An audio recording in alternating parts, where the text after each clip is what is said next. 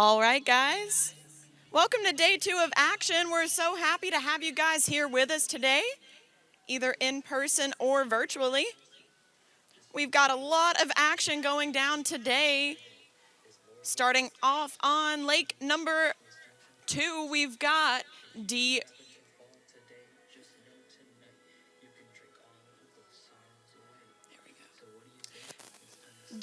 Collegiate Women's Slalom at the same time as D2 Collegiate Women's Trick.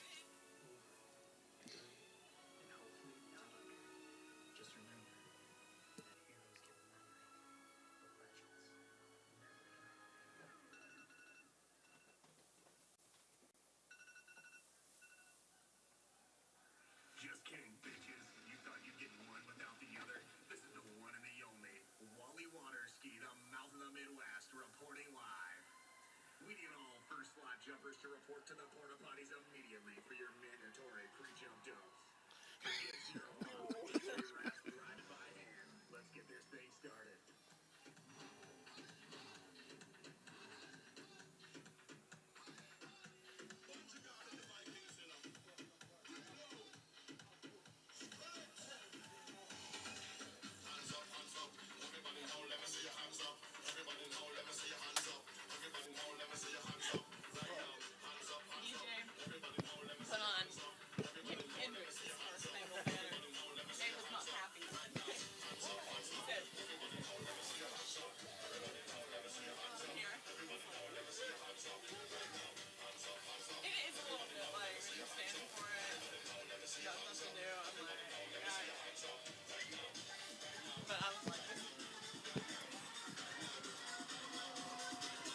All right then, folks, getting ready for our first event to take to the water. That will be within about the next 30 minutes.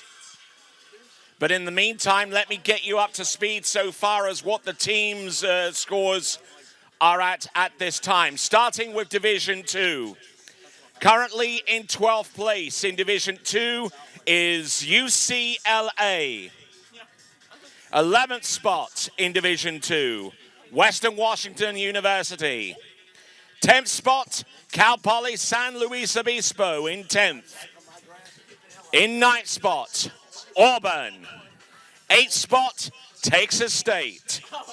7th spot, Cincinnati. 6th place, after day 1 of action, Ohio State University, 6th spot. 5th place, San Diego State University.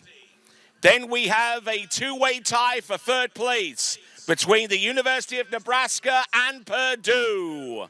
In 3rd spot right now after day 1 of action in Division 2. 2nd place, University of Arkansas.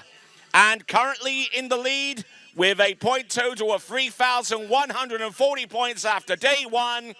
It's the Wolverines of the University of Michigan. Now, what does the Division 1 standings look like? I'm going to have that to you in just a moment or so.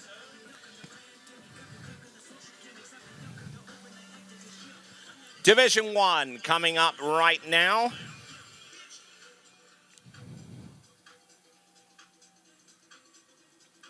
So some great action yesterday at Chelsea, and looking forward to some more great skiing to come today.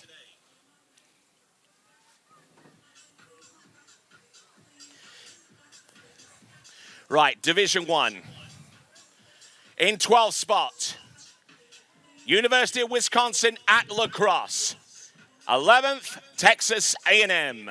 10th spot after day 1, University of Wisconsin at Madison. 9th spot, University of Miami of Ohio. Miami University of Ohio, 9th spot. 8th spot, Clemson. 7th spot, Kansas. 6th spot, Florida Southern College. 5th place, Rollins College. 4th place, Alabama. Only marginally ahead by 15 points is Arizona State in 3rd. Marginally above them in 2nd spot is Louisiana Monroe. And currently in the lead, gaining 2,240 points in slalom and 2,240 points in tricks for a grand total of 44.80. The leaders are the Raging Cajuns of Louisiana Lafayette.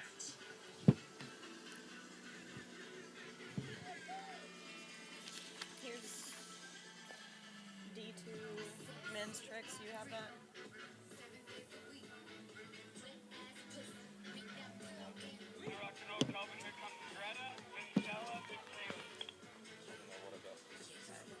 So we're starting off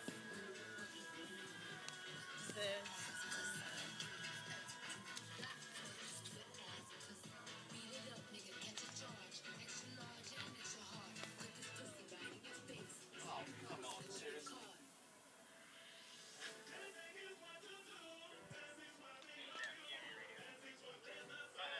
All right, we're about to set off with slalom coming up very, very soon. We also have our trick boats on standby as well. I see a Mastercraft, I see a Nautique over there in the Lake One Harbor. And on Lake 2, we have a Malibu getting ready to pull our first competitors in.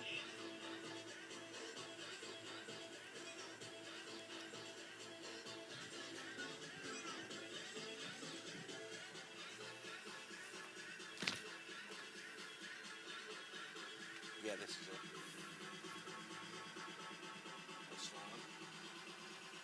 Oh, looks like we had an attempt to pull our first skier up onto the water, and it looks like it is a no-go at this point. So Greta Hansen in Division 2 Women's Tricks. And Greta Hansen comes to us from Western Washington. The Vikings of Western Washington.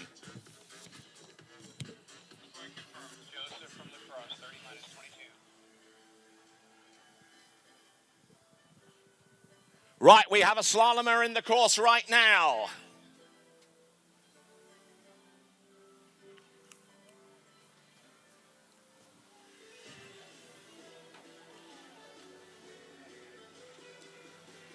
This is Joseph Puchnik from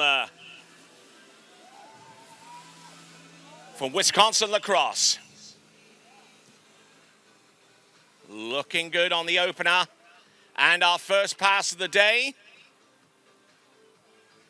Looks like it's going to be 6.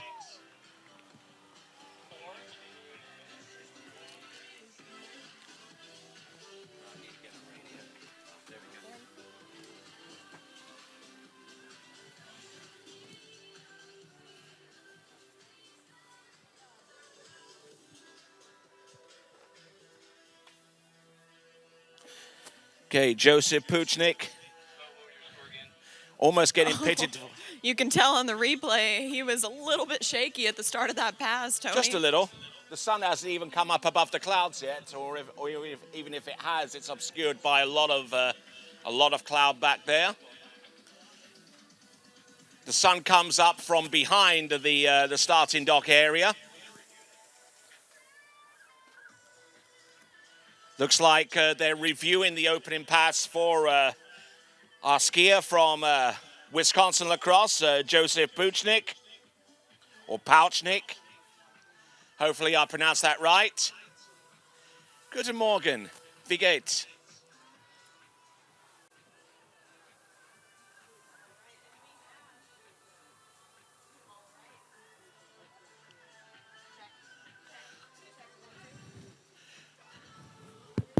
Okay, looks like we got a tricker in the course. This is Stella Anastasi from UCLA, the Bruins.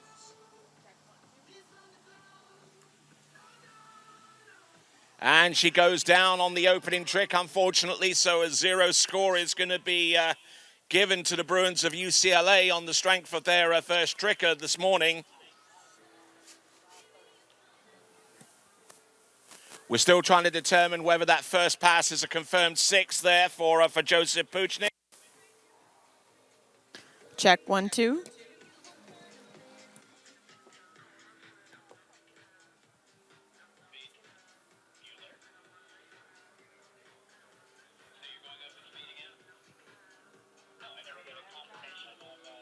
All right, here we go. Moving very quickly this morning in the D2 Collegiate Women's Tricking event. Up now on the water, representing the Auburn Tigers, this is Kaylee Clement. Okay, so 6 is confirmed on the opening pass.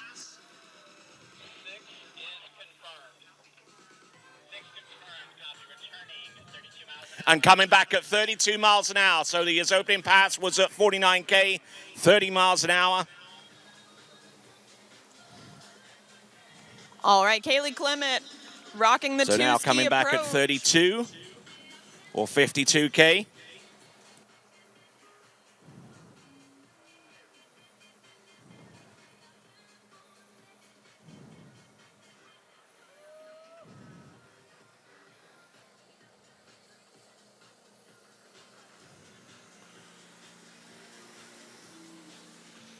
Looking good at 32 miles an hour here. And managing to get that pass under his belt as well.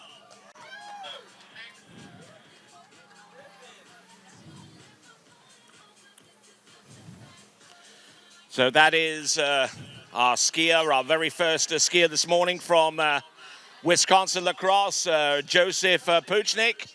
I don't know too much about him. And it is a 6 buoys confirmed.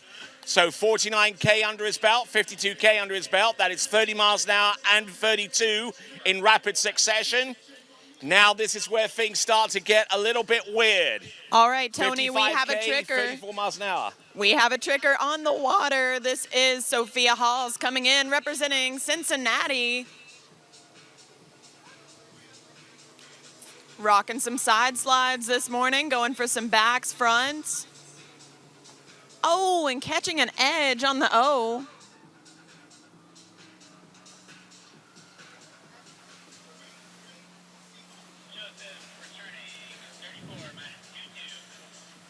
Okay, so coming in on a pass of 34 miles an hour or 55K.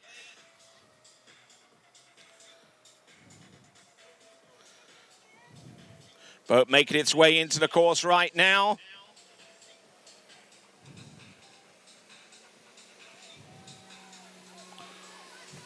.34 miles an hour. He's still hanging tough. He's still staying strong out there. It's 4, it's 5. Does he make it round buoy number 6? Just about and through the exit gate. And he's going to be attacking 36 miles an hour for the next run. Yeah, buddy.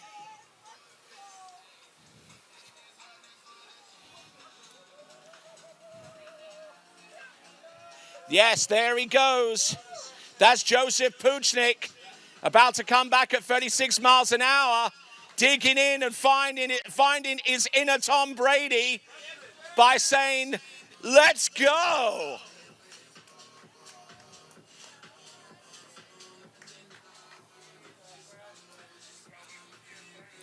Tony, watching on the replay, he looked dialed in on that pass, maybe even better than the previous 2. Looks like he's finding his groove out there, doing it for Wisconsin lacrosse. It's hard to do that before 8 a.m. in the morning. You need a couple of passes under your belt. Very hard.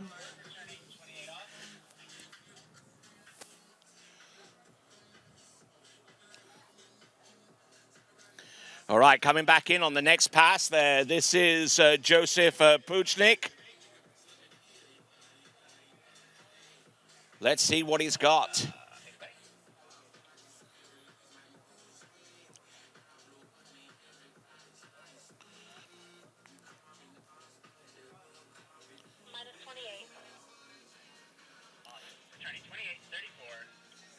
Okay, so still staying at 34 miles an hour. He actually came back at 22 off at 34 miles an hour on the previous run. This is now 28 off at that same speed. All right, and at the same time, we have Texas State skier Olivia House coming in on the wakeboard. Here comes Joseph Puchnik at 28 off at 34 miles an hour. Needs to get a good start, and he gets it on buoy number 1. Oh, and goes down hard there at 28 off. He'll get 1.5 for that effort there. And here we go, Olivia, first skier to make it through some 360 rotations. shrugs her shoulders. She doesn't know what else to do. That's her run. So for those of you guys newer to collegiate skiing, when you trick on a wakeboard, that counts for half points, so you get half point value. Okay, so that was 1.5 at 28 off 34 miles an hour. Now, because we run this competition under a C-class section, it means that the skiers do not have to reach maximum speed before they shorten the line, which is why some of you, no doubt, are probably a little bit confused by that score there from Joseph Puchnik. But it is a 1.5 buoy count at 28 off at 34 miles an hour. Hopefully All right, and here we go. Right. Margaret Burita coming in for the Boilermakers, Purdue. Oh, no. Look down, you go down, falling on her opening trick.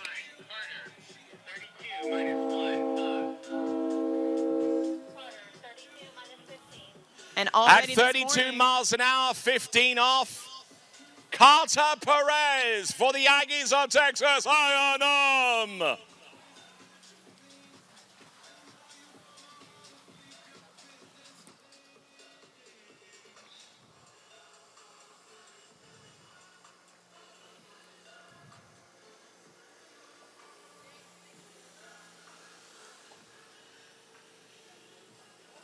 Oh, and going down hard there on the opening pass, and it's going to be a score of 2.5 total there for him.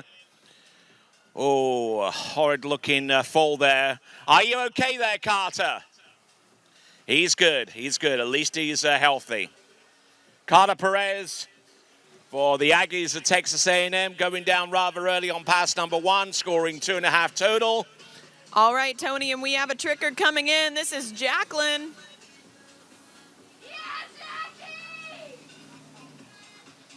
Going down on the O. That trick is getting some of our women early this morning.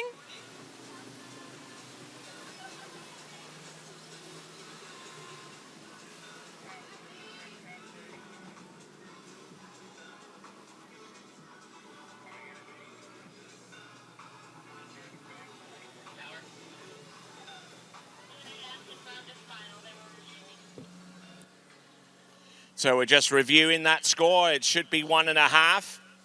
I don't think he crossed the center line of the boat path for beyond number 3. So that being the case, it should be 2.5. But unfortunately, that doesn't bode well for the Aggies of Texas A&M, as Wisconsin lacrosse just absolutely heroic skiing there from a skier from lacrosse. As we now get ready for our next competitor to take to the water. The next competitor being Mason Town. Here we go. We've got the Hawaiian shirt theme today.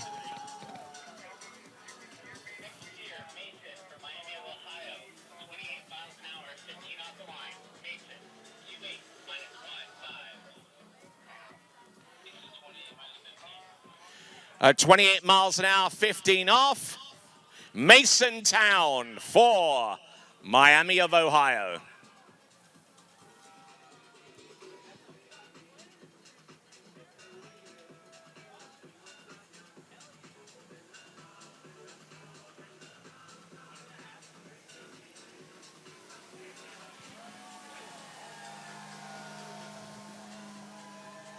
Mason Town on his opening pass at 28 miles an hour. This is 46 kilometers an hour. Gets it done, gets it under his belt. Just manages to get round buoy number 6.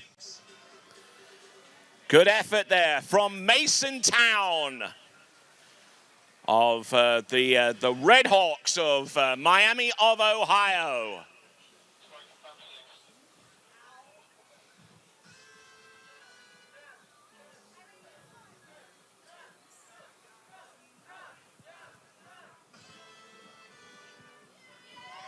All right, and the sun is rising. You can see it as our next tricker comes into the course. So as Carter Perez gets transported by the Aggies. This is Kara Croucher coming in for Ohio State.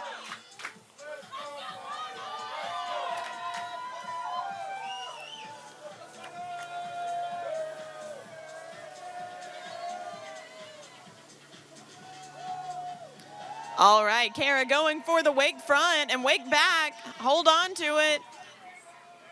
Going for the reverse and not gonna get it.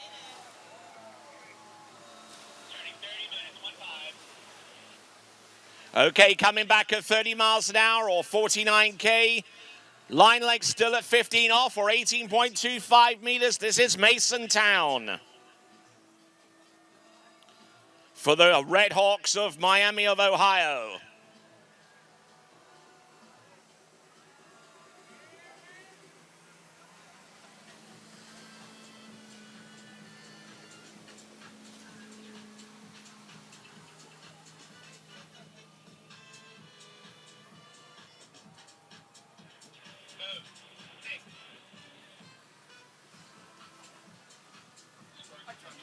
And here we go, moving right along, skiing for the Arkansas Razorbacks. This is Peyton Shell coming in.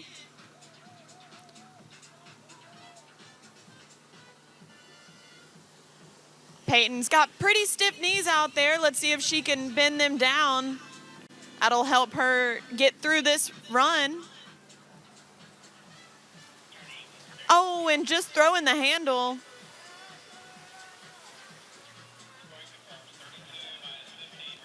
Okay, Mason Town at 32 miles an hour, 15 off for his third pass coming up.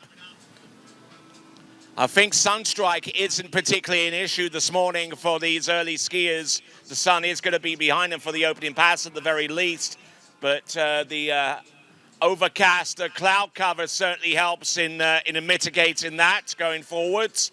As we work our way towards our elite level slalom skiers, we are in rotation number 1.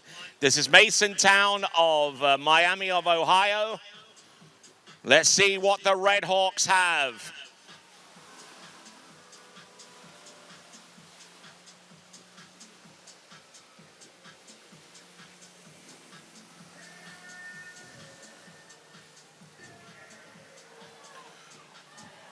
Mason Town getting it done. Look at this.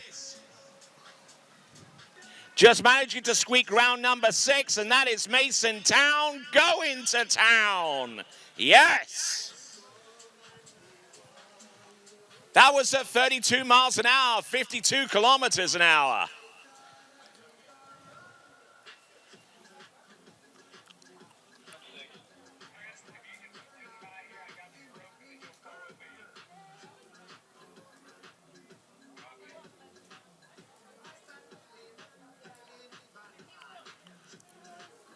Yeah, Tony, it'll be interesting to see how the sun plays out for some of our later rotations of collegiate men's Division I slalom.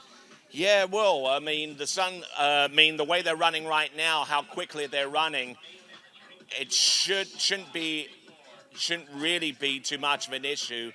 I mean, if it does become an issue, then we'll be running really, really behind at that moment in time. But yesterday, I mean, the officials were absolutely on it yesterday.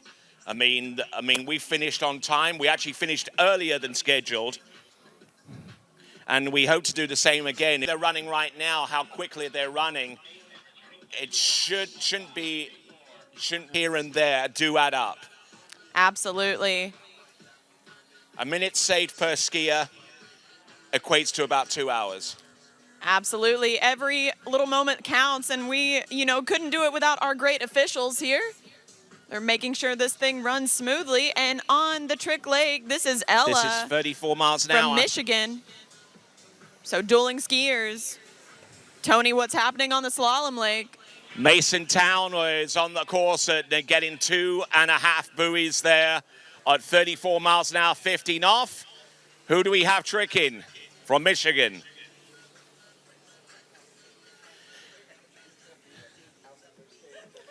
Skier there from Michigan going all the way through her one and only pass. Mason Town swimming into the shore, having scored 2.5 at 34 miles an hour, 15 off. For the Red Hawks of Miami of Ohio. They've got the Star Wars theme out this morning. Who's Darth Vader? Oh, here we go. We got Luke. We got whoever else he's allied with.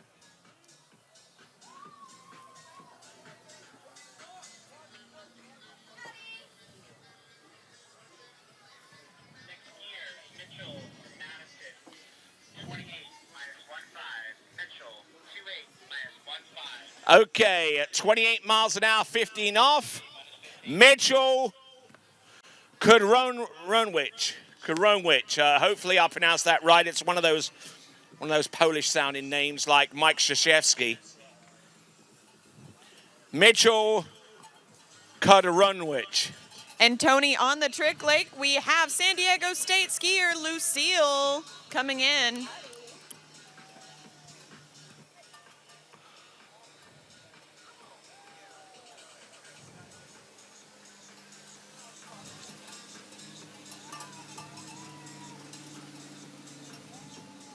There we go, Lucille making her way through this pass.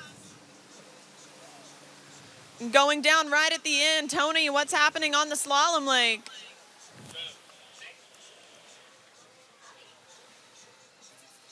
I'm good. Are you operating the camera? Are you operating?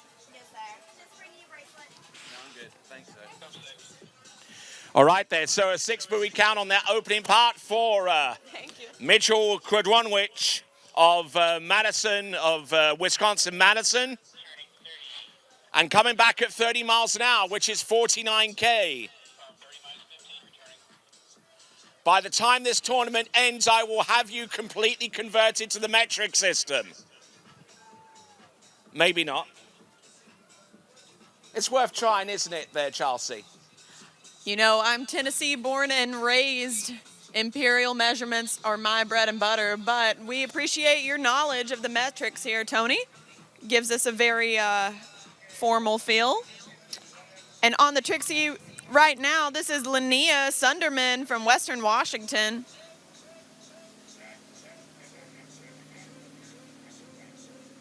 Making her way through these slides. Oh, and catching an edge. Okay, so here we go, coming into the course. This is Mitchell Kudronwich of Wisconsin-Madison. Looking good there for the first few buoys as he navigates his way through this pass. Taking it down, Mitchell Kudronwich of Madison, Wisconsin. That was the pass of 30 miles an hour. Oh, Tony, and he even hand-drugged 6-ball. Gave it a little high five on his way by. Wisconsin bringing the style points this morning. That is some good coverage, wouldn't you agree? Absolutely. And while we have a moment here, I'd like to tell you about our title sponsor, Syndicate Skis. They're the proud sponsor of the NCWSA Collegiate Nationals. They believe in growing the sport and getting everyone out on the water. Make sure you look into their collegiate discount program for some new gear to keep you and your team going. You can find more info on the NCWSA website or at the HO/Syndicate tent. All right. Getting ready for Mitchell from Wisconsin-Madison. Coming back at 32 miles an hour. Mitchell Kudronwich.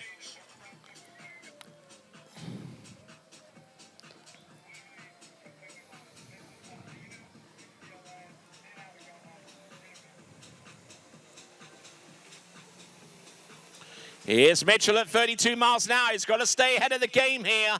He can't afford a slow roll out of that turn if he's to stay constant with the run. Oh, and he's narrow on number 5, and he'll get 4.5 on that one. Managing to get the ski outside the buoy line, but unfortunately not able to get it back to the wakes afterwards to score the 4.5. So he gets 4.5 at 32 miles an hour. That's 4.5 at 52K, 18.25 meters for Mitchell. And Tony, it is already day 2, so we're starting to see some of our front runners take shape in the Syndicate Spirit Award competition. Texas A&M is handing out friendship bracelets today. Yeah, they're just trying to win favor with us as we have a vote on the Spirit Award. I mean, I'll give credit to anyone that brings the announcer a bracelet. That's pretty, they're dedicated right now, making their showing for the award.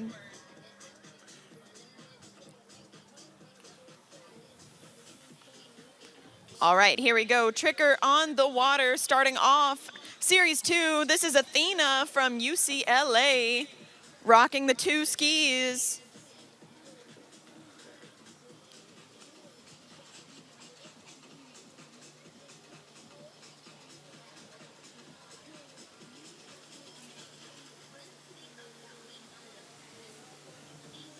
Athena attempting some side slides out there this morning. Looking good as she makes her way down the lake. Oh, and just losing the handle towards the end of her run.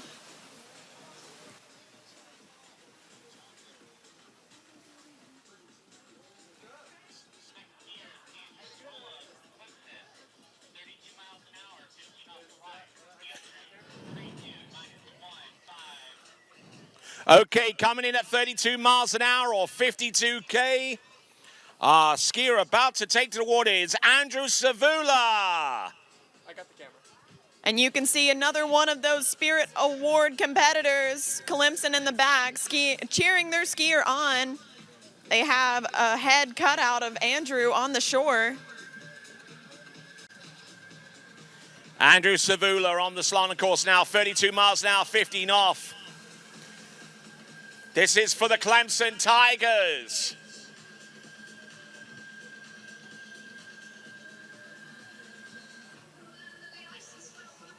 Representing the Tigers of Clemson, a small little college, located somewhere in South Carolina, that doesn't have much going for it athletically, except for its football team, I guess. All right, and on the Trick Lake, of course, skiing they for are Auburn. well-traditioned Sorry to interrupt, college, Tony. and This we're glad is to Abby have them here, Seidel. as well as the other 11 teams in Division 1. Sorry. Am I supposed to mess with the Zoom at all, or just... All right, Abby Seidel going down towards the end of her run. Oh, another one. Wow. No, I'm good. I don't take rides. Well, you'll have to give this to you have to give this one A then. You asked for it. All right, so who do we have tricking, Chelsea? All right, Tony, now we have Amanda Smith coming up. She's skiing for the Cincinnati Bearcats.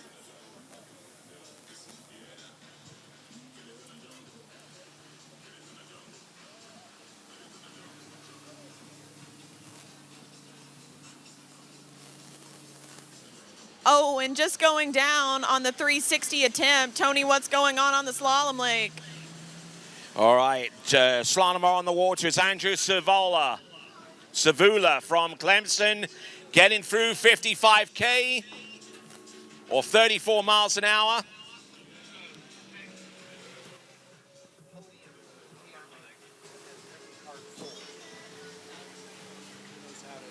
Is that your camera? No, it is.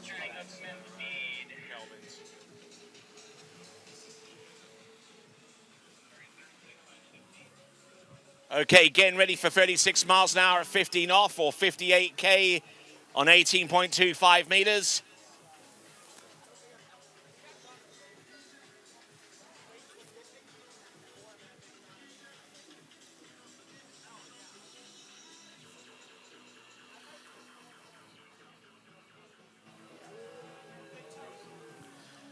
And you can see Andrew on the replay making his way through that pass number 2. Plenty of music playing around this morning from our DJ J-Rad across the way and down here along the shore side. A little bit of Give Me Shelter from the Rolling Stones. I'm not complaining about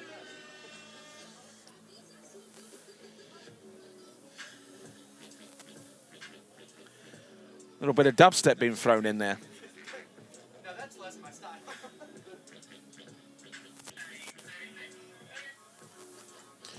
36 miles an hour or 58K, 18.25 meters. Andrew Savula coming in on this pass. Let's see what he's got.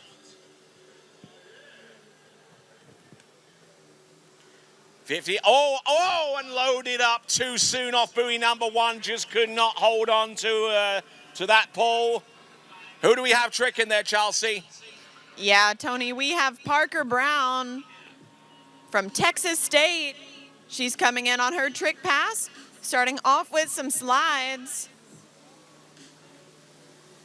Oh, and just going down on the attempted back.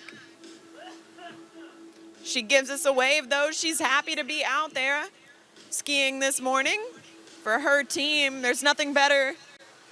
Okay, so Chelsea, as we continue going on through this event, if someone came up to you randomly and asked you what size are your gloves, what would be going through your mind? Oh gosh, Tony, I feel like this is a leading question. Maybe that person is eyeing you up for a Christmas present, and maybe they're shopping right now at the Masterline booth, figuring on getting you a pair of gloves for Christmas. How about that? Okay, yeah, that's a lot better than what I was thinking. Yeah, and you can actually check out the handles, the lines, and the other equipment over at the Masterline booth on the other side of the judges. Over at the judges' town, we've got another trekker coming in. Absolutely. Here we go, skiing for those Arkansas Razorbacks. Oh, I'm sorry, Purdue Boilermakers. This is Finley Donovan. Oh no, and just going down on the attempted back.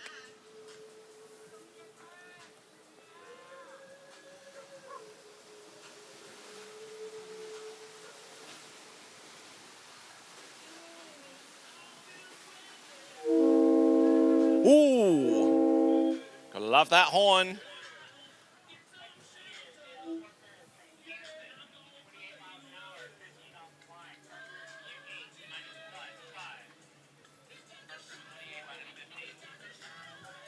Okay, at 28 miles an hour or 46K, we've got Parker Worley from Kansas. And now on the trick leg, this is Eleanor Stafford from Arkansas.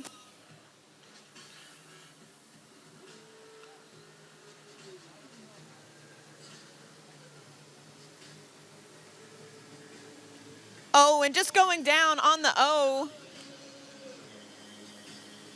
Tony, what's going on the slalom leg right now? Come on, keep going, Parker. And getting into real difficulty there off the first couple of buoys and couldn't really get it together at 28 miles an hour or 46K. That is Parker Worley. And all I can say to him, and I know that this might be considered a pun of sorts, but you carry on, my wayward son. Because he's from Kansas. And Kansas created that song. Yep. There you go. Yep. You see where I'm thinking here. You see where I'm going with that. You enjoyed that there, Chelsea? Oh, yeah. I've put a few musical puns in there just to keep it entertaining. So Parker Worley, carry on, my wayward son. Comes to us out of Kansas. All right, now here's a skier that you know of, Chelsea. Topher Hummel from Rollins College. He'll be coming up next. Yeah. Oh, yeah, and check out the HO gear as well on the other side of the vendors, in the vendors village on the other side of the Judges Tower. We've also got food being served with our food trucks as well. We've got a couple of other vendors over there. And in a moment, we'll start to mentioning off some of our sponsors, including the title sponsor, Syndicate Skis. They are the proud sponsor of the 2023 Syndicate Skis NCWSA National Collegiate Waterski Championships. They believe in growing the sport and getting everybody out there on the water. Make sure you look into their collegiate discount program for some more new gear to keep you and your team going. You can find out more information at the NCWSA website or HO Syndicate tent. All right, on the water, this is Abigail from Nebraska coming in. Looking steady on the trick ski, going in for some wake tricks. High handle, but she holds on. What can she do here, Abigail? Going for the wake front. She's fighting for every trick out there. Okay, coming into the course at 34 miles an hour, but at 28 off. This is Topher Hummel. The skier that they call the Gopher. This is Topher. Round 1, 2, 3, 4. And he makes that look easy. Smoother than the backside of a spoon. All right, Tony. Haven't heard that one. Yeah, Topher looking really solid on that opening pass. 34 miles per hour, 28 off in the books. You'll find that that is a pretty common starting speed and line length for a lot of these guys. And on the trick ski right now, this is Remy Knopping from Ohio State. One of those Buckeyes coming in, starting off with some slides.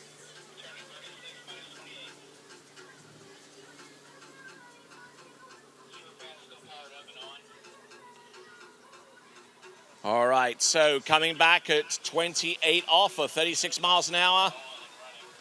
We've got Topher Hummel. We are on skier number 7 at 12. We are past the halfway mark on the first rotation. Who did we just see tricking out there? Well, that was Remy from Ohio State. She went down about halfway through her trick pass, trying to make sure she gets credit for all of those tricks. Their bib game is on point. Oh, yeah, the Buckeyes. And here we go. Topher coming in, pass number 2. Tony, what's going on? All right, this is at 58K at 14.25 meters, 36 miles an hour, 28 off for Topher Hummel. And he is going to take the lead at this early stage and has a chance on 30 meters or 32 off. In the first rotation, Topher Hummel. Topher, another one of those skiers. He trains at Rollins' home facility, Lake Virginia, and also skis with Ronnie Barton at her ski school, as do a lot of those TARs.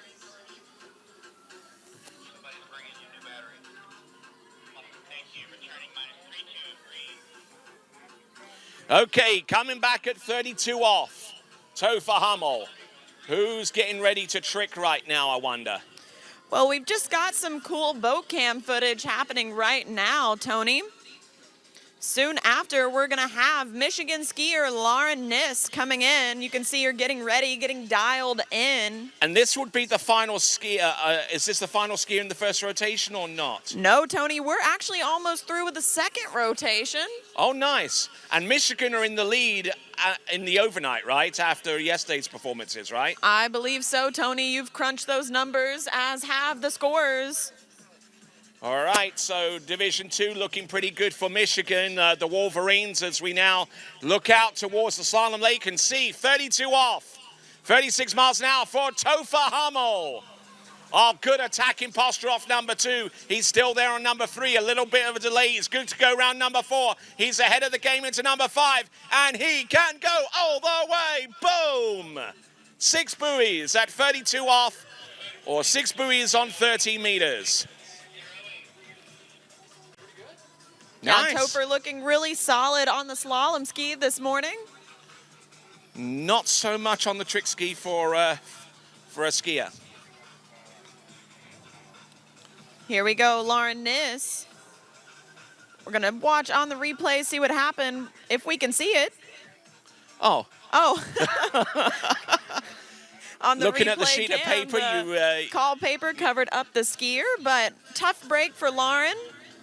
Going down a little bit earlier than expected. Oh, good. I've got something to drink here.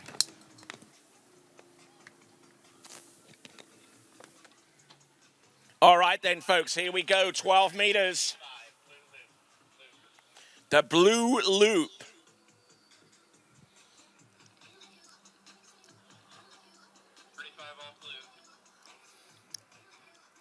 35 off, blue loop coming in. Topher Hummel for the TARs of Rollins College over in Winter Park, Florida. Yeah, I know Topher would really like to run this pass. He is capable of doing so, so let's watch what he does here. Decent looking one ball. Oh, there it is. One ball. There's two. There's three. He's a little bit delayed, but he's still there. He can make it up, but unfortunately chose number 4 to try it. Let's give it up, please, for your new leader, Topher Hummel. 3.5. Who's tricky in there, Chelsea? All right, so the judges have deemed that it was a boat driver error that caused Lauren Nist to fall. So she's back up and on the water, coming in for her trick pass. Michigan skier. There you go. Throwing out some side slides. A little bit of a bobble there.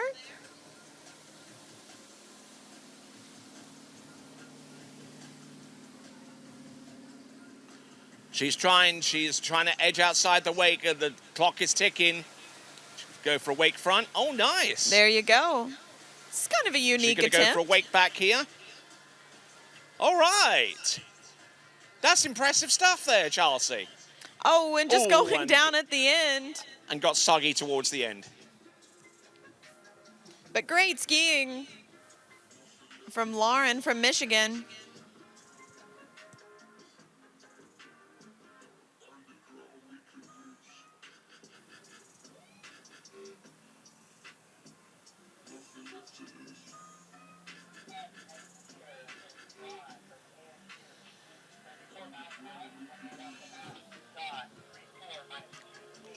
All right, our next skier to go for Arizona State is John Maitland.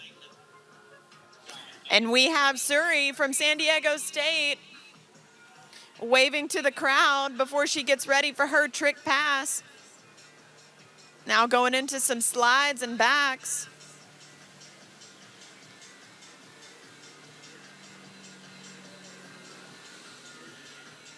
Oh, nice looking O. And the reverse, she's happy, celebrating. Believe that may be the first skier of the day to get that 360 and the reverse. Tony, what's happening on the slalom lake? So good skiing there for John Maitland from Arizona State. Hasn't been skiing on that particular ski all that long. The reason why I know that is because that particular model ski was only offered exclusively at the National Championships, which took place in West Palm Beach. There you go. Well, it seems to be working for him. You can see on the replay here, making little effort out of that opening pass.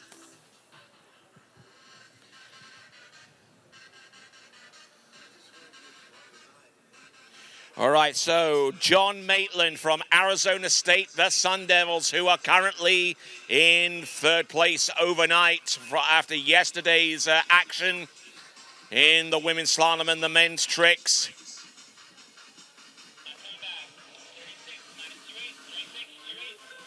Congratulations once again go to the national champions in each of those 2 events.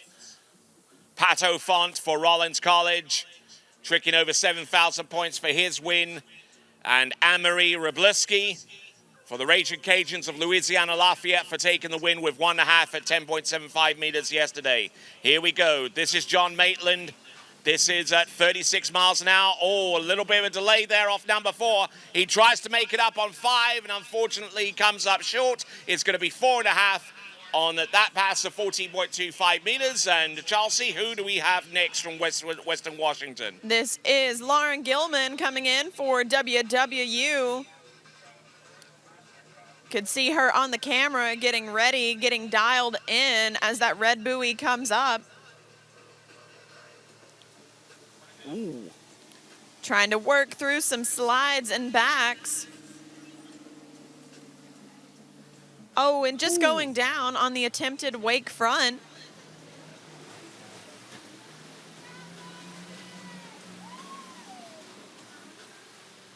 So here we go, folks. Next competitor up from Florida Southern College, Santiago Barranchius.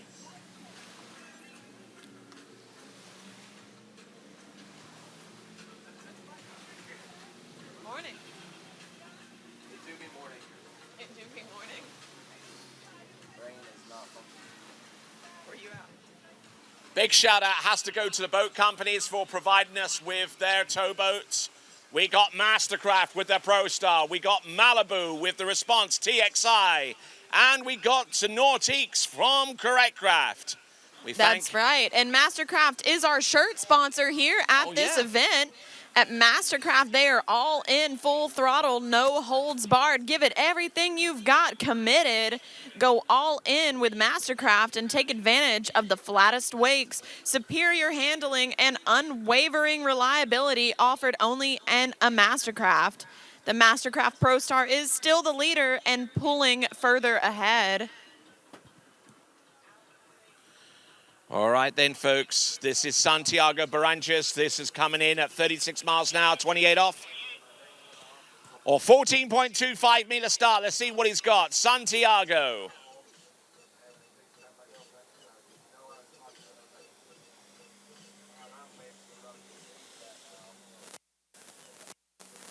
I know he skied in the Pan American Waterski Championships, not the ones that have just been recently completed, the Pan American Games. But skied for his nation in November of this past year. But he does get through 14.25 meters or 28 off.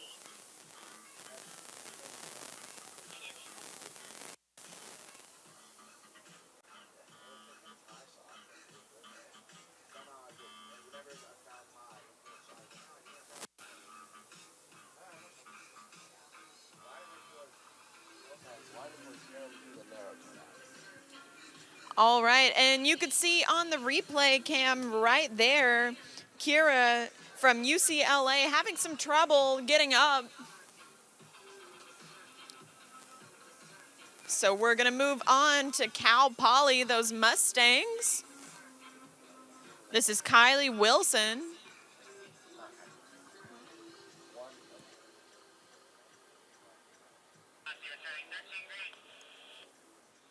30 meters, the green loop for Santiago Baranchas. We'll see what he has in store for us. Also got to give a big shout out to the city of Zachary for hosting this particular event for the 10th time of asking, as well as many other events, both at a national championship level and also at professional level. We thank the city of Zachary for being such gracious hosts once again. Here we go, Santiago Baranchas, the green loop, and gets it to go. Now getting ready for 12 meters next. Santiago Baranchas. Who do we have tricking there, Chelsea? All right, so actually, Kira is back up and on the water. She's into the course, taking the two-ski approach, gonna work through some side slides. Hold on to it, Kira. Oh, and she goes down.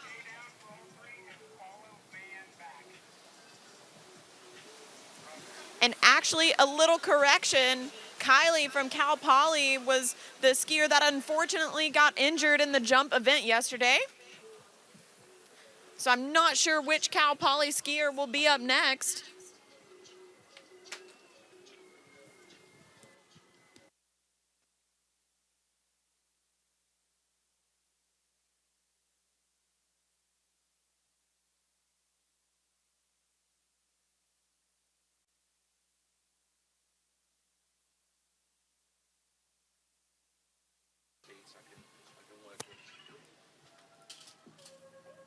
All right, here we go. Cal Poly on the water.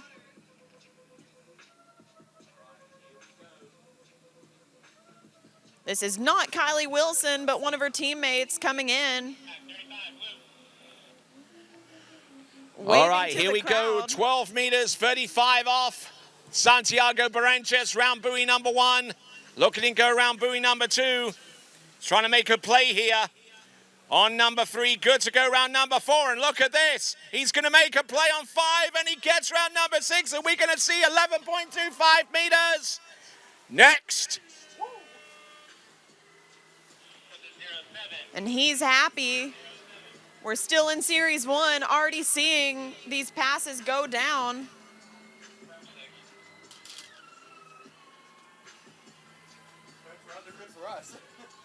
So a good score there for Florida Southern College. The Moccasins, they're in desperate need of points given where they are from last night after the men's tricks and the women's slalom competition. So looking to get back into the frame and probably get into a position where they can attack the top 3 places on the podium. Who do you have tricking there, Charles? All right, Tony coming into the trick course, doing it for the Auburn Tigers. This is Lexi Leggett coming in for her first and only trick pass.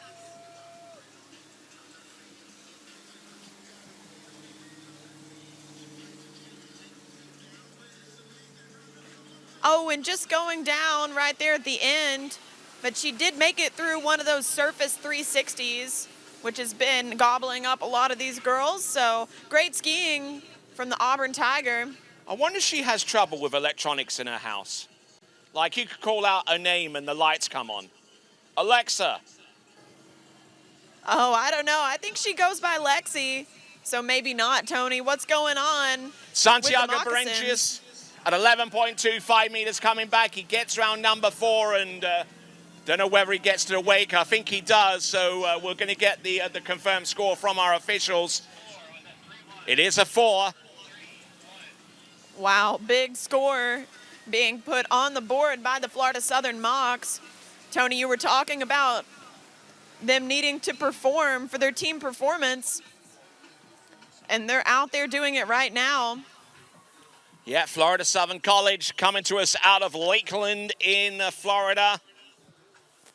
Fantastic little facility they have there, and they've hosted a number of great skiers over the years, and long may that continue as we now work our way to the remaining 3 skiers in the first rotation. We'll see Andrew Boskus and Evan Kraus in a few minutes, but before them, Victor Motov.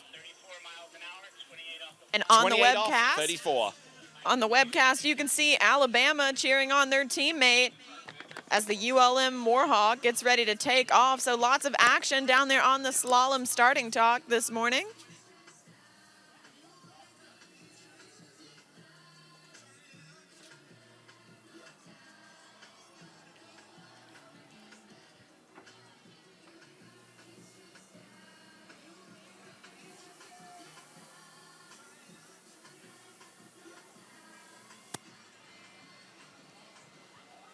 All right, Tony, who's our slalomer coming in?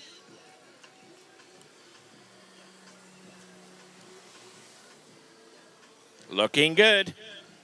28 off, 34 miles an hour, gets it going, and trying to set up a good score right off the bat there for the Warhawks of Louisiana Monroe. Tricker, go. Yeah, we have a tricker on the water. This is Kaylee Hare from Cincinnati. Oh, and just going down on the surface 360, but she waves to the crowd.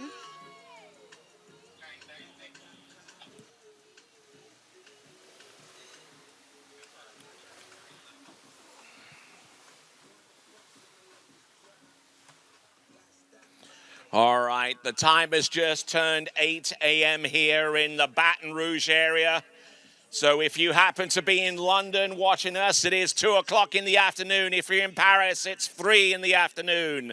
If you're watching us in Mumbai, in India, it's 6:30 in the evening. And if you're watching in Perth, Australia, you are hearty souls indeed, because it is a little after 9 o'clock in the evening. This is the Collegiate Nationals, and we got Victor Moltov on the water, coming back at 36 miles an hour, but we do have a tricker. Yes, we do. Skiing for Texas State, this is Lucia DeLuca coming in on the wakeboard. Rocking some spins and wake tricks.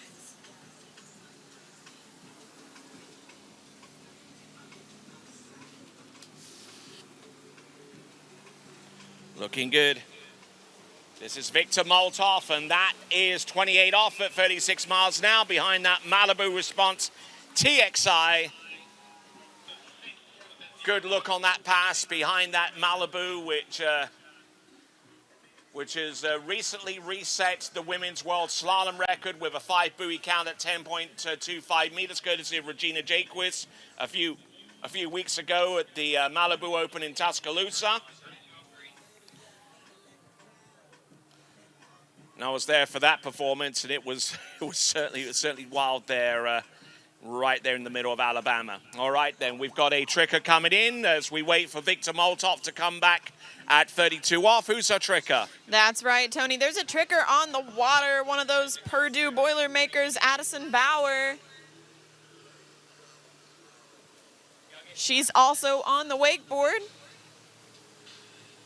Again, wakeboard tricks count for half credit, or half point value, I'm sorry. So she's making her way down the lake and just going down there at the end of her trick run.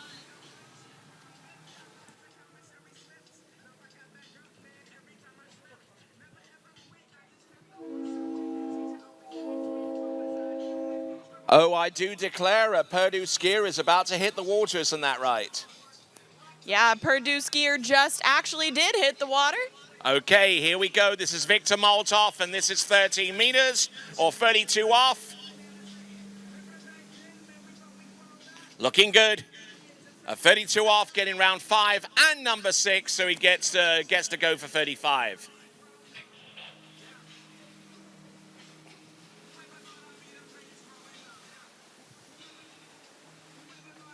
So Victor Moltov, currently skiing for the Warhawks of Louisiana Monroe, comes to us from Eastern Europe.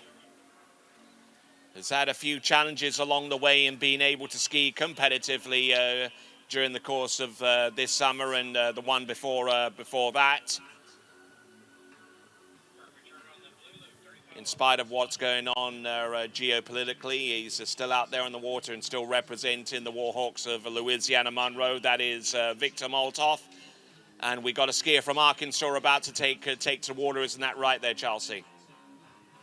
Yeah, Tony, that's right. Arkansas Razorback about to take to the water. That is Chloe Dean.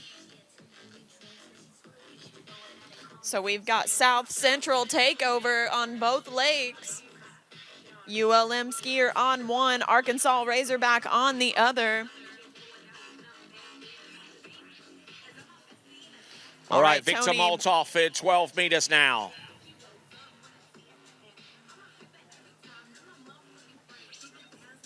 Round number 1. Gets a good hook up off buoy number 1. He's round buoy number 2. Round number 3, he's got this one to go. He's good to go for number 4. Stay upright on 5. He gets round number 6 on 12 meters. Chelsea, who do you have? Wow, huge 12-meter pass going down. And like I said, Chloe Dean taking to the water behind the Mastercraft Pro Star. Going for the surface O and not going to get it, but great effort from the Razorback.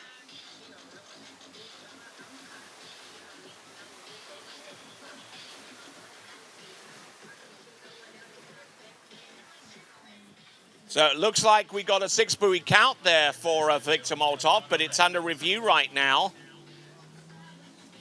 We'll get the decision from the officials. All right then, so they are proceeding on to the next, proceeding on with 11.25 meters or 38 off. For Victor Moltov. And don't forget that the top scorer at the moment at 38 off is 4.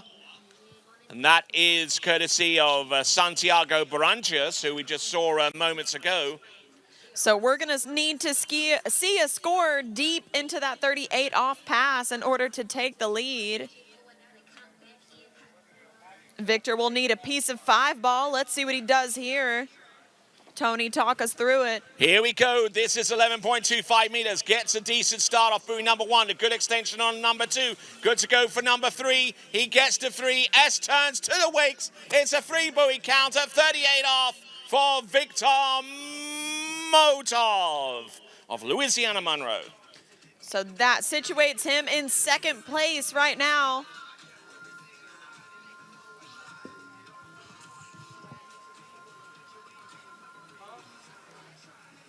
behind Santiago from Florida Southern.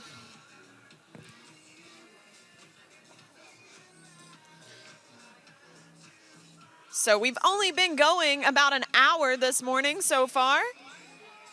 We're already seeing some big scores on the board.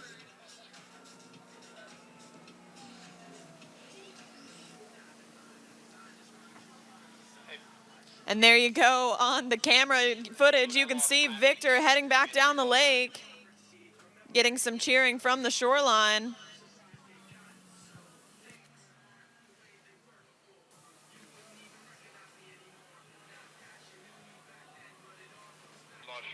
And now coming in on the trick ski, doing it for Nebraska, this is Rachel Hedgecock.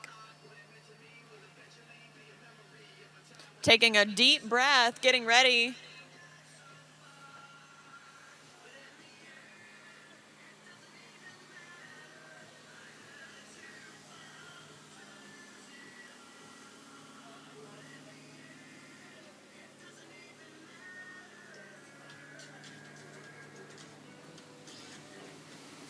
And pulling out for the flip attempt. Will she do it?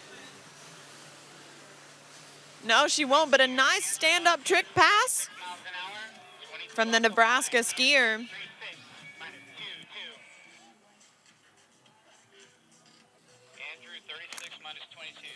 Okay, 36 miles an hour, 22 off for our next competitor. For Alabama, it's Andrew Boscus. All right, let us know if you get on this next one. Everything looks good down here.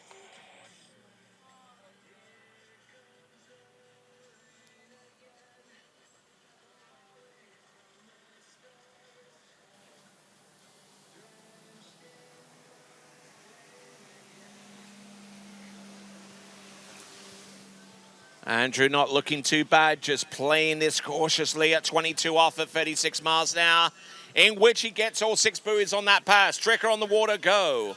Yes, we have Tricker coming in from Ohio State. This is Allie.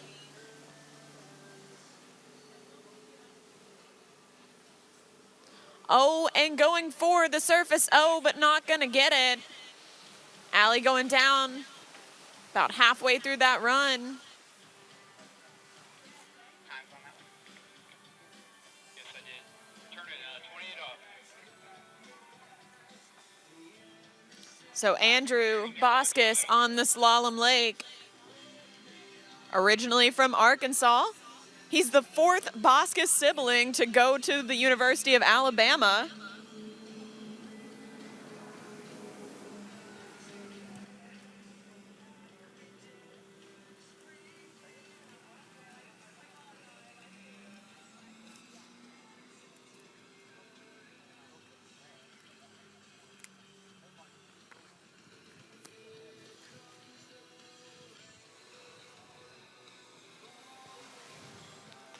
Okay, coming back in at 28 off, this is Andrew Boscus. Originally from Elkins in Arkansas, but skiing for the Crimson Tide of Alabama. Gets a good hook up on number 2, nice and wide on number 3. Working that ski, working its edges, not staying flat for a split second there. And that is 28 off and getting ready for 32 off 13 meters. And you can hear the Alabama Crimson Tide skiers cheering for their teammate at the end of the lake. Another one of those teams, kind of an unexpected team, that's a contender for the Spirit Award. They've been going all out for their competitors. I'm the one filming him. Turn, return 32 green. That's why I can't talk right now. No, I'm from the shore.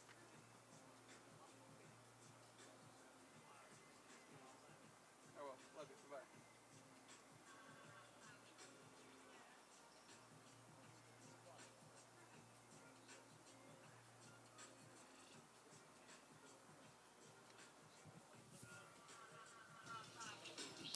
And while we have a moment here, just a shout out to some of our other sponsors: Masterline, City of Zachary, Celsius Energy, OJ Props, Dolphin Wetsuits, San Antonio Surgical Arts.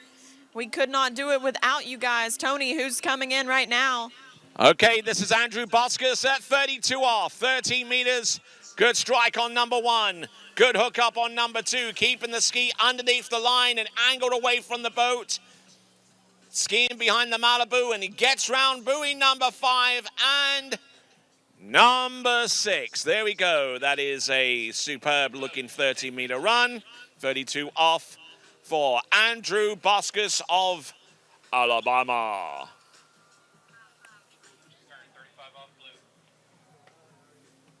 Who's tricking? All right, Tony, on the trick lake. This is Bria coming in, doing it for Michigan.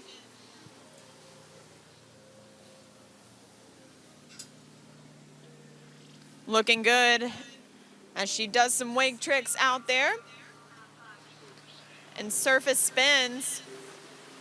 We have to give a lot of props to these Midwestern teams like Michigan, Nebraska, Wisconsin. It is not easy to water ski in October in those parts of the U.S.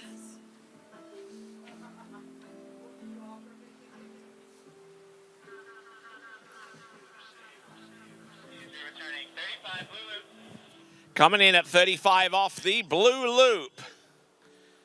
Or 12 meters, this is Andrew Boscus for the University of Alabama. Coming in, let's see what he's got. The boat speed is at 58K or 36 miles an hour. It stayed there since the jump with his opening pass. Good extension on number 2. He's there on buoy number 3. He's on the back of the ski. Now he's got to pick up the pace here. Standing up a bit on 5, but he gets, oh, look at this. Oh, and he gets inside number 6, trick skier, go. Yeah, we have Mia Case coming in from San Diego State, doing it for the West Coast. Oh, and going down a little bit hard, but getting some good cheering for her from her teammates on the shore.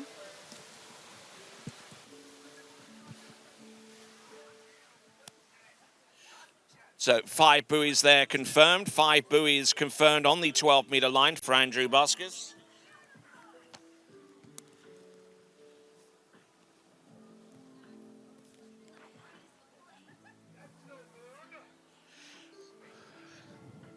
All right. Okay. I'm getting close to calling this award for the Spirit competition. I'm getting close to it.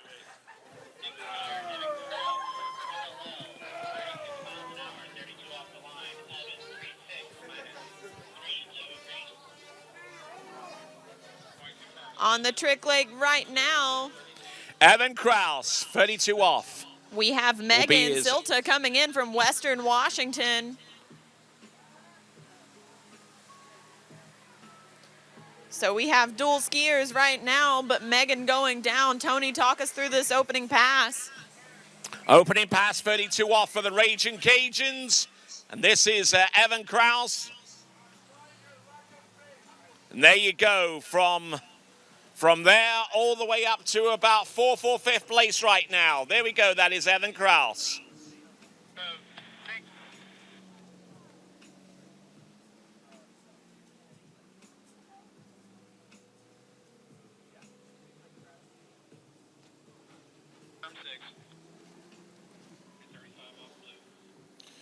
Okay, so for what I'm seeing of the results as we continue on with the tricking event very soon. Currently in the lead is Santiago Branches with a 4 and 11.25 meters. Victor Molotov, 1 buoy back, 3 buoys at 11 or 3 buoys at 38 off. Then Andrew Boscus with 5 on 12 meters, 5 at 35 off there for him. Marginally behind, Topher Hummel with 3.5 on the same line length for 35 off, 12 meters. And looking down this list to see the next skier as being John Maitland with 4.5 at 14.25 meters at 36 miles an hour.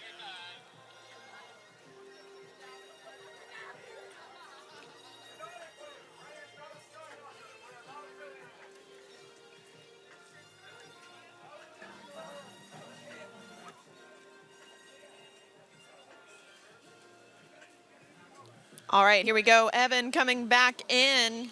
Here he comes.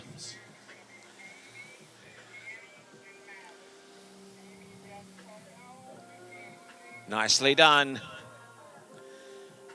That is Evan Kraus. He gets round all 6 on the 12-meter line, and that vaults him into the top 3 at this time. And he made it look pretty easy too, Tony. All right, so for Evan Kraus, here are his immediate targets. The 3 from Victor Moltov and the 4 by Santiago on this next pass. Those are the 2 targets that are standing in his way right now between himself and the current lead after the first rotation. In the meantime, I see a Nautique, I see a skier on 2 trick skis, and who are we looking at there, Chelsea? This is Amy from UCLA coming in on the trick skis. One of those Bruns.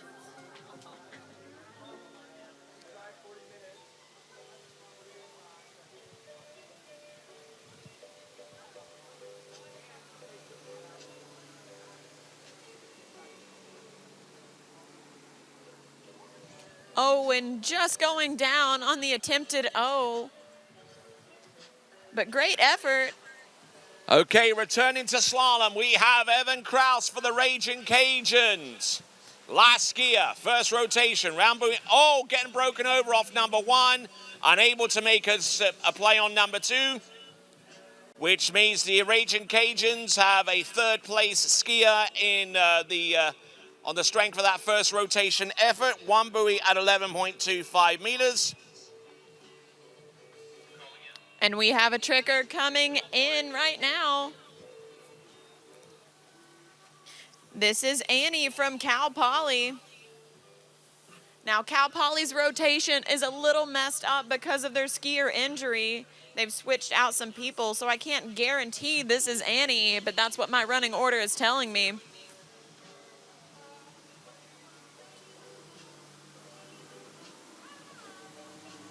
Ouch. Just going down there towards the middle of her run.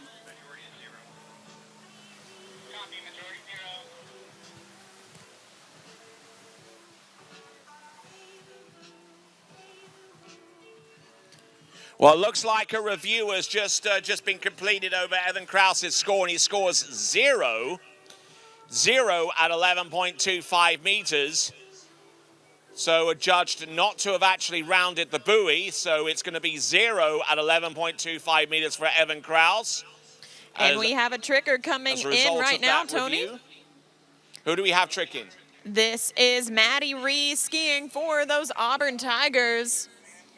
Auburn, another one of those guys in the Spirit Award competition. They've been putting out a strong showing.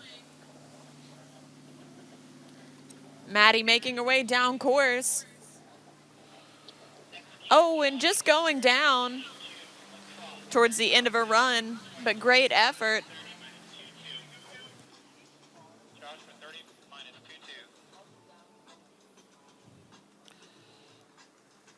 So coming in at 32 miles an hour, 30 at 22 off is Josh Veen.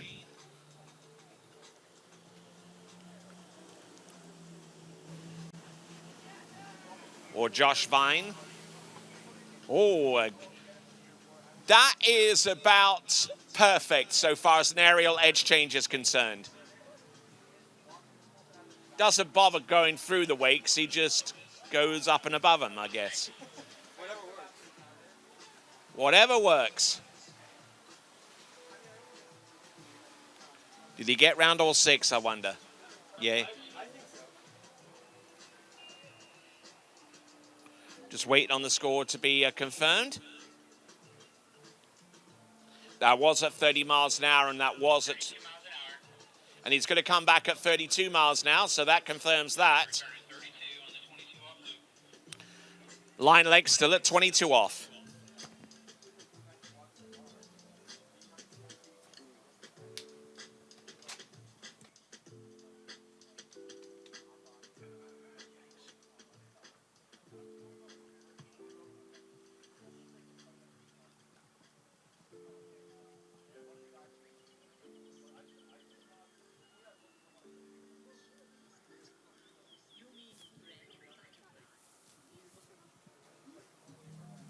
And here we go. You can see on the trick lake, Cincinnati skier Maya Blacksall coming in. All right, here we go, folks. We got a tricker on the trick lake. We got Joshua Wine on the Slalom Lake representing Wisconsin lacrosse. Oh, really sending it.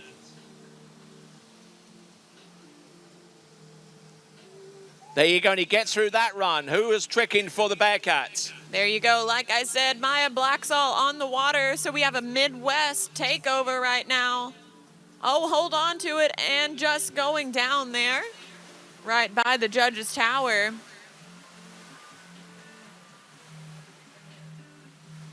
You can see on the replay footage, Joshua getting really deep at one ball, but he stayed calm and made his way through that pass.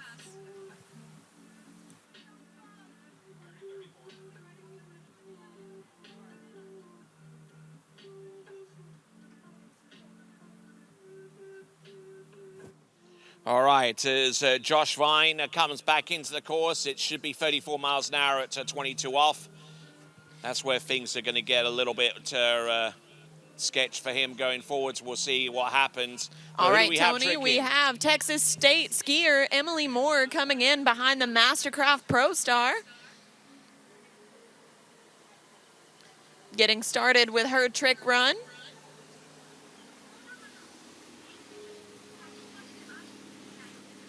Oh, and just letting go of the handle on the wake back attempt.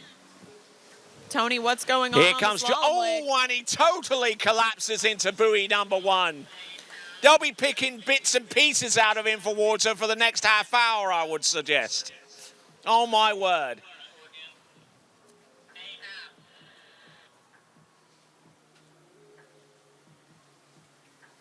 He collapsed so hard he escaped into the next space-time continuum.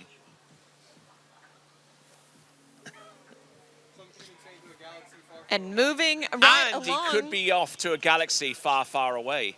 There you go, Tony. And we're moving pretty quickly on the trick lake because right now, Purdue Boilermakers Sarah Pollard coming in. Oh, hold on to it, and she does hold on to the O.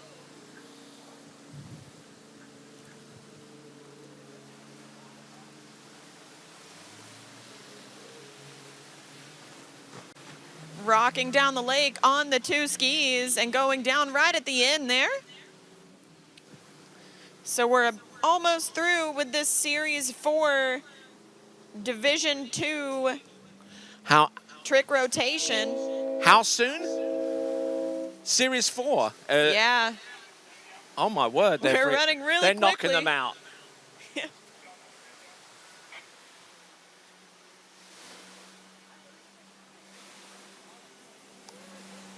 Yep, and then they're knocking out our trickers on this lake right now, and that actually gives us quite a bit of time to work with, you know, because we got the Friday night flight going on tonight. There's a little bit of rhyme for you. There you go. Friday night flight on tonight. Be sure to be here for that. And that's just something to keep in mind. And if you're in those earlier rotations of D1 women's jump, is that we're running really, really quickly on the trick lake. So be sure to be ready when that comes about. Yeah, because then you could turn around and, like, you don't realize that you're supposed to be on the water in, like, about 3 or 4 skiers. All right, then, here we go on the water. Alec Helzer from Texas A&M. Come on, Alec. Come on, let's give it up. Come on. Get in there. Get in there. There you go. Opening pass looking pretty good. Seems to have gotten with that speed pretty well. While we find out his start speed and his line length, let's go back to our tricker. That's right. We have a tricker coming down the lake. This is Ashley Ryder skiing for Arkansas.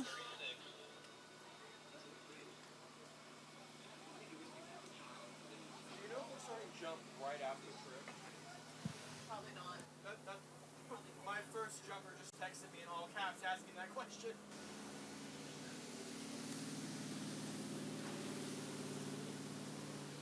Some nice tricking right here out of the Arkansas Razorback. Throwing some O's right at the end of her run and just going down.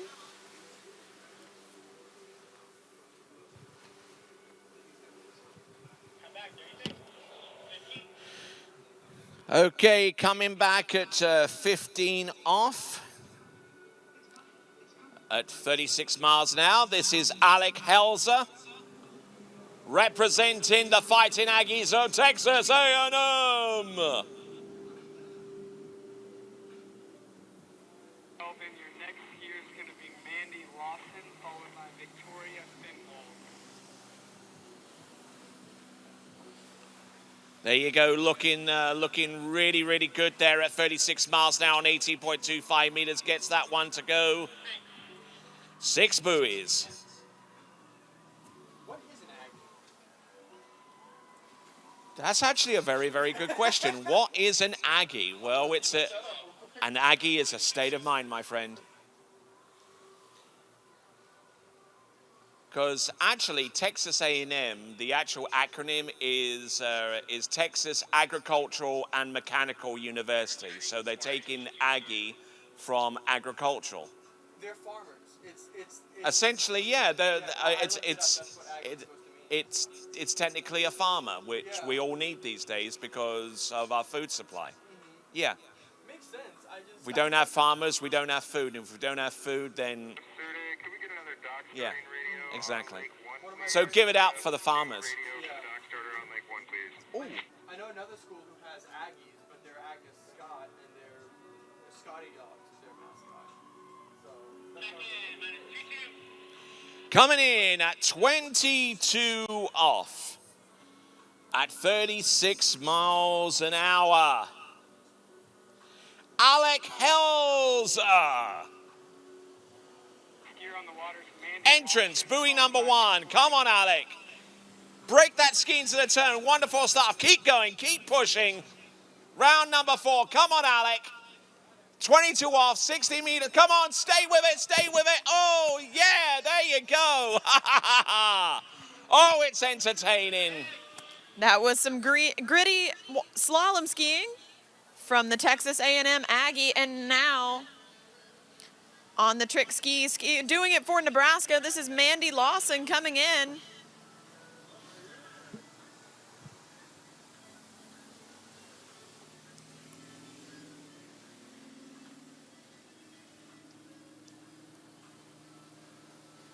Mandy looking good as she makes her way down her pass, and she's happy. Great skiing for the Nebraska competitor. Mandy doing a good job there, and she actually trained for a good while at Bennett's Waterski and Wakeboard School, and has actually been our safety person on hand for LA Night Jam on at least a couple of occasions. Nice. You know, it's always fun to ski at some of your home sites. Skiers usually feel pretty comfortable skiing here. All right then, so Alec Helzer coming in at 28 off. This is 14.25 meters. He got through 22 barely by the skin of his teeth. Let's see if he can do it better this time around. And we have a tricker on the lake as well. This is Victoria Finwald from Ohio State. Ooh. A big fall on the slalom leg from Alec. And Alec doing well there. And Victoria going the down just a dismount little there bit just early. wasn't quite as good as Joshua. So Joshua Wine still in the lead. Well, in this rotation, actually, Joshua Wine got 1.5 at 22 off 55K, or rather 22 off at 34 miles an hour. So your leader in the rotation, as a matter of fact, is Alec Helzer with 3.5 at 28 off. And the Aggies are going absolutely berserk here right now. It is just absolutely on fire. So here's a quick announcement.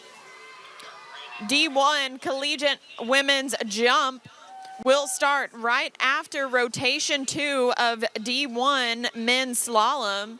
So as rotation 2 of Men's Slalom ends, then we will go right into D1 Women's Jump. And I'm hearing some spirit from the Aggies down there. They're happy with their skier, but we've got a new slalomer on the water. Tony, who is it? Okay, on the water is Brandon Goodwin for Miami of Ohio.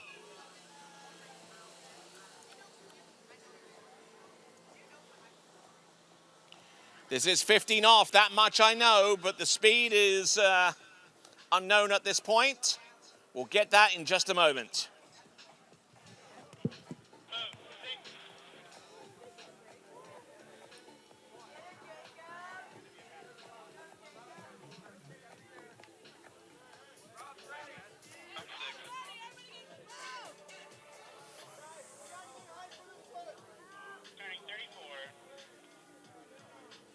Okay, so that opening pass was at 32 miles an hour.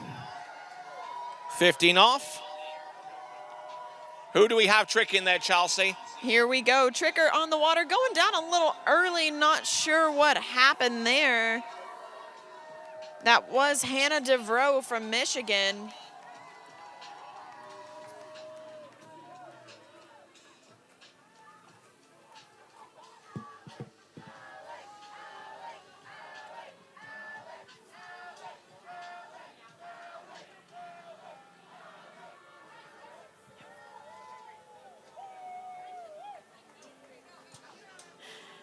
And you can see on the webcast, our skiers are happy this morning. Even though Hannah went down, the boat's going to pick her up and bring her back in.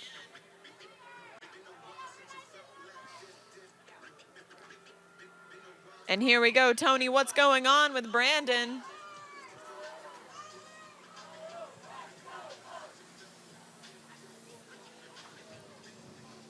All right, this is 34 miles an hour at 15 off, and he gets that one to go as well. That's Brandon Goodwin. Tricker, go. That's right. Tricker coming in. This is Hannah. Going through some side slides. Hold on to it, Hannah. Did you guys speed up? Thanks. Bad time. Michigan skier making her way down the lake, getting through that surface O. Now going for the reverse and not going to get it.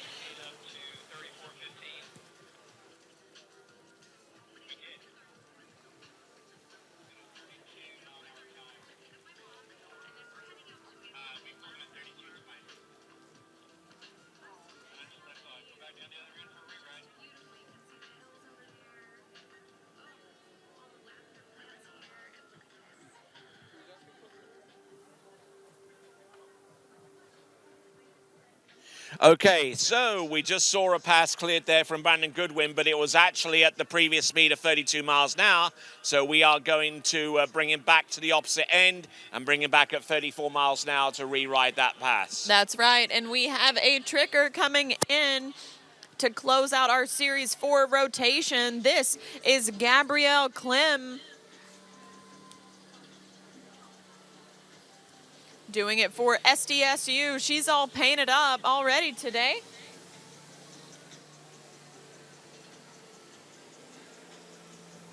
Looking good on the trick ski. Getting some nice air on those wake tricks. And a stand-up run for San Diego State.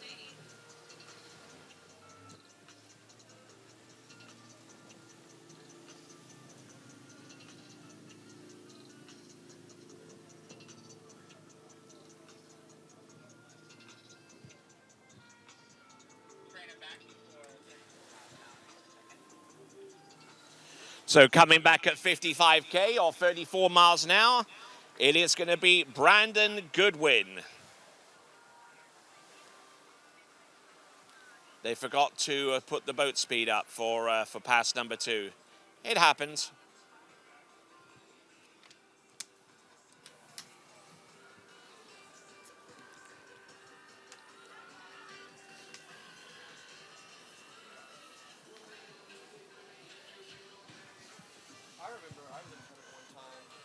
told me out starting at 36 when I started 32. I ran the pass too. Top banana.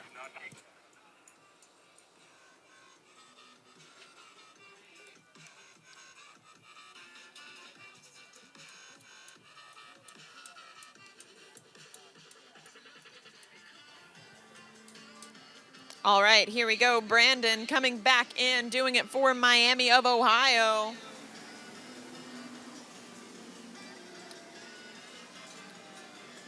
He's coming in on the re-ride, but making it look easy as he rounds 6 and out the gates.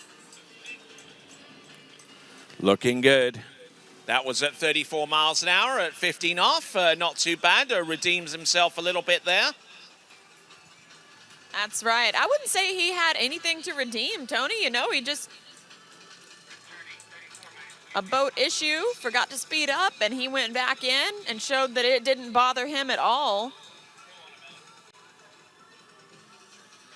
Making 34 miles an hour look easy. And on the webcam, you can see Western Washington skier Pilar coming in. She's going to kick off our 5th and final rotation of D2 women's trick. So it's only 8:39 in the morning. We're already starting our last series of women's trick, running extremely fast this morning. Returning 34 minutes, 22 for Brandon.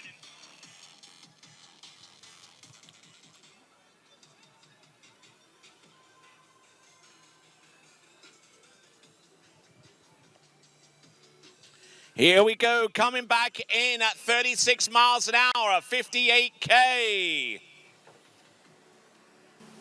This is Brandon Goodwin. And Pilar getting her tricks run started.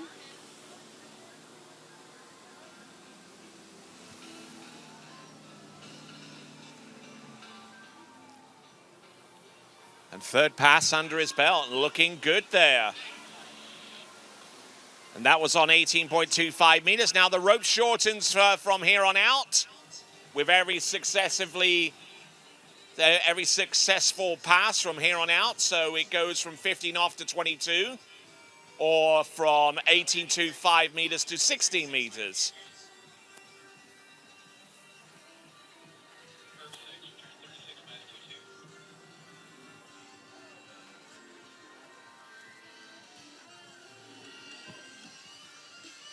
And again, we would like to thank Lake Lovers Club because they are our DJ sponsor over there spinning some tunes for us early this morning.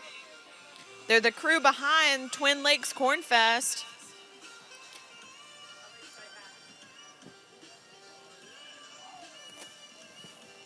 All right, we have a tricker on the water. Who is it? Tricker on the water. We're moving right along in this 5th rotation. This is Catherine Gacho from UCLA. Oh, and just going down about halfway through her run. So what rotation are we in right now? We're in the 5th rotation, okay? Yeah, we're already starting the 5th rotation. And just a reminder to those D1 women's jumpers, we're going to start you off directly following the end of Series 2 of men's slalom. Ooh, and going inside buoy number 5, that's going to be a 4-buoy count. 4-buoy count for Brandon Goodwin of Miami of Ohio, those Red Hawks.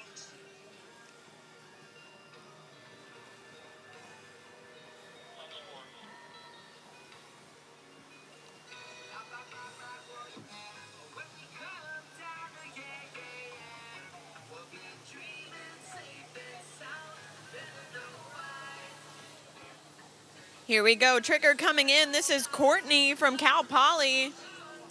Going down a little early in her trick run.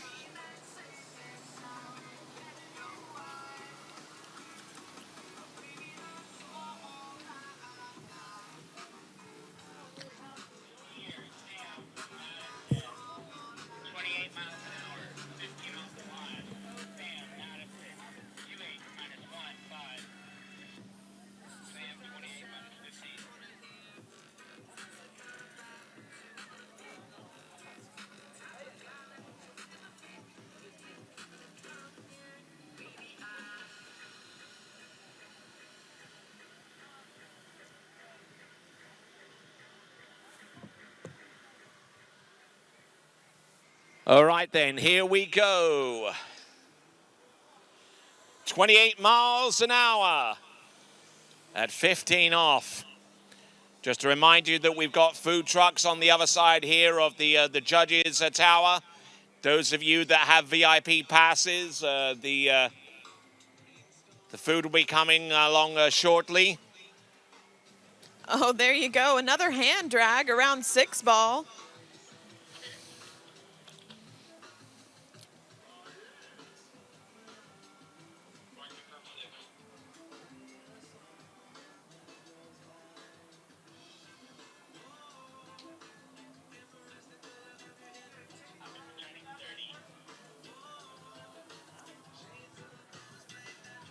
What was that? No, I didn't. No, they didn't. That wasn't my fault. Really? Yeah.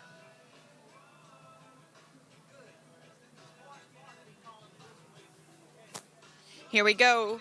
Skier on the water. This is Virginia Dozier coming in, doing it for the Auburn Tigers. She placed second yesterday.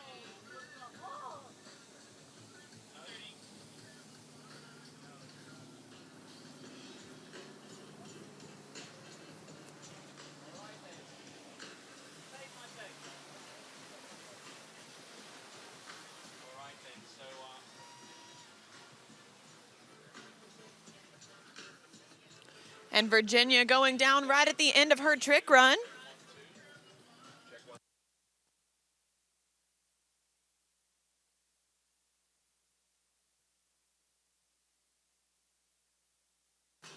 Here we go, Wisconsin skier making his way down course. Again, another risky hand drag at 6 ball. He must be feeling extra confident to pull that one off. Check.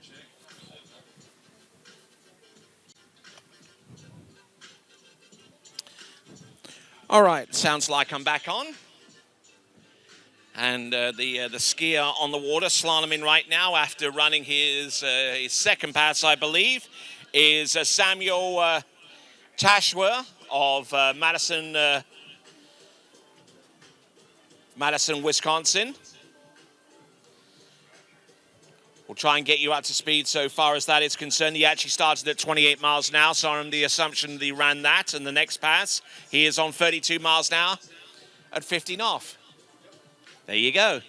Simple steps, you know, just you know where you're starting and we know where we are, so you can figure it out. All right, excellent stuff. This is 32 miles an hour at 15 off coming back for Samuel Tashwer. Tasha. Hopefully I pronounced that right, and if I haven't, well, he'll come up to me. Well, he should. Here we go. Coming in. This is Samuel from Wisconsin. Oh, I'm not too sure about that one. And you can see the Auburn Tigers making their way down the lake to cheer on their skier. Get Not round sure what buoy their number team 6. theme Didn't is today. get the best of starts, unfortunately.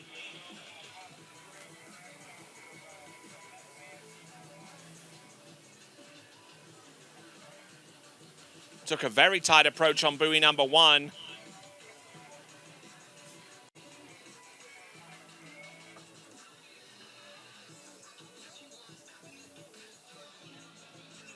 And another hand drag, watching the replay at 6 ball. All right, okay. I was going to be a little bit cautious before I called the pass on that one, but he turned extremely tight on buoy number 1. And we Almost to have the our point of first actually toe sinking tricker it, but of the obviously day. the judges didn't agree with my assertion, so they're going to proceed on to 34 miles an hour, 15 off, and who's our tricker? So like I said, first toe tricker of the day coming in. This is Natalie Bailey from Cincinnati. Rocking a toe back, toe front. Now she's in the hands.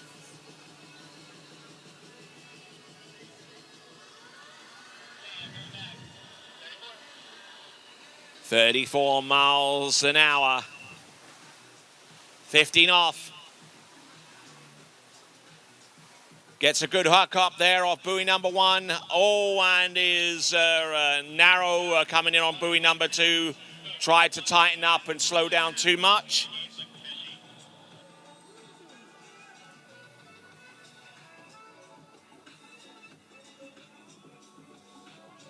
And we just saw Natalie Bailey with a nice stand-up trick pass. That score might have just put her into the lead. I don't know. We'll have to wait and see. So that was a 15 off at 34 miles an hour for Samuel Chasher from Madison, Wisconsin.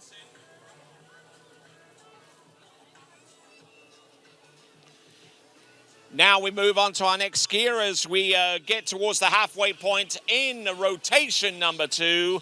It is going to be McLean Medor of Clemson.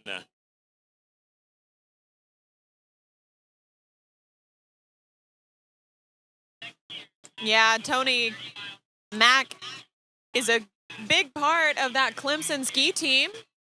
Originally from the Northeast. He's another one of those skiers in search of warmer weather, moving down to South Carolina for 4 years for college.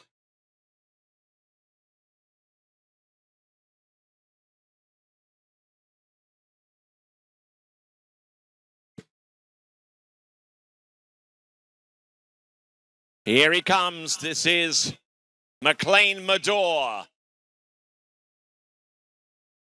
I don't know if he's any relation to a good friend of mine, Michael Medor, who produces trophies for the Waterski Pro Tour. Small world, maybe, possibly.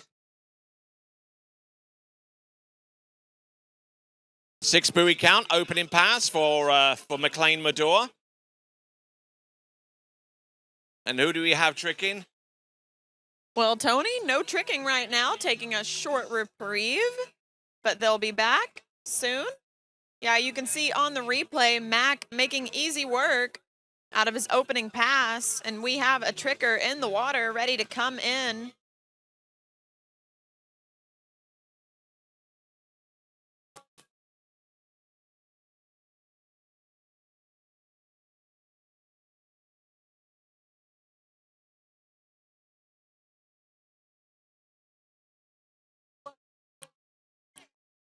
All right, then. So confirming that he is a relation to Michael Medor, the guy who produces such fine quality trophies for the likes of the Waterski Pro Tour and a number of other great events across the nation.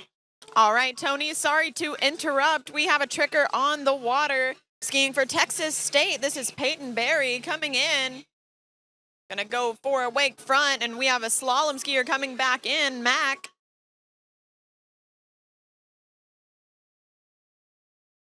Hanging on in there, this is McLean Medor, and he gets his second pass under his belt as well. Yeah, for the Tigers of Clemson.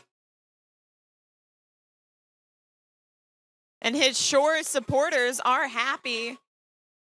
In addition to his teammates, he's got family here cheering him on. You can't ask for anything more.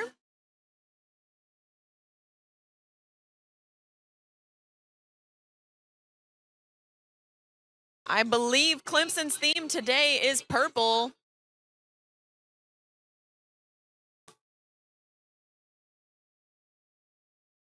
Turning 34 minus 22. Coming back 34 miles an hour. 4. All right, then. So he's cleared 30 and 32. This is now 34 miles an hour with the line length at 22 off. All parts of that zero-based scoring deal where you can select your own line length, select the speed, and you keep on scoring until you reach maximum on a particular line length, and then you can start shortening the rope from there. Certainly gives the skier a little bit more flexibility in how they intend to score slalom. Here we go. This is McLean Medor. 34 miles an hour, 22 off. Come on, get after it. A little bit of a long pull into number 3, but takes the shock of the rope. Round number 4, come on, McLean. Take it. to the limit. One more time. Tony, his hips were separated all throughout that pass, but he was fighting for every single buoy. You can see here on the replay. Starts around 2-ball, getting bent over, and just continues, but he's throwing it all out there for those Clemson Tigers. Get that. Crazy pull from 5 to 6, and he's happy throwing the fist. And we have a tricker coming in, doing it for Purdue. This is McKenzie.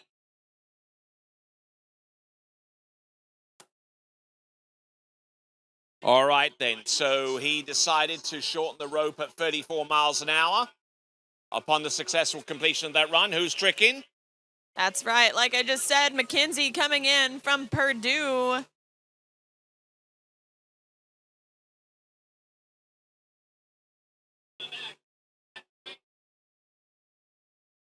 Working through her All run, right, way then. back. Dare I say, this is the return of the Mac. McLean Mador coming back into the course at 28 off.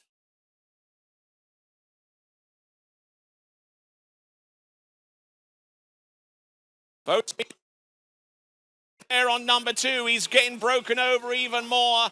And it's going to be a 2-buoy count at 28 off at 34 miles an hour.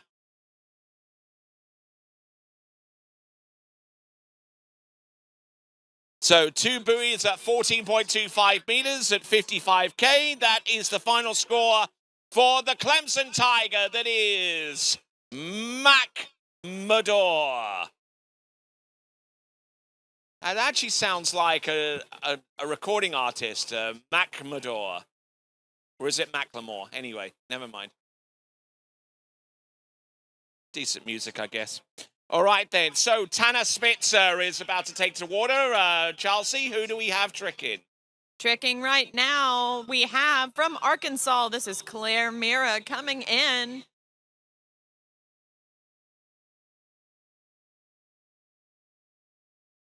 Looking really good with the back-to-backs, working her way through this pass, racking up some points for those Razorbacks. Oh, line back, line front. That's the first of those we've seen of the day. Wake line back.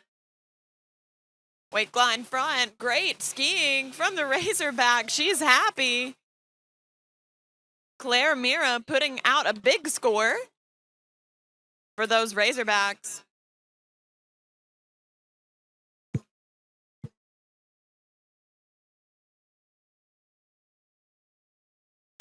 And All right, Tony, here who do we go. have?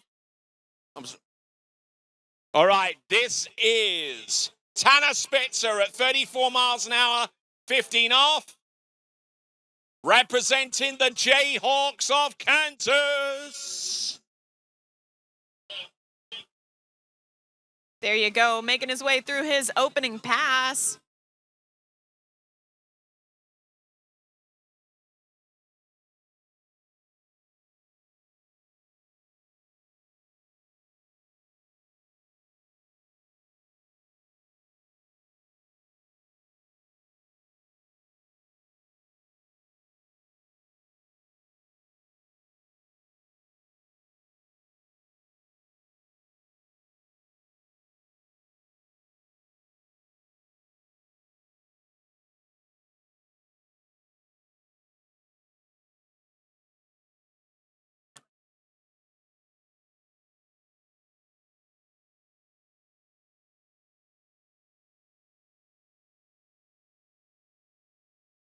Okay, so Tanner Spitzer running the opening pass at 34 miles an hour at 15 off. Kansas University, which is based over in Lawrence in Kansas. One of the early originators of the collegiate sport that would later become basketball. The basketball arena is so named after the guy that created basketball, Naismith. And looking at this, looking in very good shape there for a Tanner Spitzer of Kansas. Yeah, Tanner making easy work out of that pass. And while we have a moment, I'd like to tell you about some of our sponsors. Celsius is the energy drink sponsor, and we truly could not do it without them with these early mornings. Be sure to post about Celsius on your social media, tagging at Celsius Official and hashtag Celsius when you're back on campus. All right, then, continuing right along, and we're waiting on our tricker to make its way into the course, her way into the course, and we got slalom skiers waiting to go into the course. And just a quick reminder that the USA Waterski and Wake Sports Foundation have a recently instituted program that will provide funding for those teams that apply for it. I'll give you more details about that in a moment.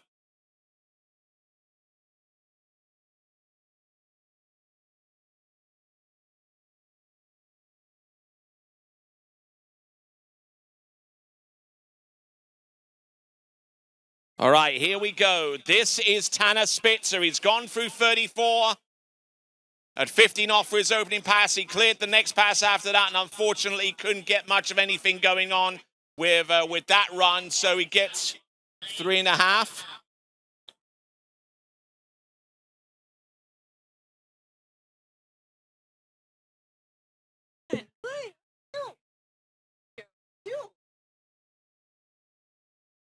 Thank you. So.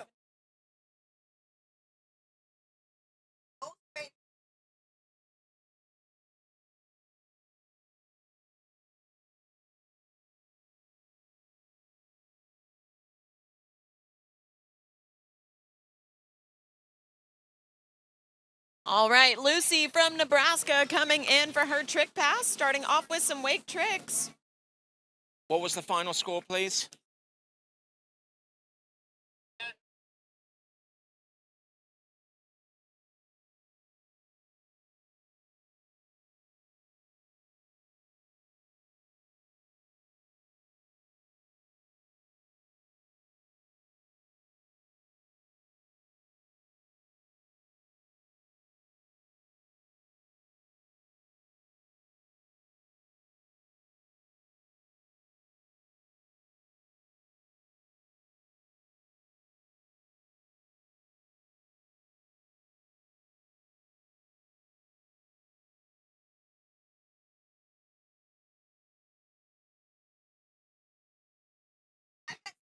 All right, then. So continuing right along, we've got our next person to take to the water. And this is going to be a rare treat for you guys because about to take to the water, he's going to come into the course at 28 off at 36 miles an hour, which is already pretty good. But this is the world men's tricking champion about to come into the slalom course. Representing Rollins College, who do we have tricking first of all? We've got Buckeye Kristen Brown coming in. On the water for Rollins College, this is Pato Font. Feast your eyes, folks, because this is one of the rare occasions you'll actually see him slalom. Yeah, Pato, not big on the slalom ski, but he's a team competitor going out and doing it for those Rollins Tars. That's what it's all about.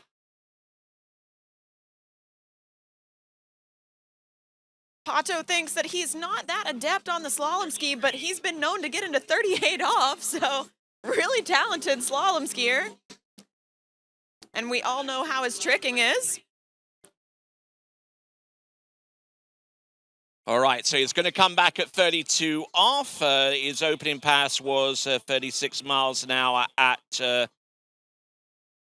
28. He's going to come back at 32. And I'll tell you about something at the moment that's being highlighted by the USA Waterski and Wake Sports Foundation. It's about their collegiate team grants fund. I'll give you a little bit more of an in-depth shout out in just a moment. But on the water, we have currently the men's world tricking champion and the men's Pan American Games tricking champion. And collegiate national trick champion. And record holder. There you go. Pato Font coming back in past number 2. Here he comes. This is, oh, look at that. I wonder where he gets the idea to counter-rotate from. Any ideas? I'm at a loss for that. Yeah, he trains pretty regularly with girlfriend and teammate Neely Ross, who has that signature slalom style working for her.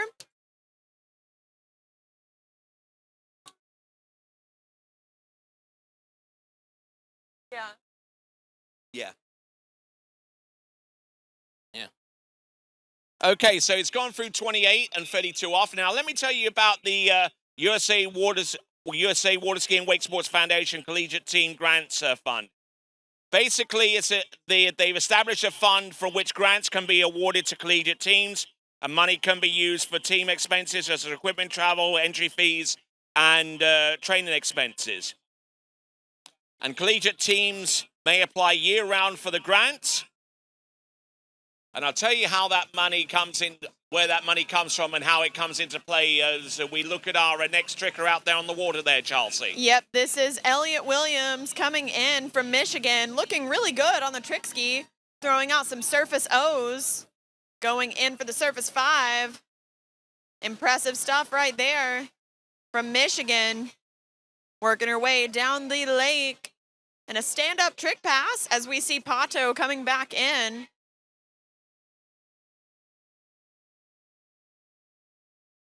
Oh, look at this. This is Pato Font. That is 12 meters. Oh, look at that. He is on an assault towards the lead here. That was 35 off. That was 12 meters from Pato Font.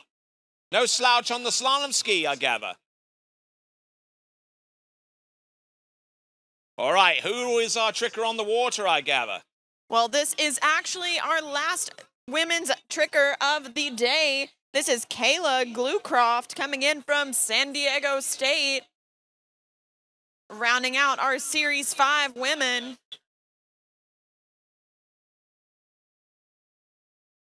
Looking good on the trick ski, making her way down course.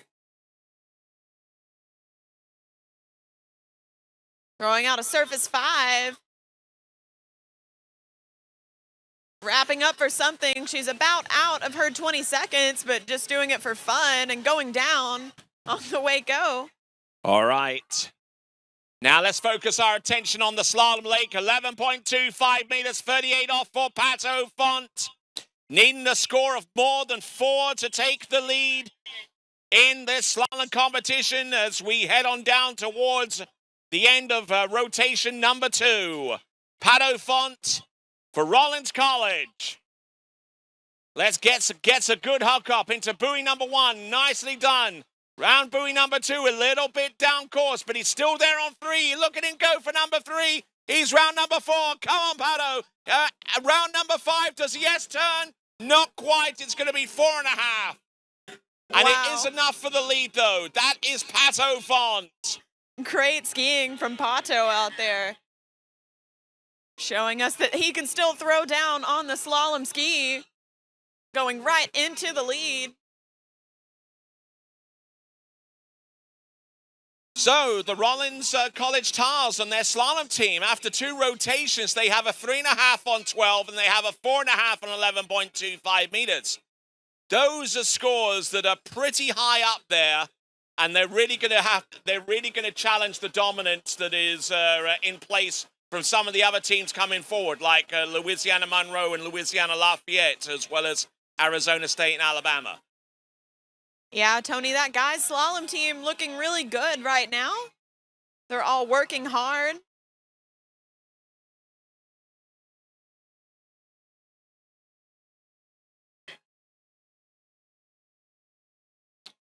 All right, as I was mentioning a few minutes ago about the USA Waterski and Wake Sports Foundation Collegiate Team Grants Fund. You can find out more by going to USA Waterski and Wakesports.org/grant. That's usa-wwf.org/grant. We'll find out more in just a moment. Here we go. This is Fletcher Holm, who, when he's not skiing for his team of Arizona State, he represents Sweden internationally. That's 36 miles an hour. That is 28 off, and that is a complete run.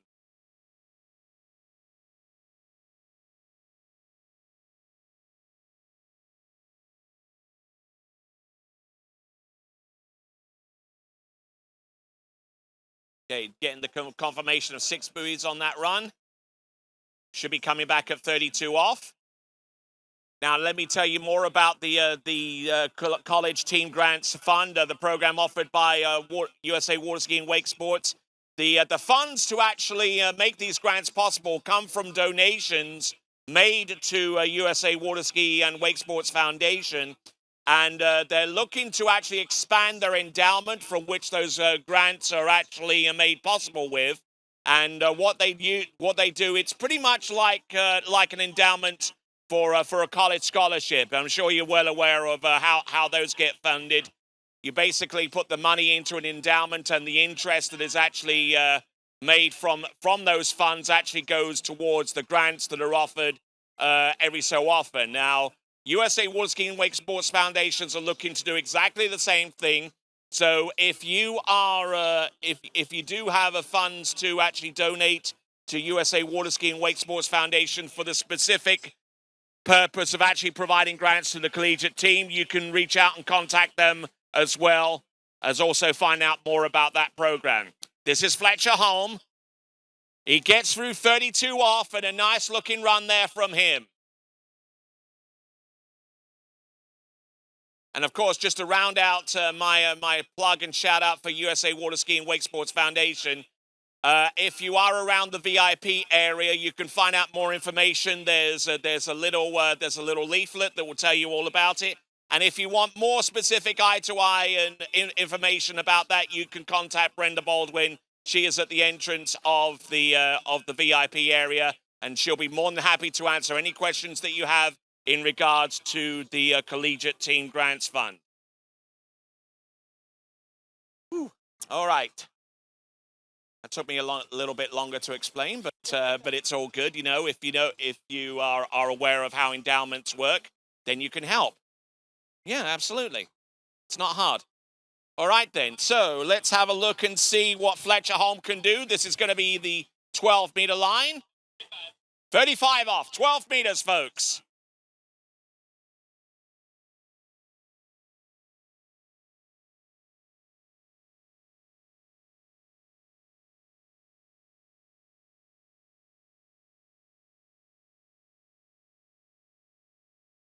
All right, here we go. This is Fletcher Holm, 35 off. Oh, gets a horrid start off buoy number 1, but he's still there on number 2. Jumps all over the back of that ski, and he collapses into buoy number 3.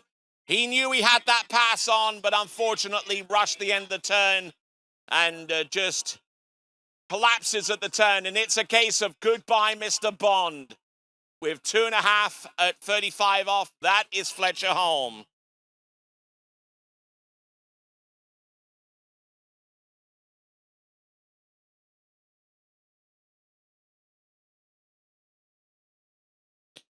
So now we've just gotten done with the 8th skier in this second rotation.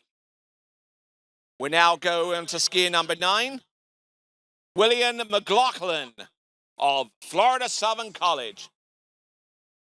And he goes by Billy McLaughlin. Sounds like a printing firm. Sounds like a printing firm. Oh, he's an accountant, is he? Aspiring to be an accountant. It's Masters of Accounting, huh? Then he definitely needs this sport because that job is about as dull as it gets. That job.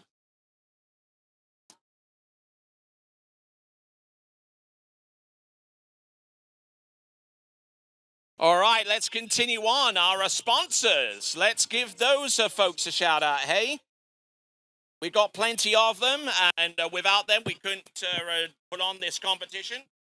So the VIP are, actually our banquet sponsor is the Louisiana Office of Tourism. City of Zachary is our jump ramp sponsor, and our DJ sponsor is Lake Lovers Club. Celsius is our energy drink sponsor, when we got other supporters, including OJ Props, Dolphin Wetsuits, San Antonio Surgical Arts, Rouse's Supermarket, Cecil Gray's Insurance, Walk-Ons, Tides Medical, Visit Baton Rouge, Coconut Willie's, and Subway. And of course, our shirt sponsor is Mastercraft. Masterline are the official tow ropes of the championships. And of course, our title sponsor is Syndicate Skis. Skier on the water is Billy McLaughlin. Oh, and not in the best of shapes to start off with, and unfortunately goes down around buoy number 4. God damn it. There we go. 3.5 total. He went in, I believe, at 22 off. 3.5 for Will. So now basically the Florida Southern College scores need to be over 3.5 going forward to get some decent scores, you know, because it's the top 4 scores from each team that go towards their respective total in that respective event. So they have no viable backup, the Moccasins, right now for that with that fifth score. So basically, they have to hit on their remaining 3 skiers.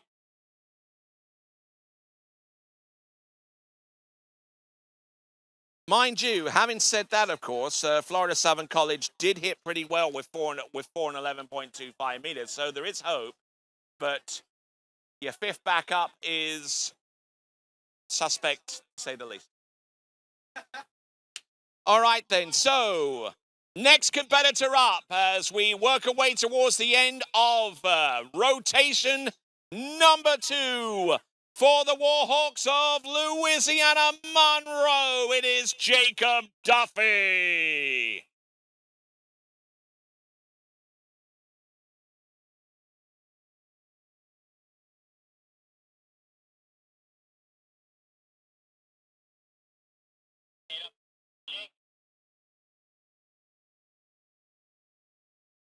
Jacob Duffy, 28 off to open up his account here.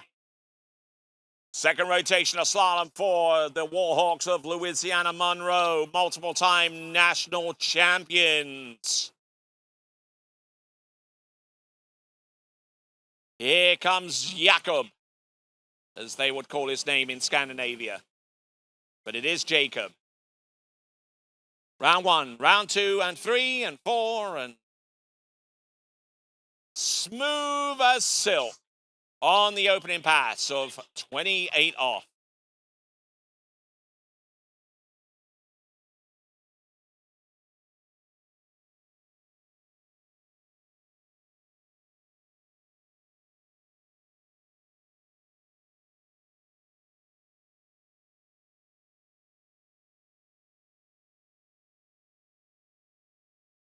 Okay, it's going to be the green loop coming up next, 32 off.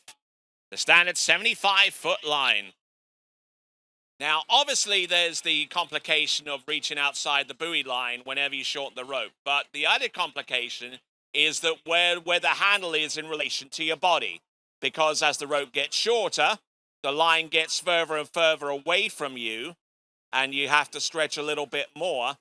But a byproduct of that, and actually a good byproduct, is the ski actually comes around a little sharper. You can establish more angle, but you still have to be resistant against the back of the boat to keep that angle going, because when you get to 11.25 meters and shorter, the deflection angle is a full 180 degrees from side to side.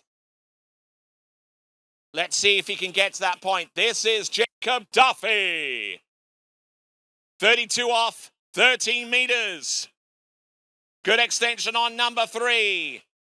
Nicely done on number 4. He's not overworking the turns. He's letting the ski roll and do the work for him.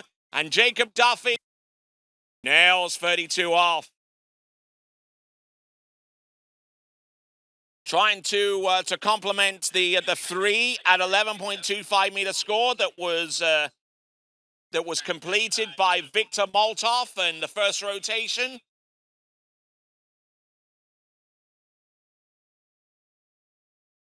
$35 off. Do I detect a little bit of Marky Mark? Good vibration, yes indeed. Oh, crank that up, please. Way back in the 80s.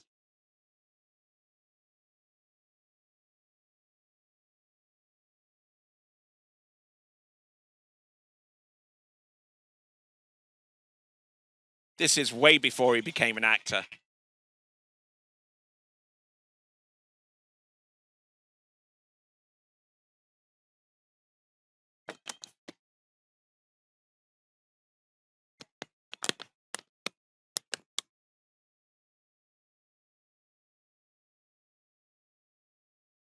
All right, then, let's have a look and see what Jacob Duffy can do. This is the 12-meter line.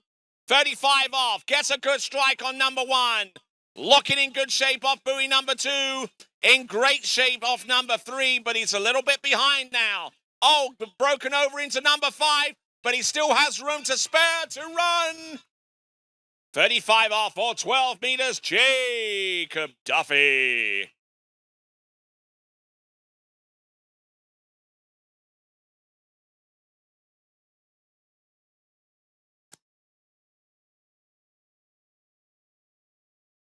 Don't forget to check out our vendors in the vendor village. We've got Masterline, we've got Hey Joe Sports, we've got our food vendors as well. Check those out.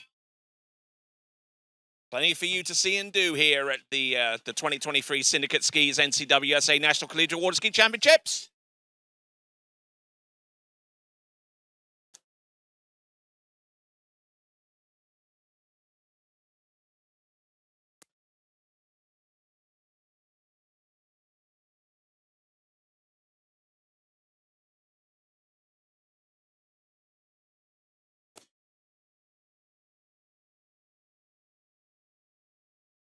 All right, here we go. Jacob Duffy, 11.25 meters, 38 off.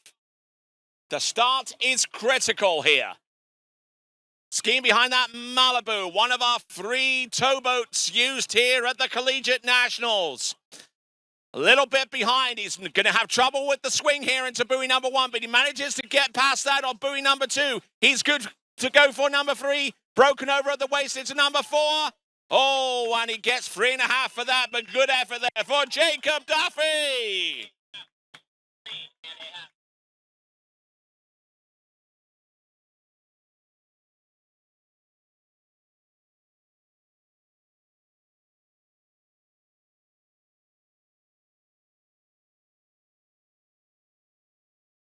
So, Jacob Duffy, 3.5 on 11.25 meters. Better in the 3 at 11.25 meters that was thrown up there by Victor Moldov for Louisiana Monroe. Someone asked, why did he let go? Well, yeah, why did he let go? I don't know. Maybe there was water shooting up places it didn't need to be.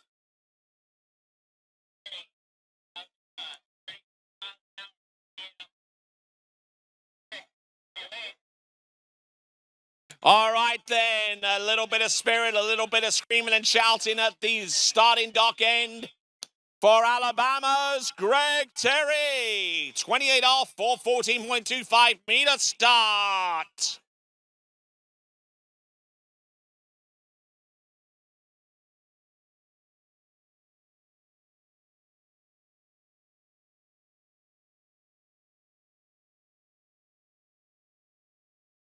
Here we go. This is Greg Terry for Alabama. Yeah.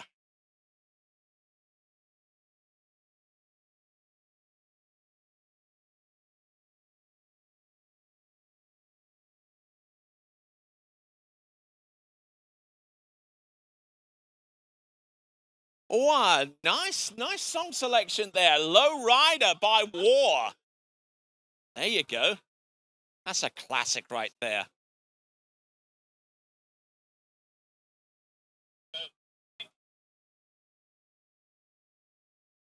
Confirm 6.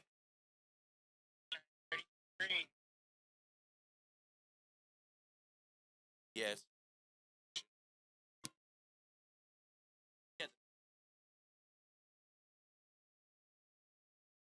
All right, coming back at 32 off, it is Greg Terry.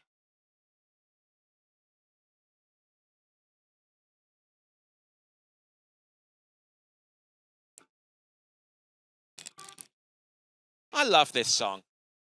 This was actually on A Knight's Tale. You know that training sequence with Heath Ledger and the other two characters? Yeah. There you go. That's where you've heard this song before if you haven't heard it anywhere else.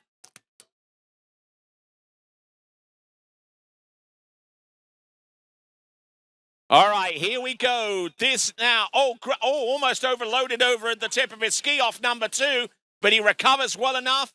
Knew what was happening, knew what he could do to recover from it, and he gets round all 6 buoys.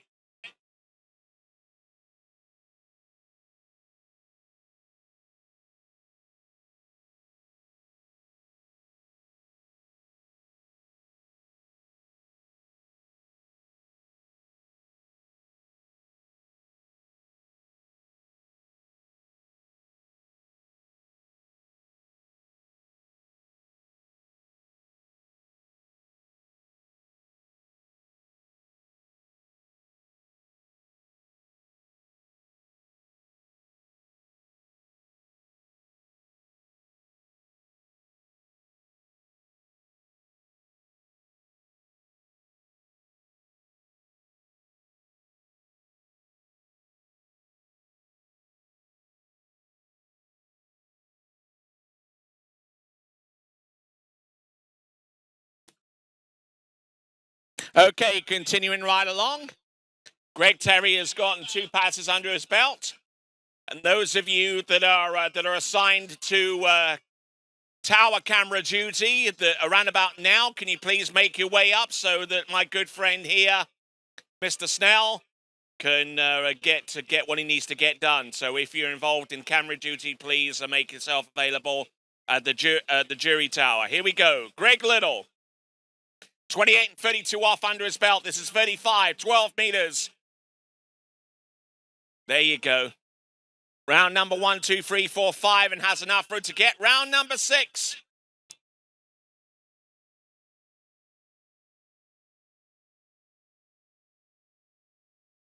Oh, gotta love some Van Morrison. Brown-Eyed Girl. I've seen a few of them here today.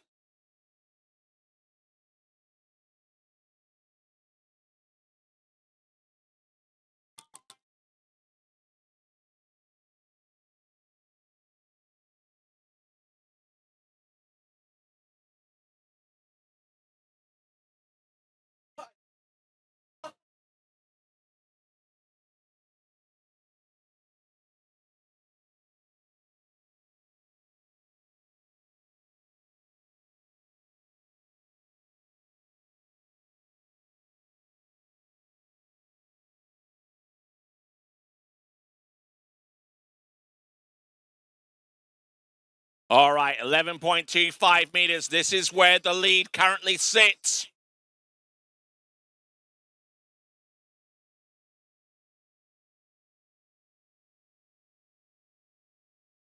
Currently, the lead sits on 4 at 11.25 meters.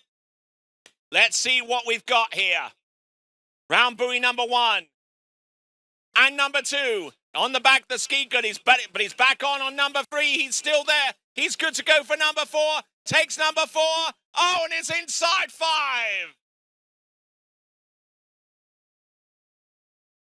So it's going to be a 4 buoy count, I surmise, from this angle.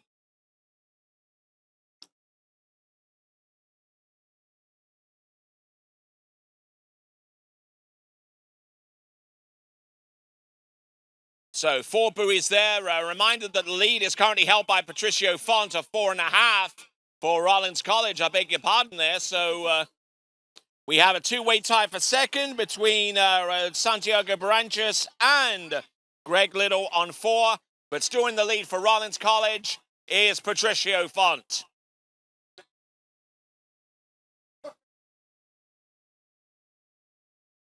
So now to round off rotation number 2, Sean Kraus.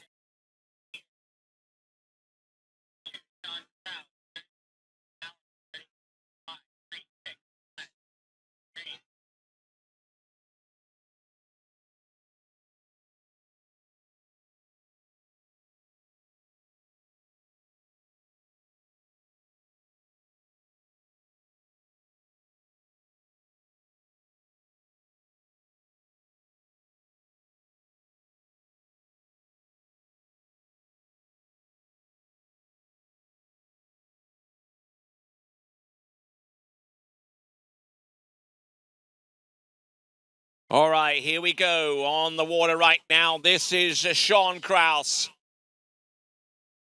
Good counter rotation there out towards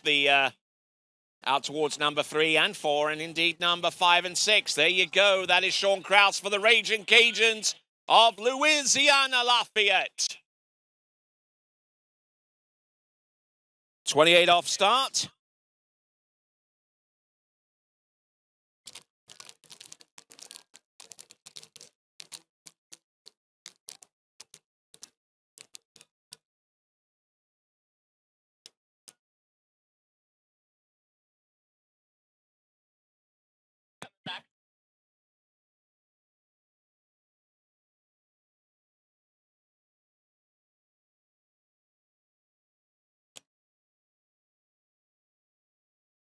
All right, hold the phone, folks. His opening pass was not at 28 off. It was at 32 off. So he's going to come back in at 35 off for 12 meters. So already fairly close to getting to the area of the lead right now, which is 4.5 on 11.25 meters from Pato Font. Let's see what he can bring us here on 12 meters. A skier that's confident enough to go in at 32 off definitely has the skills necessary to run the next pass and do it easily. Working his balance, a little bit back on 5, but managing to get round 6 buoys. No worries there at all. That is 35 off 12 meters, and that is Sean Kraus. Evan Kraus, I bet. Yeah, it is Sean Kraus. One of the Krauses, anyway. We've already seen the other one go.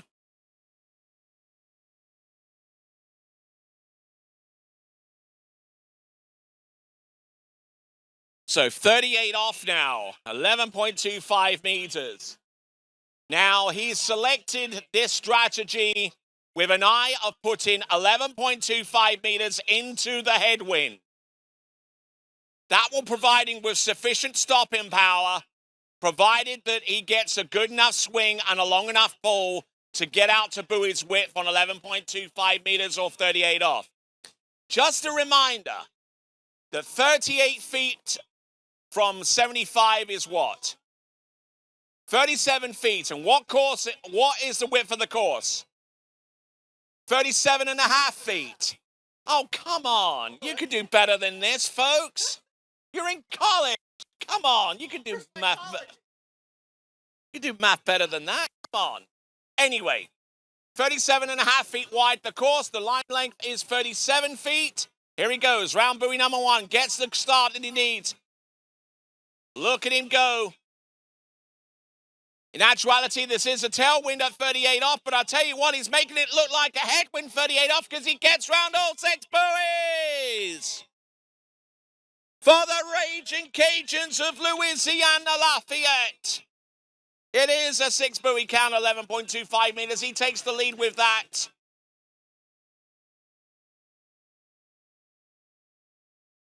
Now, obviously, in a regular tournament where he would feature maybe in an overall capacity, if he slaloms a little bit further along down the line past the previous lead score, he'd actually get more and more points beyond that, and that would actually help him out for the sake of a decent overall score. But being as this is a collegiate tournament, him taking the lead right now ahead of Patricio Font only gives him a 10-point advantage in collegiate points above Rollins College right now after the first two rotations. We can actually do a little bit of working out there because we've got Sean Krause in the lead, Patricio Font in second. Then you look towards a Rollins skier with next Rollins skier with 3.5 on 12. So there might actually be quite a bit of spacing between Rollins College and Louisiana Lafayette in terms of collegiate scoring based upon the two rotations that we've seen so far. Here we go. This is Sean Krause. There's number one. This is 10.75 meters into the wind. Round number 3. Gets to the wakes and scores. 3 at 10.75 meters.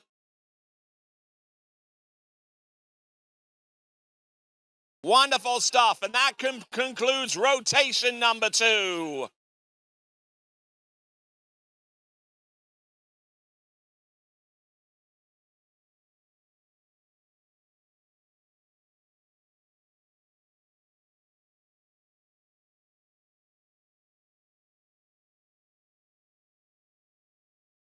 Right, so let's have a look at the leaderboard as it stands in the men's slalom competition. I'll pull up the necessary information. Sean Krause in the lead on 111 buoys. Greg Terry in second place, tied second place right now. Apparently there is a three-way tie for second. Looks like Patricio Font didn't get that additional half.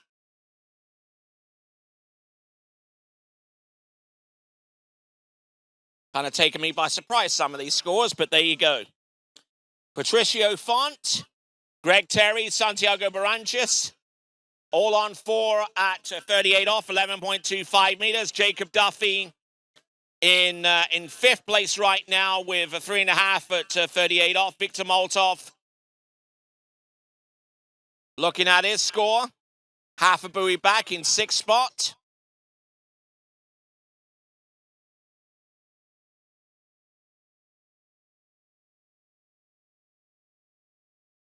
Evan Krause currently in seventh spot with 102 buoys.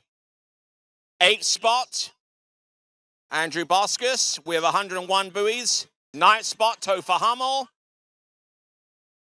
with his 99.5 buoy score. And Fletcher Holm on 98.5, just one buoy further behind.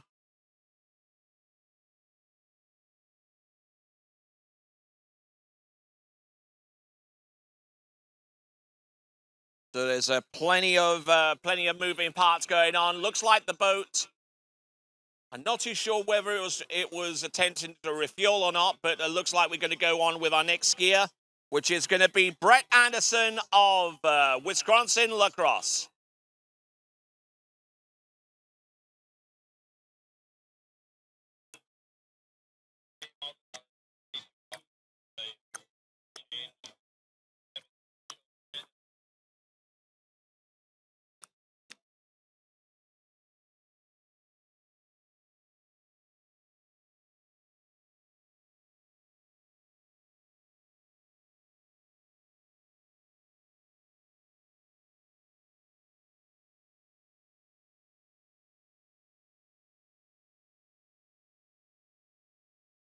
This is Brett Anderson at 28 miles an hour, 22 off.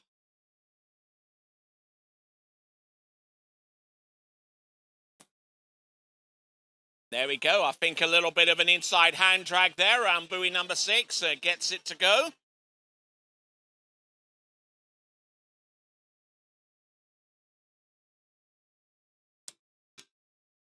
You know if you guys need a time.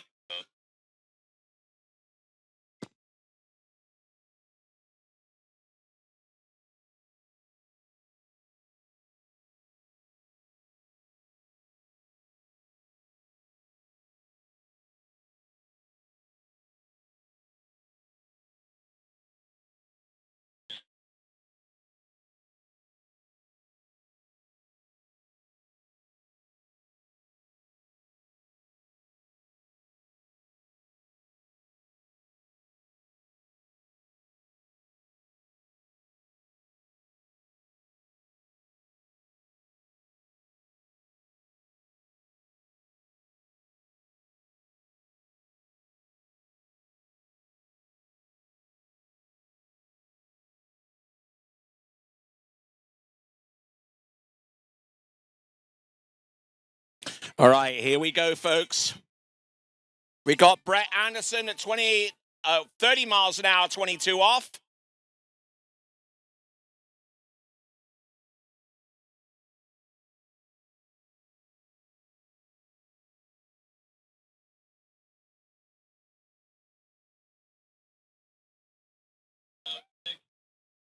All right, so good skiing there for Brett Anderson for Wisconsin Lacrosse. Yes, Wisconsin Lacrosse, Eagles. Yay. Gotta love it. I love this song as well, being played by The Who. Who are you? Who? The Who? Who are you? Who's on first? Or who's on second? Okay. Fun quiz, okay. This was the theme tune to a CBS procedural crime drama. What was it? And if you answered CSI, you are correct. CSI Las Vegas.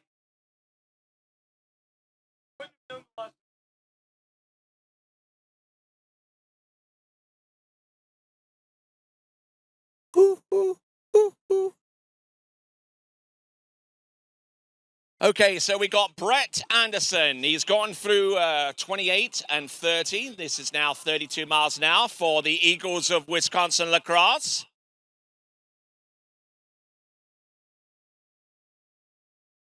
Increase the grease. What? What's that all about?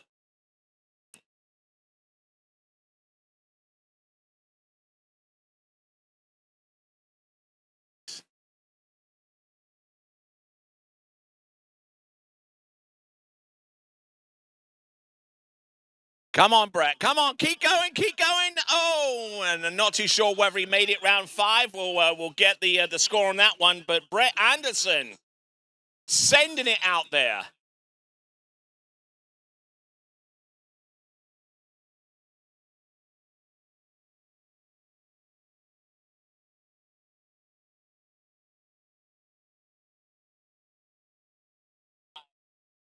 Five buoys at 32 miles an hour.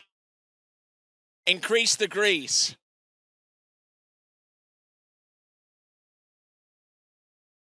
Why, oh why. There we go. Wisconsin Lacrosse with Brett Anderson with 5 buoys at 32 miles an hour. 52K, 18.25 meters. All right, Samuel Murdy from Texas A&M's coming up next.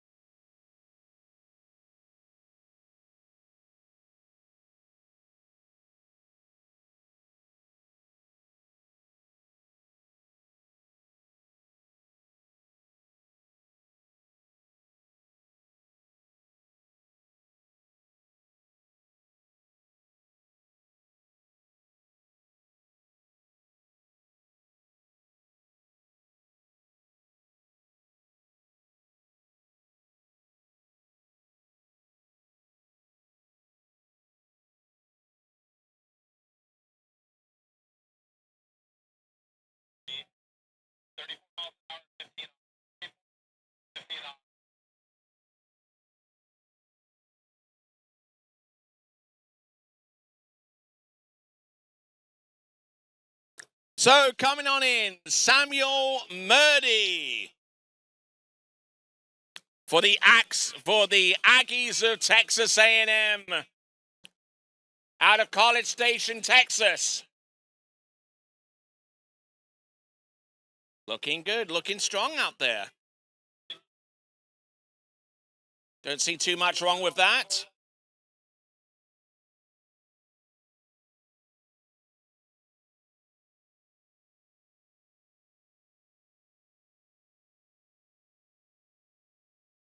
All right, so Samuel Murdy, good for his opening pass.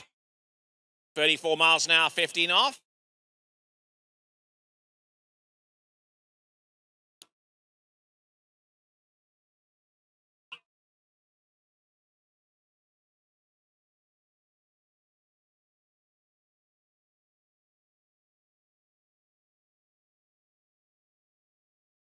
36 miles an hour, the next run. It's going to be still on 15 off. The line length does not change until he gets through the maximum speed on that particular line, which is it right here. So, skier on the water representing the Aggies of Texas A&M, Samuel Murdy. The Aggies bring on their skier in rotation number 3.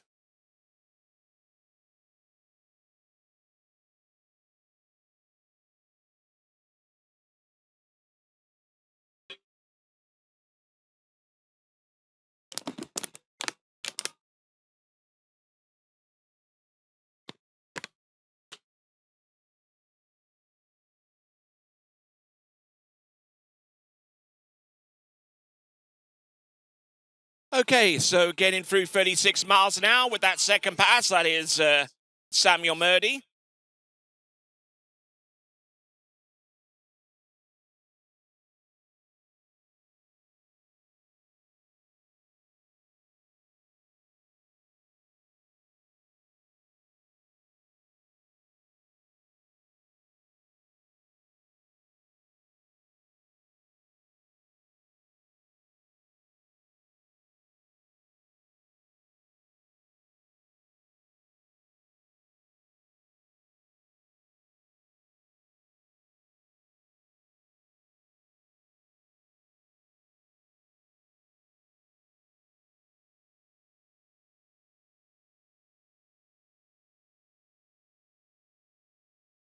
Coming in on the pass number 3, this is Samuel Murdy. Round buoy number 1, this is at 22 off now. Coming in a little bit down course of number 3, but he's good to go on 4. Even further down course into number 5. Can he make the run? Oh, and I don't think he did. I think he made full contact with number 6. And if you displace it by a certain amount, you will not get the turn.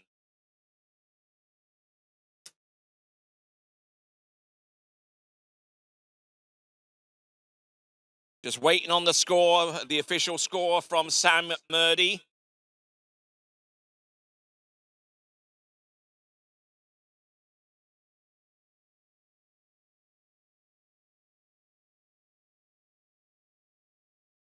Let's give it up for Sam Murdy.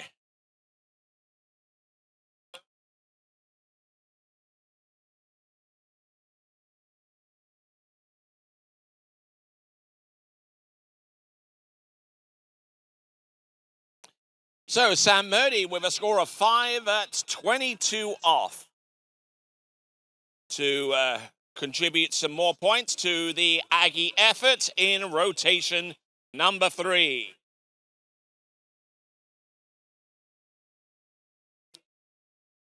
Don't forget, we got our vendors on the other side of the judging tower. There's food trucks, there's Masterline, HO skis, and plenty more besides. So make your way to the other side of the judging tower and grab you some. This is the Collegiate National Waterski Championships, the NCWSA National Collegiate Waterski Championships. Our title sponsor is HO Skis.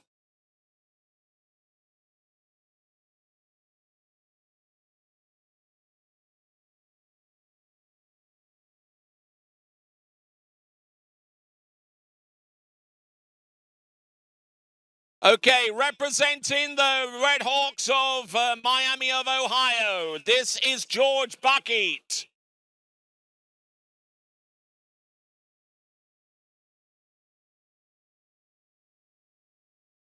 Gets round all 6 buoys, but only just. At 32 miles an hour at 22 off, 32 miles an hour, 22 off. Let me tell you about our title sponsor, HO Skis and the Syndicate brand. As HO Sports Syndicate Waterskis comes up on its 41st year leading the waterski industry, we'd like to thank the entire waterski community for your continued trust and support in our brand. HO Skis was founded in 1982 on the lakes of Lake Sammamish in Washington and continues to work hard to bring you the latest ski technology for every skill level in over 70 countries worldwide.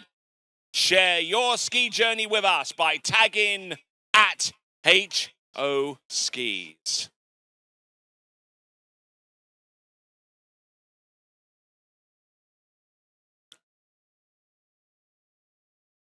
Well, I tell you what, our DJ back there, J-Rad, is really cranking up the classics back there. Sympathy for the Devil by the Rolling Stones. Gotta love it.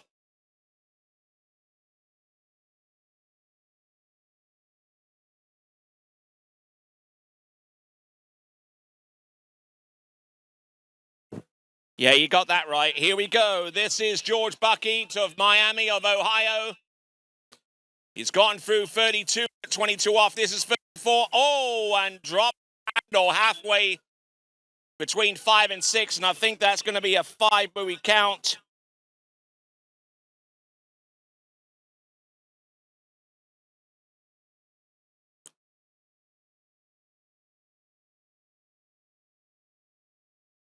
Five buoys there at 34 miles an hour, 22 off.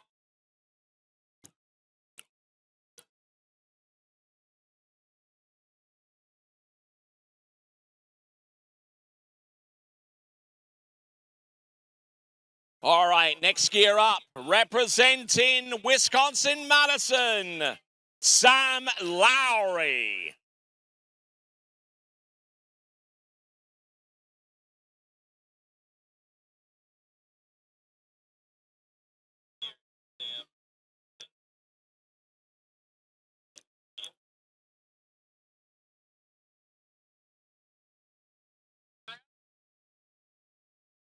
$30 miles an hour, 15 off is his selected speed and line length.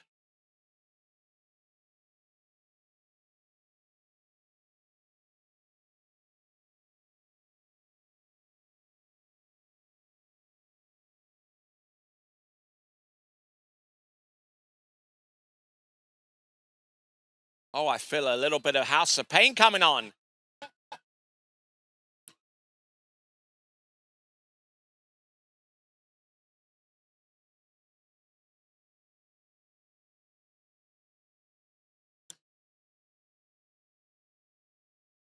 Here we go, Sam Lowry at 30 miles an hour. Looking good, looking strong here. As our Komoda truck makes its way along the shoreline.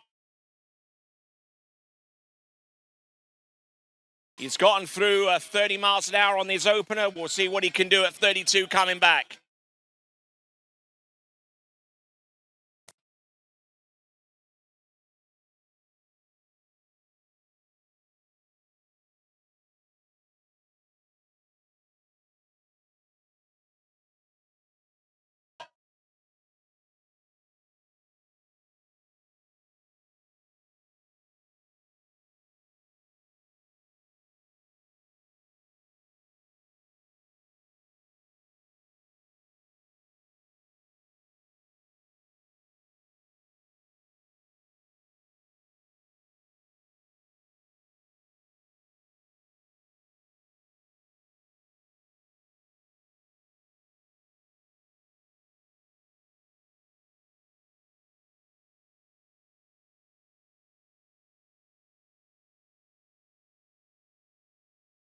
All right, so continuing right along.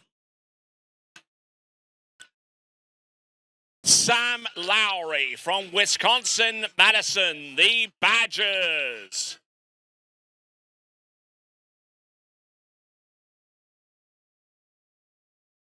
Almost leaving that a little narrow coming into number 2, but still managing to take this one down. Oh no, and he collapses from 5 in towards number 6. So it looks like it's going to be 4.5 from our perspective here.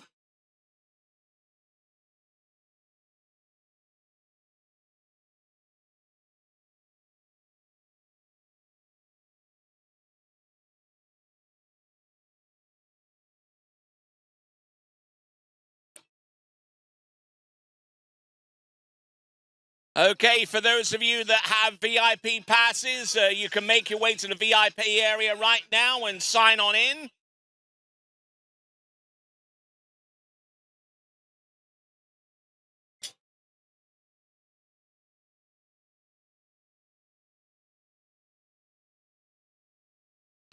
All right.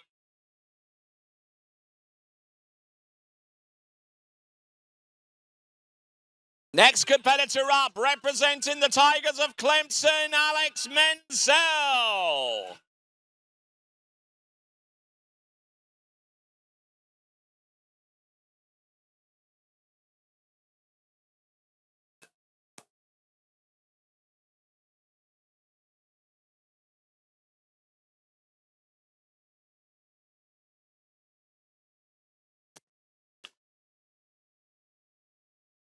Here we go. Sam Menzel. Oh, Alex Menzel, I beg your pardon, getting through the opening pass for Clemson. That was at 36 miles an hour, 22 off. It did look quick, but that was the max speed. He'd gotten through it at 22 off. He's now going to come back at 28 off.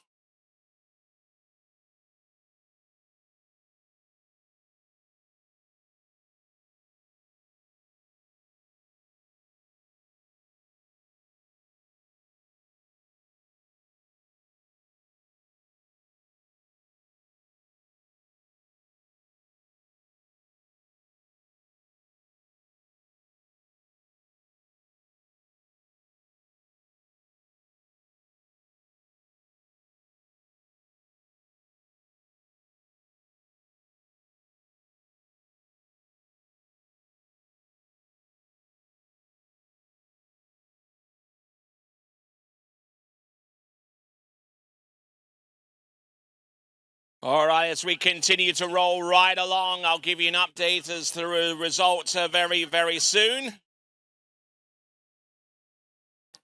Alexander Menzel from Clemson coming in at 22 off.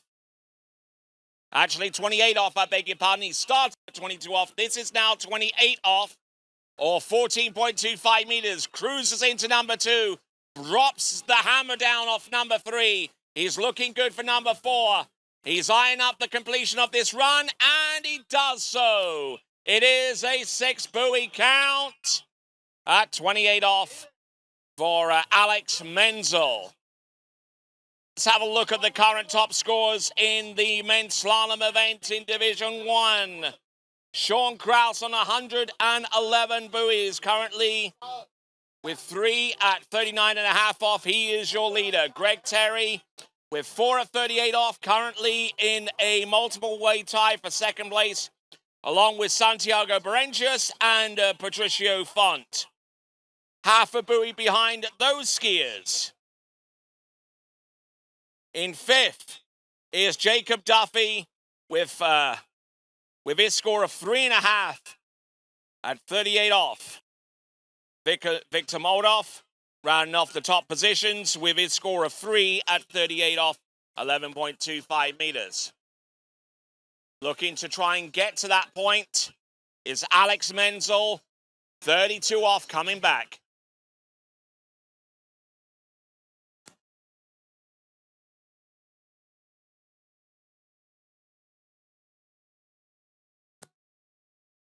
Here we go, folks. Coming on in. This is Alex Menzel. This is at 32 off for 30 meters.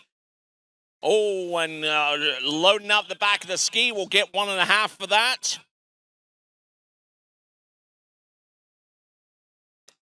So Alex Menzel with 1.5 on 30 meters for the Clemson Tigers. It's their top score out of the skiers that they've contributed so far. Mac McLean has scored a 2 at 28 off at 55K. And that goes alongside the half a buoy at 58K, 80.25 meters, or half a buoy at 15 off for their other skier, Andrews Savula. So with that score from Alex Menzel, assured to be part of the total amount of points produced by the skiers in the men's slalom for Clemson. Be part of that total. because it is the top 4 scores from each team in this event that goes to their respective scores for this event.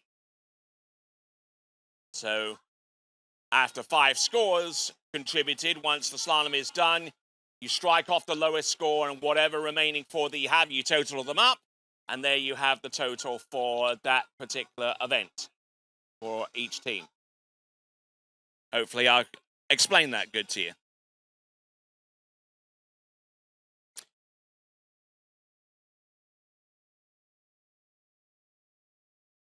All right. And we're about to get some jump action started on lake number 1. So if you're in those early series of D1 Collegiate Women's Jump, head on down.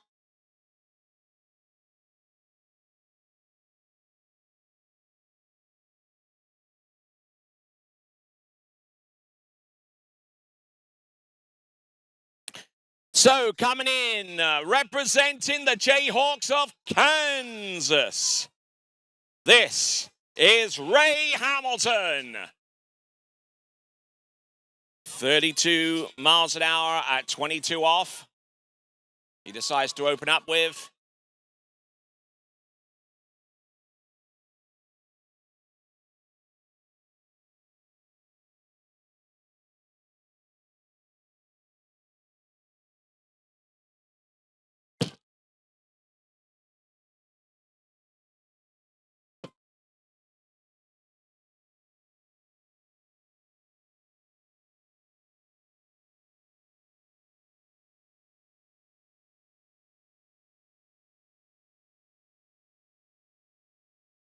All right, and we have a jumper on the water. First women's jumper of the day. This is Layla Gates doing it for Wisconsin Lacrosse. Could not ask for any better weather right now. Just a very slight headwind, almost nothing.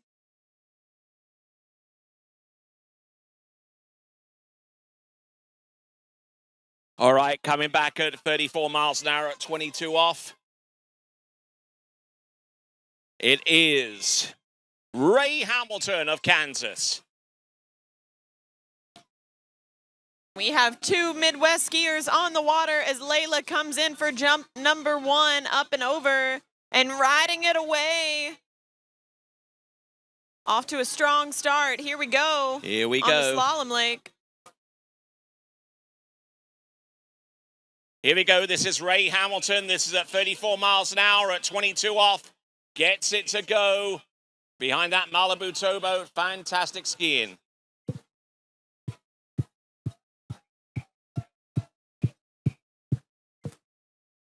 .33 feet, 3.3 on jump number 1 with 2 remaining for Layla Gates.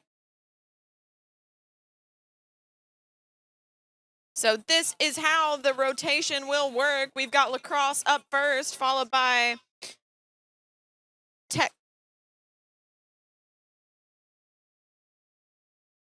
Texas A&M, then Miami of Ohio, Madison, Clemson, Kansas, Rollins, ASU, Florida Southern, ULM, Alabama, and finally ULL. Here we go, Layla, jump number 2, up and over. Another right-away jump. Looks like we got really a confirmation solid. on 0 buoys on that particular pass for Ray Hamilton. So he's going to get a score of 0 at 34 miles an hour, 22 off. That's certainly not going to please him very much. As we continue on to our next competitor, Nathan Cherry from Rollins College.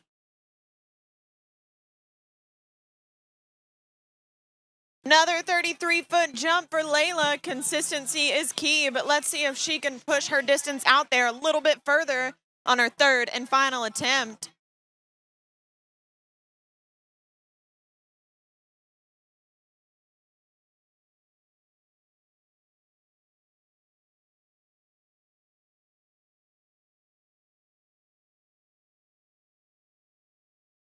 Here we go, Layla, jump number 3.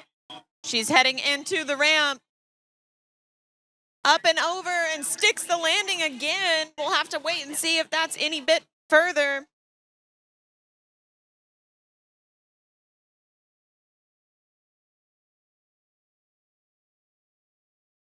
This is Nathan Cherry.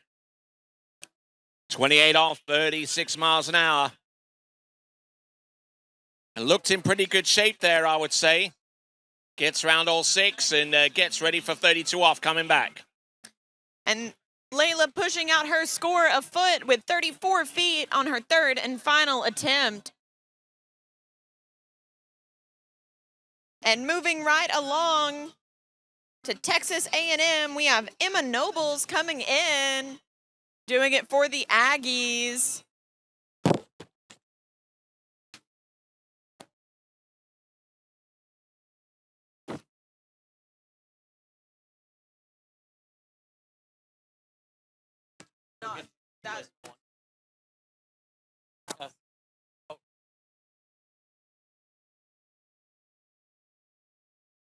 Sorry.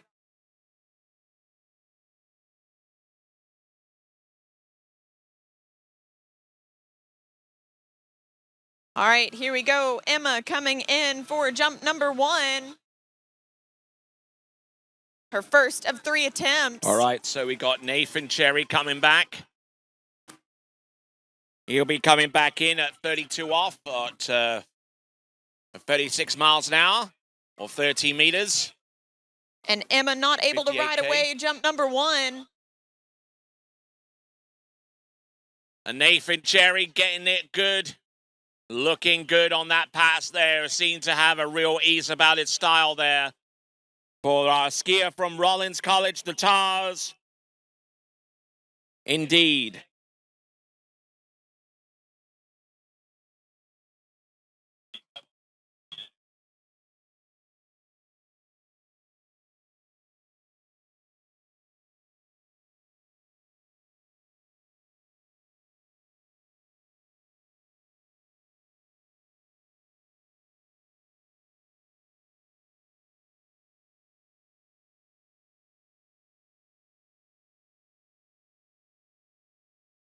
So while we've got a second, I'd like to tell you guys about our title sponsor, Syndicate.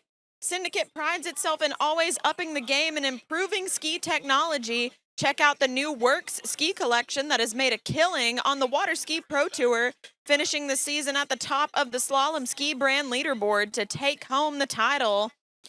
They have factory reps here on site, Rachel and Dustin, available for any HO questions.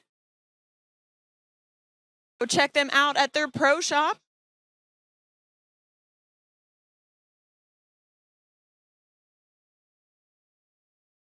Oh, and coming in with a lot of heat there at 35 off and trying to bleed off the speed and not very quickly. It's going to be half a buoy, 1/2 a buoy at 38 off. Actually, 35 off, I beg your pardon. Started off at 28 off and ran that and came back at 32, and that was 35.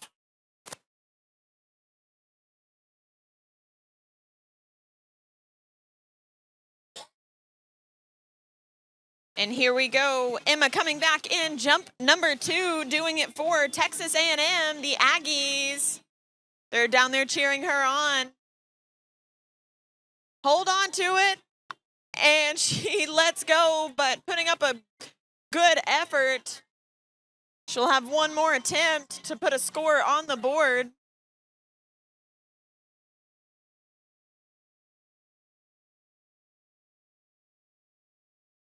All right, so working our way down towards the middle of the order in rotation 3 in the men's slalom competition. From Arizona State University, Carter Eaton.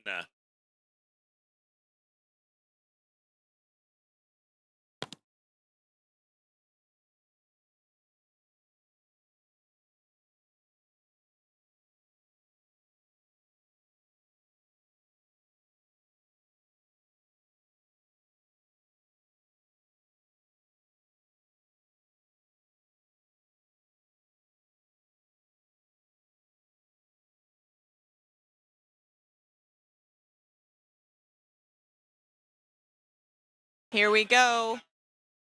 Emma coming in, jump number 3. She needs a score on the board for the Aggies. Let's see what she does here. Emma Nobles coming in. All right, here we go.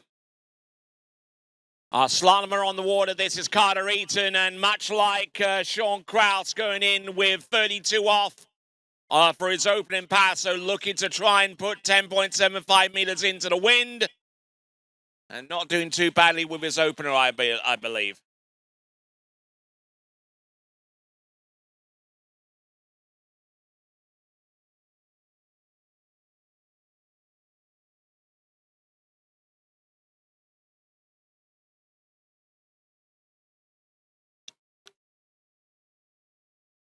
So unfortunately, Emma not able to ride away a jump.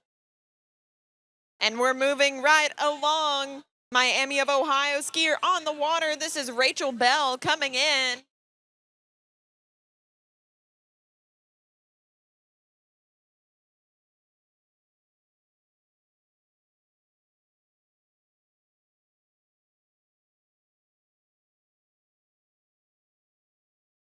All right, returning towards the slalom course now at 35 off is going to be Carter Eaton.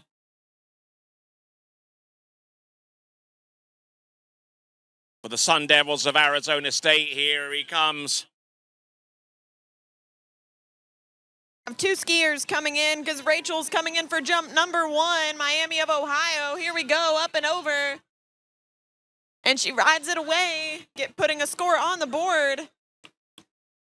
Here comes Carter Eaton here at 35 off her 12 meters. A little bit of a delay off number 4, but he's able to stay upright on 5 and get round number 6.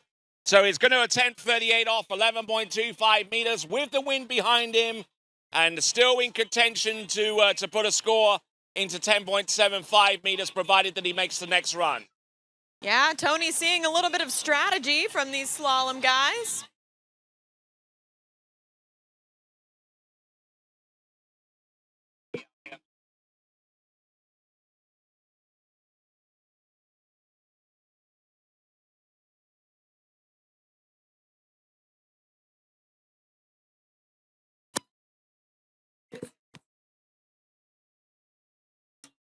Patrick, throw me up a Colotti.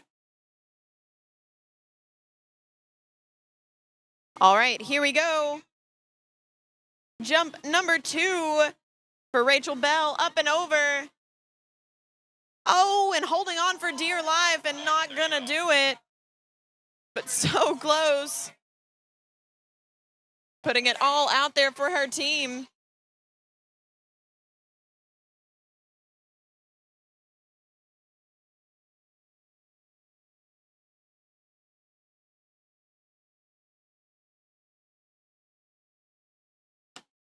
$11.25 meters. This is Carter Eaton. Oh, taking a big hit there off number 3. Manages to get round number 4, but no more beyond that. So Carter Eaton put himself in a multiple way tie with about 3 other skiers with 4 at 11.25 meters.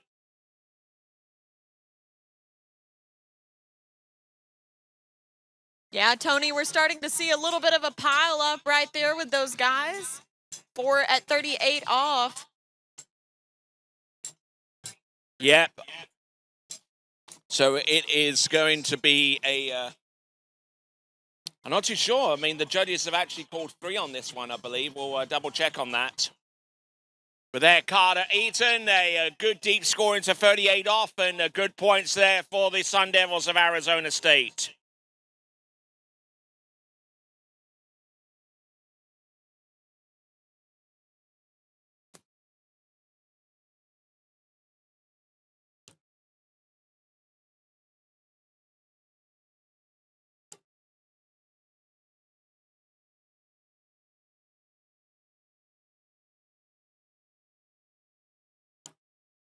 So confirmation that Carter Eaton got 105 buoys, which is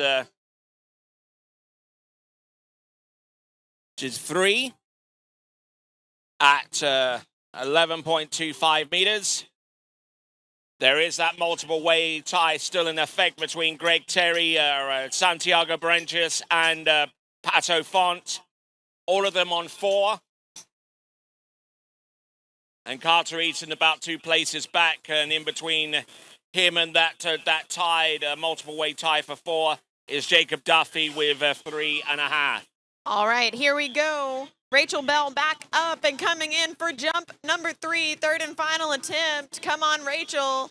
And she rides it out, doing it for Miami of Ohio.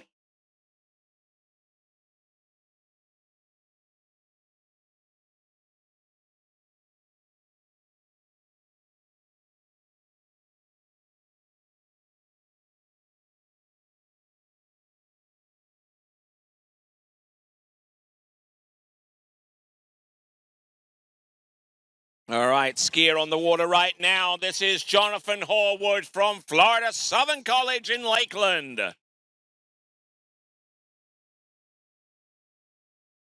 So 45 feet on Rachel's third and final attempt. And now we're moving into Wisconsin-Madison. We have Sky on the water.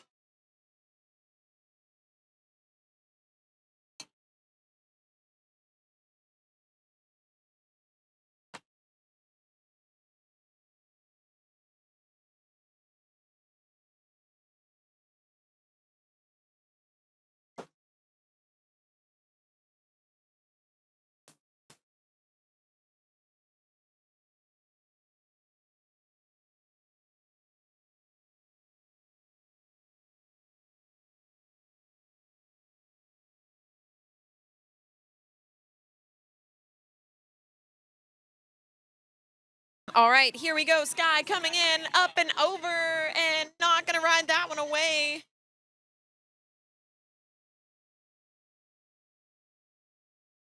So coming back at 32 off, or 13 meters, this is Jonathan Horwood for Florida Southern College, the Moccasins. Round number 1, good and steady as she goes round buoy number 2. And getting past number 5, and will ultimately make it round buoy number 6 without too many bothers whatsoever.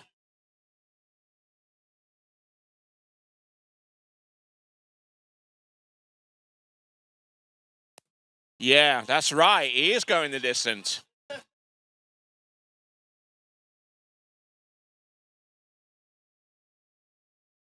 I do love me some cake, though. The artist and the actual thing. Gotta have cake. Cake and cake. That is the ultimate double. Listening to cake while eating cake. Gotta love it. All right, if you're tuning into the webcast, you can probably tell that the sun has come out. It's sunny here in Louisiana.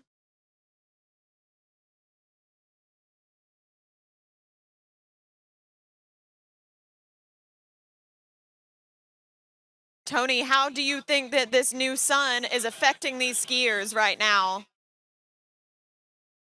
Not much, because the sun is actually high enough to where it's not glaring as much. And here comes Jonathan Horwood. This is 35 off, 12 meters. Let's see what he's got. Round buoy number 1 takes a good hard snap there. Jonathan Horwood getting round 4, a little bit lackadaisical on 4 into 5, but managing to have enough room to run that pass of 12 meters, 35 off. Nice skiing from the Florida Southern Moccasin. He'll have a shot at that current lead, and right now, Sky coming back in for jump number 2.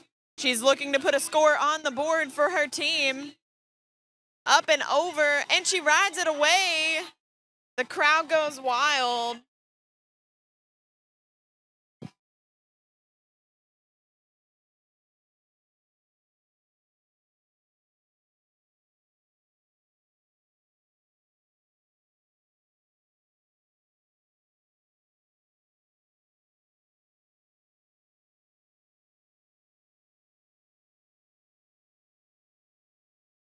So Sky wanting a little more speed on her third and final jump, bumping the speed up to 30 miles an hour, and that was a 35-foot score on jump number 2.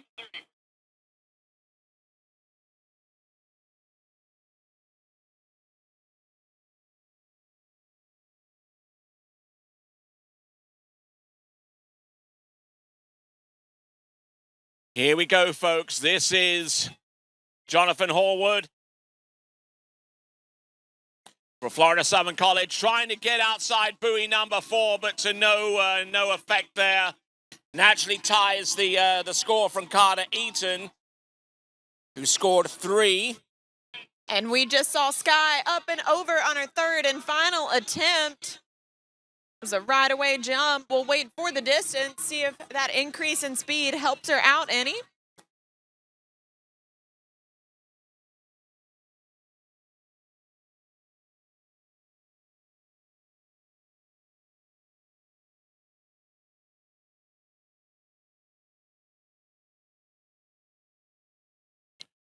All right, so that was Jonathan Horwood. He gets 3 at 11.25 meters. We're down to our final 3 competitors in rotation number 3.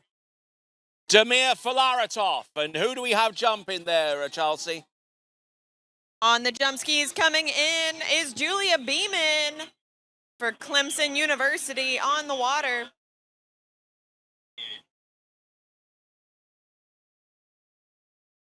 Demir, 36.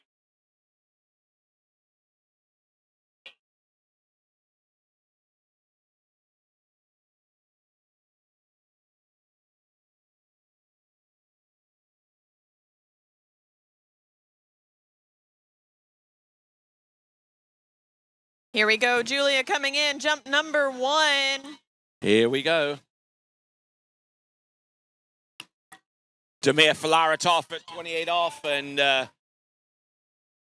jumper on the water, unable to land our opener.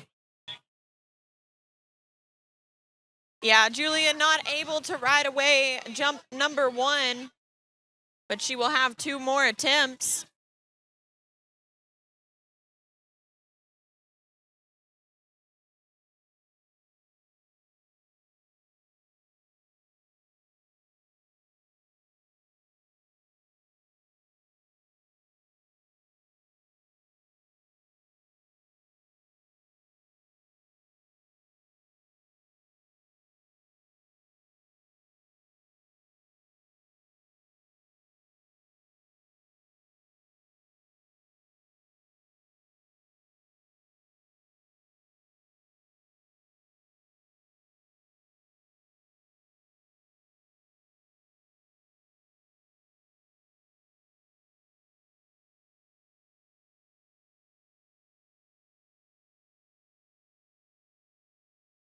All right, so we've just seen Damir Filaretov go through his opening pass at 28 off. He's now going to approach the course in at 32 off or 30 meters. Damir Filaretov, who recently competed for his home country of Ukraine in the recent World Waterski Championships that took place in Groveland in Florida. Is capable of running through 38 off and deep into 10.75 meters. Let's see if he does just that. And he's certainly on his way towards achieving that aim with a successful pass at 32 off coming back.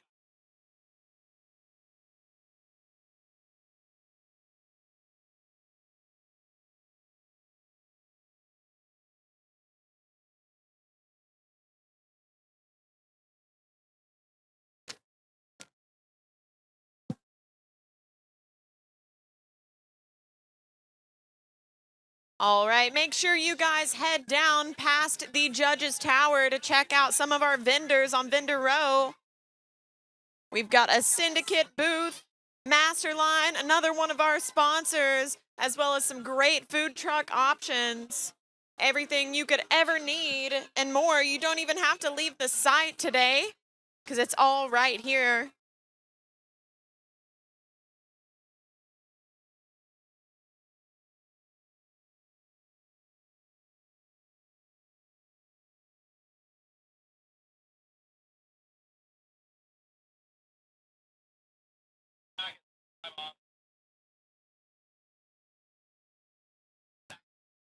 All right, returning into the course at 35 off. This is Damir Filaretov for the Warhawks of Louisiana Monroe. Let's see what he's got.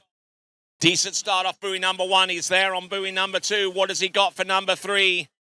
A little bit of a delay there, but he's good for 4 at 35 off 12 meters. Stay smooth and relaxed and well in control of that effort.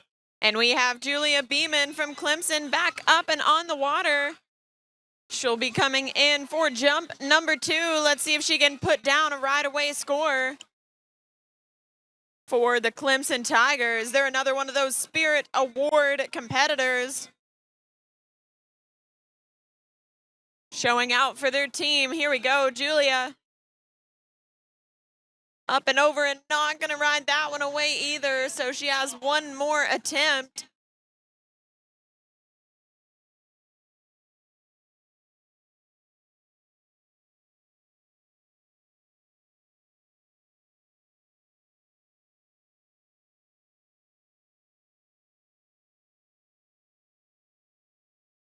All right, so Damir Filaretov, so far as his target. Ultimately, he wants to try and take the lead at this stage of the competition. And to do that, he would need to run through this pass of 38 off.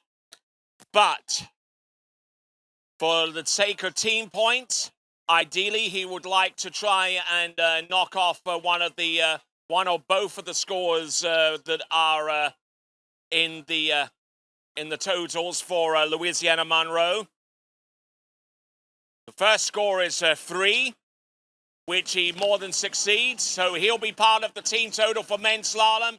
And if he can make up that time distance down course, which he does not, he's going to get 5 buoys for that effort at 38 off for Damir Filaretov. And we have Julia Beeman from Clemson coming in for her 3rd and final attempt. She's trying to put a score on the board for those Clemson Tigers. We're just getting started in this D1 women's jump event. Lots of excitement underway. 2 D1 divisions going down right now. So with that score of 5 at 38 off 11.25 meters, that vaults him into second place right now and guarantees that his score will actually be among those scores contributing to the top 4 totals for Louisiana Monroe. So unfortunately, Julia not able to ride away her 3rd and final jump, but going out there and putting out a great effort for those Clemson Tigers.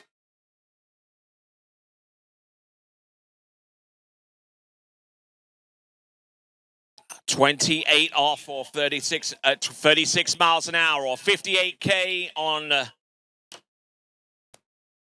And we're moving along to Alyssa Hendon from Kansas, KU on the water. Tony, who do we have right here on the slalom lake? This is 28 off or 14.25 meters. Looking good, looking strong. Opening run, nicely done.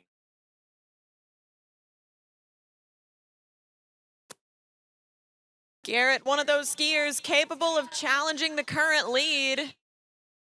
I believe he got 3 at 39 at Collegiate Regionals. So he knows he can put a score out there.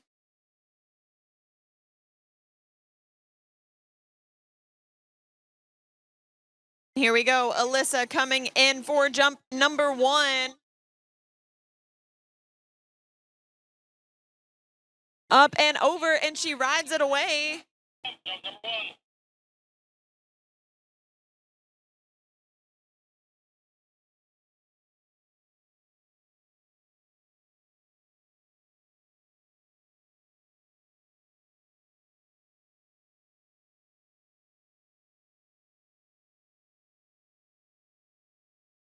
All right, coming back at 32 off, it's going to be Garrett Reese for Alabama. He's just gone through 14.25 meters or 28 off, and now coming back at 32 off for 13 meters. And that was a 37-foot jump for Alyssa with 2 remaining.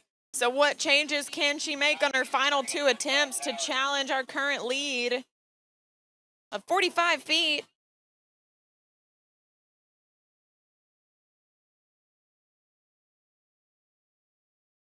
Looking good, looking in good shape there, Garrett Reese.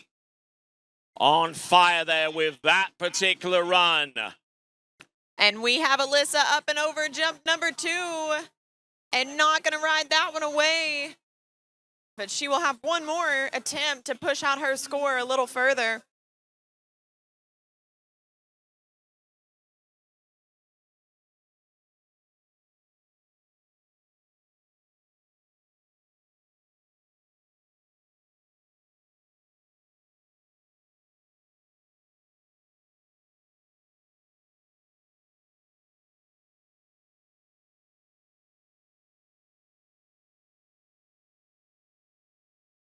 All right, so Garrett Reese is already two passes to the good right now here in the men's slalom competition in rotation 3 out of 5. And 35 off is being called by our officials, and Garrett Reese will be coming back into the course very soon.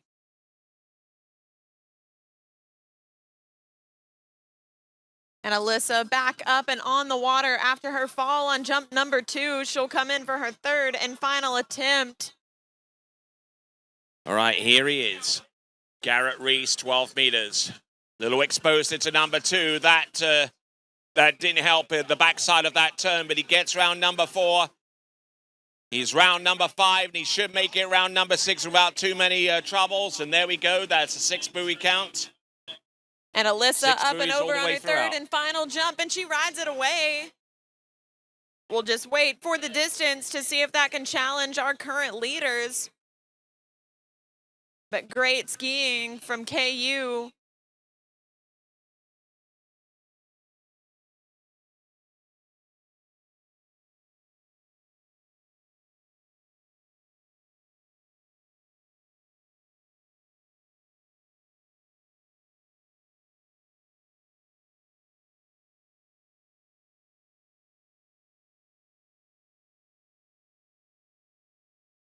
And here we go. We have a sack attack happening right now on both legs because Alabama's on the slalom leg, and now representing Rollins College, Alex Baldwin coming in for her jump turn.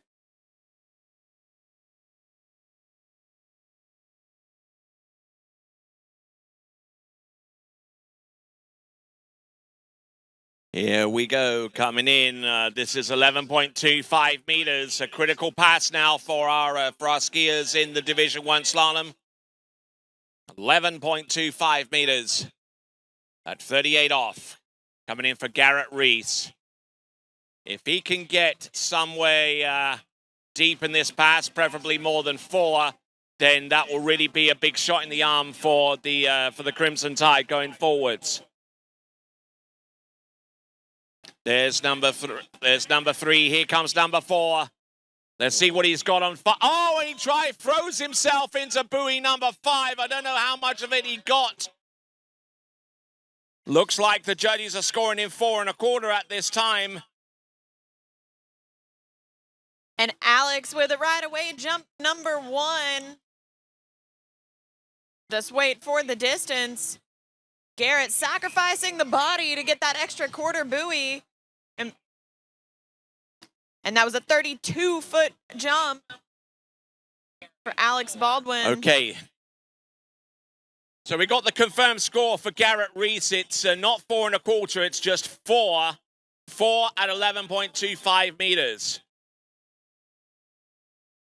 Which puts him into a multiple way tie for either 3rd or 4th right now.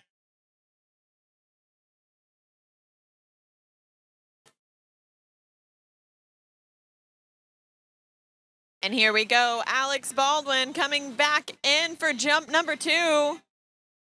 32-foot score in the books. Looking for more. Here she goes. Up and over.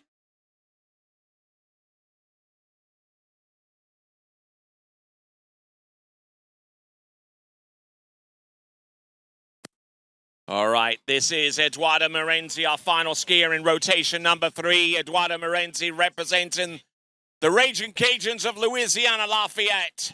Little narrow on 5, but managing to get all the way through that opening pass, which is at 32 off at 36 miles an hour.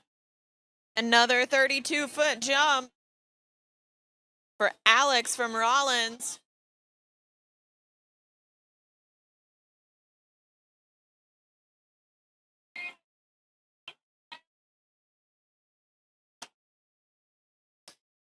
Alex opting to up the speed to 26, trying to squeeze out every foot she can to up her score for this third and final attempt. Here she comes.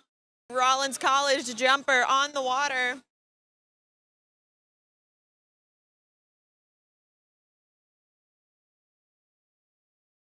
There you go, 3 right-away attempts.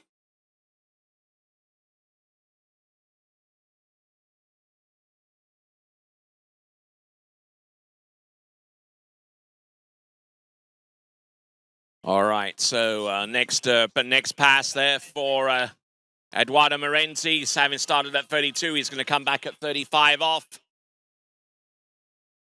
Looking to employ a strategy which has been invoked at least a couple of times before, taking 32 off for the opener and going 35 off coming back, with the hopes of putting 10.75 meters into the wind later on down the line. But he has to get there first, and we'll see how well he can do with this pass and the ones that come immediately into his gun sights.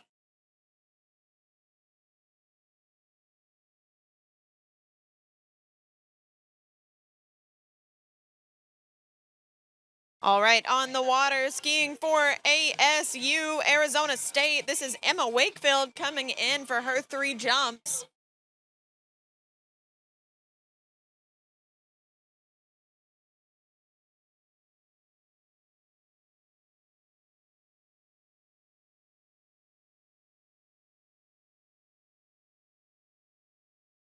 Emma coming in, up and over, and getting some kick off the top of that jump ramp for a right-away attempt. Jump confirmed. Okay.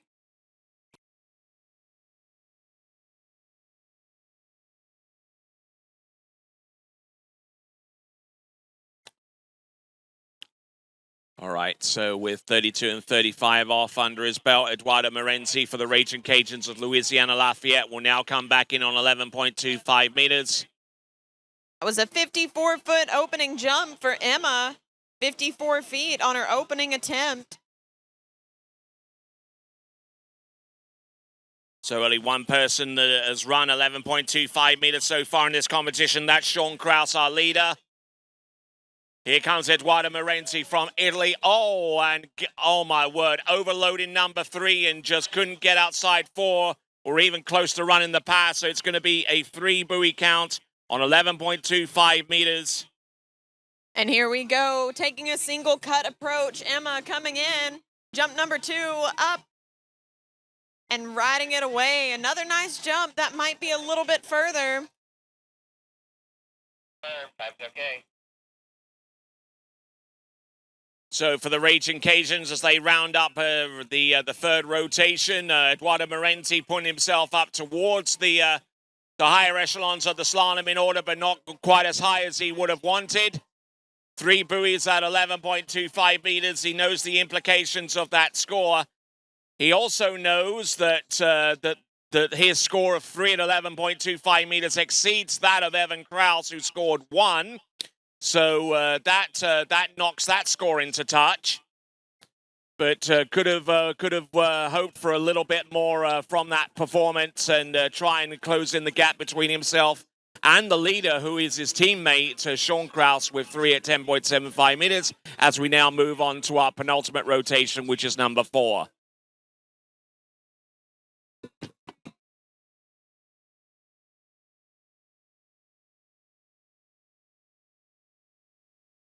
So 56 feet for Emma on her second attempt.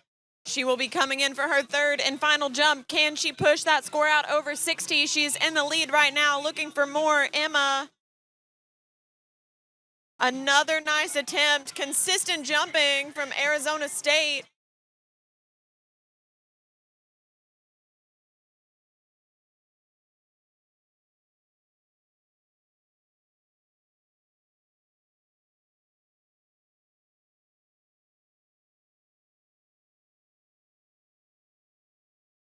54 feet on that last jump, so backing it up a little bit, but great jumping from Emma Wakefield.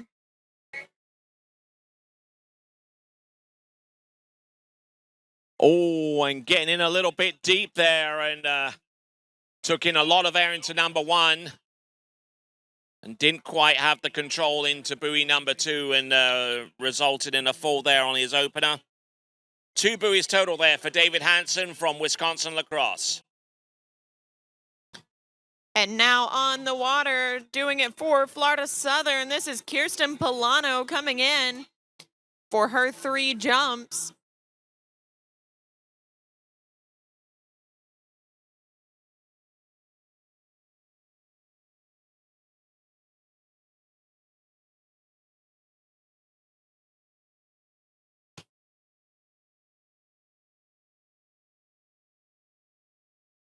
Okay, so the score has been revised from 2 to 1.5. 1.5 there for David Hansen for Wisconsin Lacrosse. Colin Fogel from Texas A&M is our next slalomer to go. Second skier in the 4th rotation.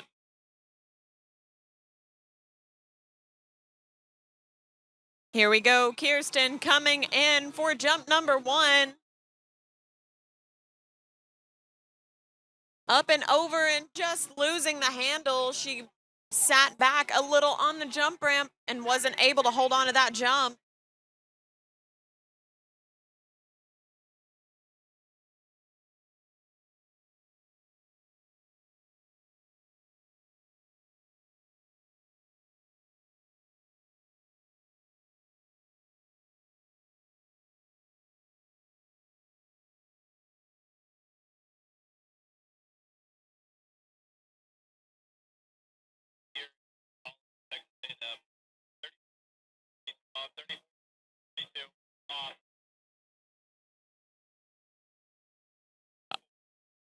Electing to go in at 22 off at 34 miles an hour is Colin Fogel from Texas A&M, the Aggies.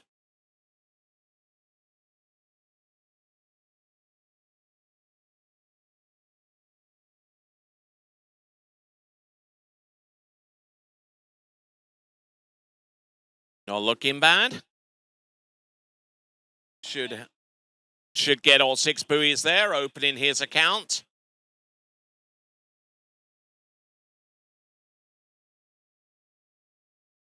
And on the jump leg, the boat has Kirsten back up and on the water. She'll be coming back in for jump number 2.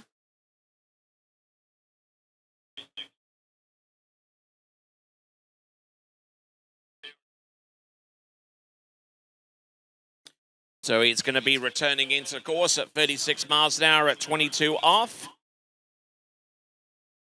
Here we go, Kirsten looking to put a score on the board for the Moccasins.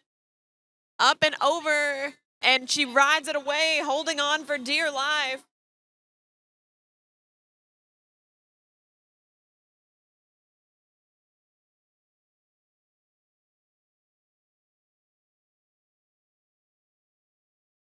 So we've got D1 running on both lakes. But I don't think any skiers from the same team have matched up yet in men's slalom and women's jump, which has allowed these skiers to watch their teammates.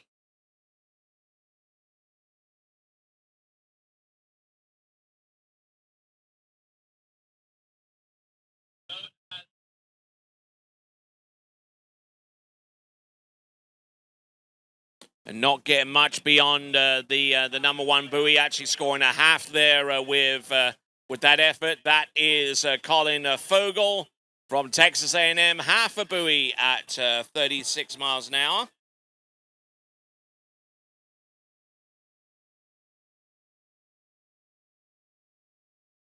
And on the replay, you can see it was a little bit of a hard fall for Colin, but he's okay, gave us a wave. And now we have Kirsten coming in 3rd and final jump for Florida Southern. Oh, and not going to ride that one away. But she's happy.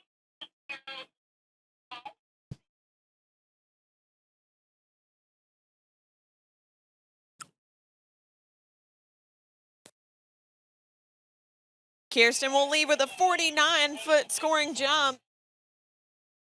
So racking up some team points for those moccasins.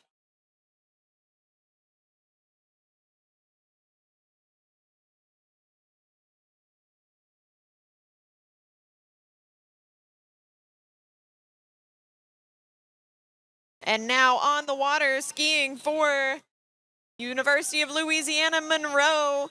This is Leah Miramont coming in for her 3 jumps.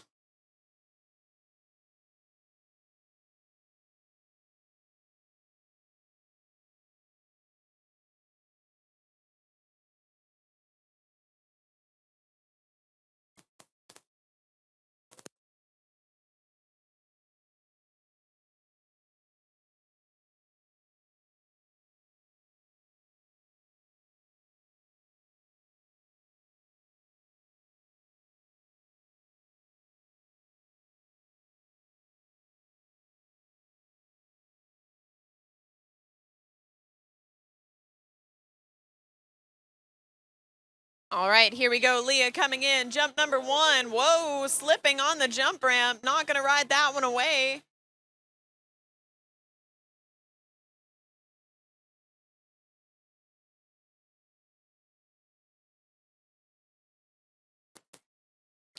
But the boat's going to pick her back up, get her skis back on, and she'll come back in for jump number 2. You can see on the replay, the way her skis left the jump ramp, she wasn't able to hold on to that one.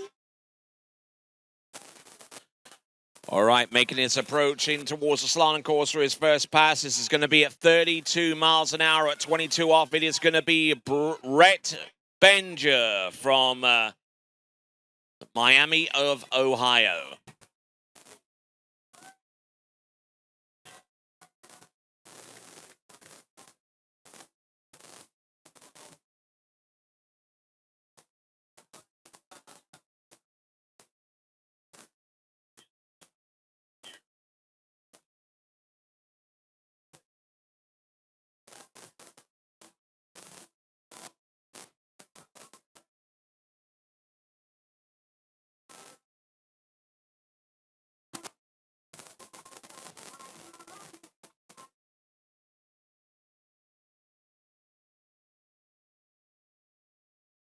Okay, here comes Rhett Benger from Miami of Ohio. Not looking too bad on the opening pass, although he is a little narrow coming into number 5. And just about sneaks it through. And the boat has Leah from ULM back up and on the water. She probably got some shore coaching down there from her teammates and will come back in for jump number 2.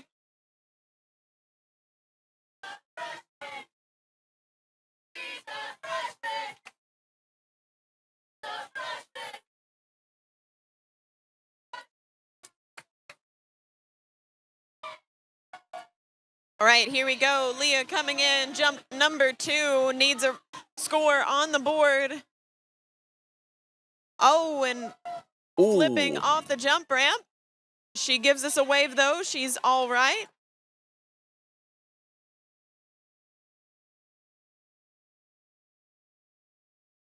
Okay, as we continue to work along, our skier on the water is Rhett Benger from Miami of Ohio. He's just run the opener. Now he's going to come back at 34 miles an hour with the line length still being the same length, which is 22 off.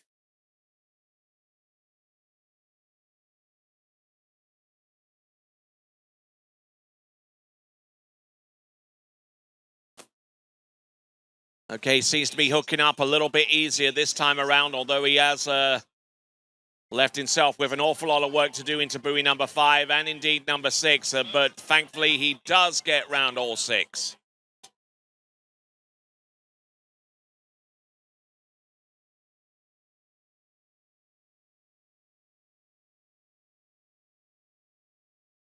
So he'll be returning to the course at 36 miles an hour for the next run. So you can hear down on shore those ULM Warhawks cheering Leah on. She's going to slow the boat down to 24 miles an hour, trying to get a score on the board.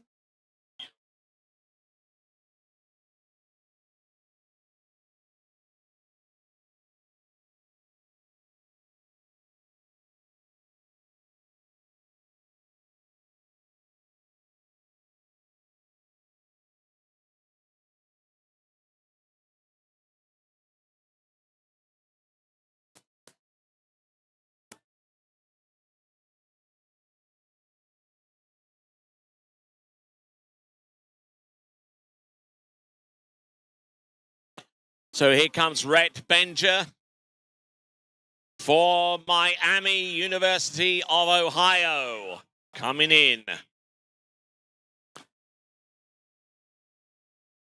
Feeling the effects of that tailwind now. It's not exactly going to help him out much. But he's still able to get down this run. And that's his 34 miles an hour at 28 off, and he gets that pass. And here we go, Leah, third and final jump. Let's see what she can put together here for the Warhawks. Up and over. Oh, and so close. But her team's cheering her on. She went out and put up an effort.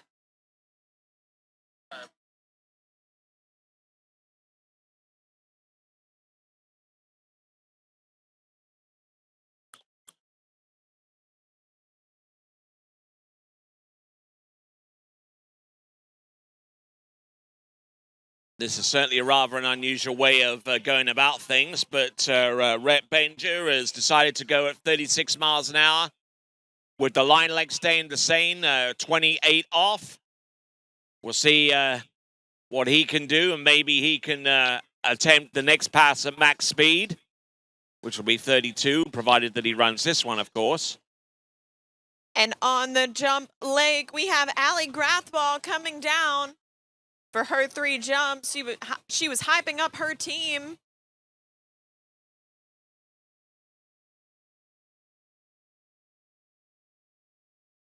And now coming back in, Rhett Bender of Miami of Ohio.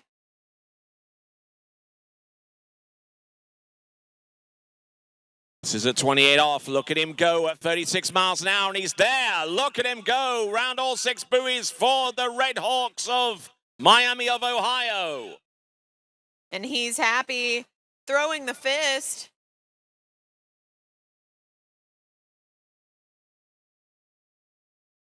Allie coming in, doing a 3/4 cut approach on jump number 1. And passing on that one, maybe just a little bit early.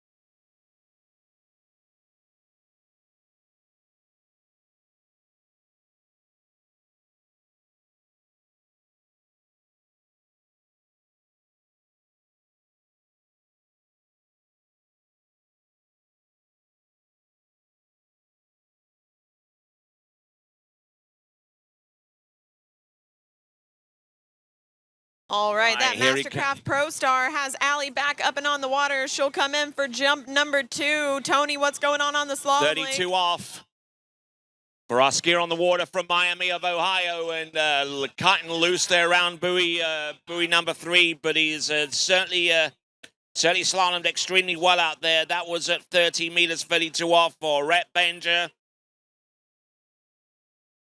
Certainly was happy there to get that far. Was celebrated after the 28 off run. So with 2.5 at 32 off, that is Rhett Benger before we go on to our next competitor. And here we go. Allie Grathball coming in, taking a 3/4 cut on jump number 2. Passed on jump 1.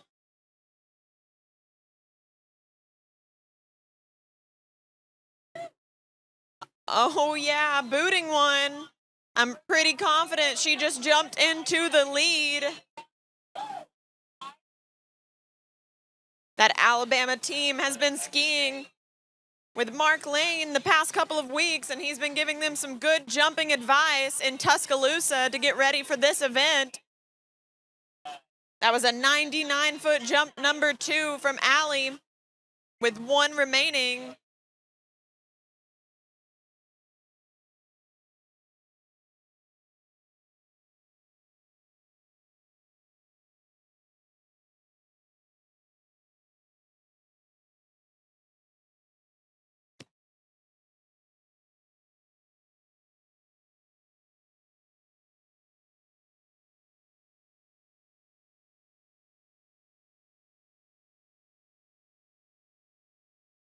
All right, so Ben Harvett. All right, here we go. Allie Grathwall coming down the lake for her 3rd and final jump. Can she get a score over that century mark? Looking to go in at 30 feet miles in an the hour, books. 22 off is Ben Harvett from Madison.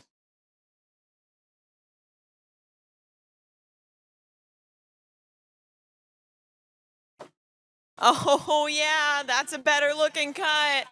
We'll have to wait and see. Looking good there with the opening pass. This is Ben Harvett, 30 miles an hour at 22 off. A little bit shaky towards the back of the ski, like there, for instance, round number 4. Taking his time to get round number 5 there, and I'm not too sure whether he made it round number 6.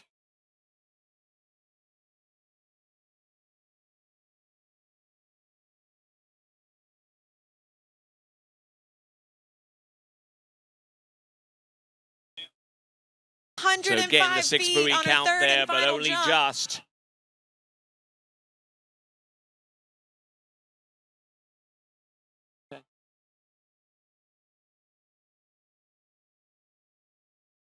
All right, so 105 feet for Allie Grathwall on her 3rd and final attempt. All right, and with that, we've got Ben Harvett on the water. He'll be coming back at 32 miles an hour at 22 off. Line stays the same at this point in the proceedings for Ben Harvett of Madison, Wisconsin.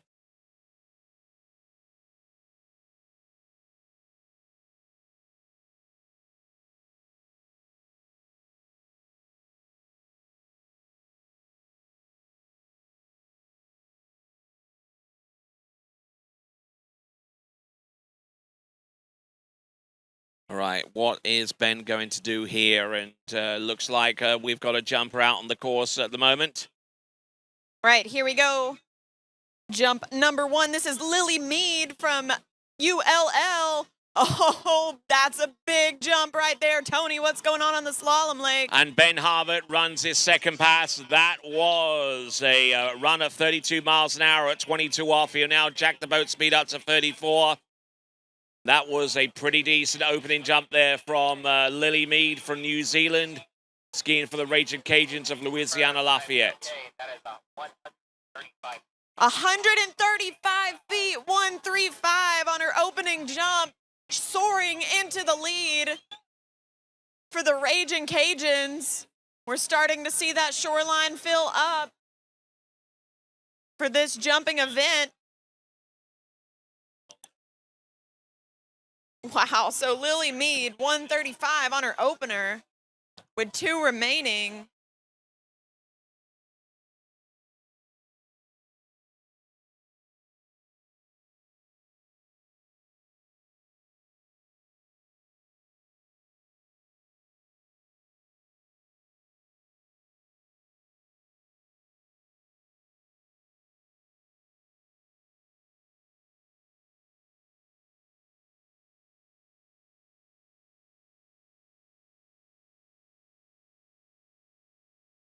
Here we go.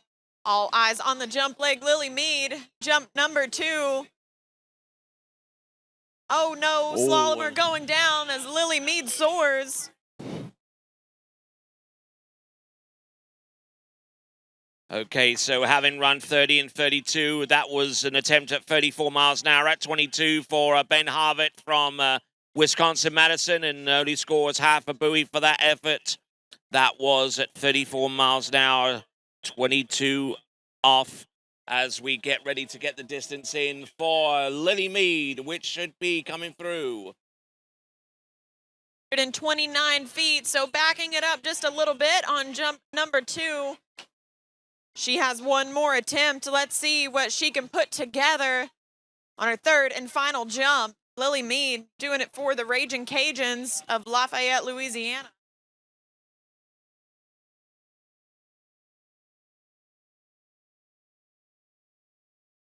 All right, now working our way towards our fifth skier in this men's slalom, fourth rotation, Mason Guilford of Clemson.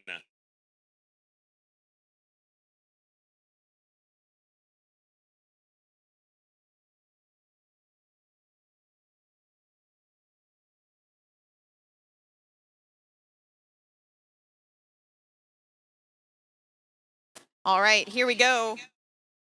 Lily Mead, third and final jump, 135 in the books. What can she do here? Gonna pass. Did not like the look of that one, but the Raging Cajuns are happy as Lily Mead skis to shore.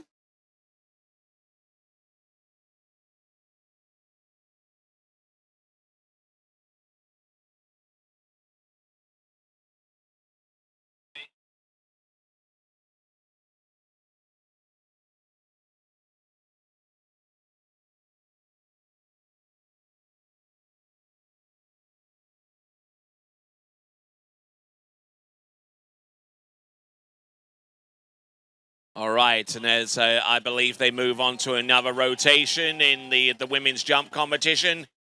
In slalom, we are about halfway through the fourth rotation of men.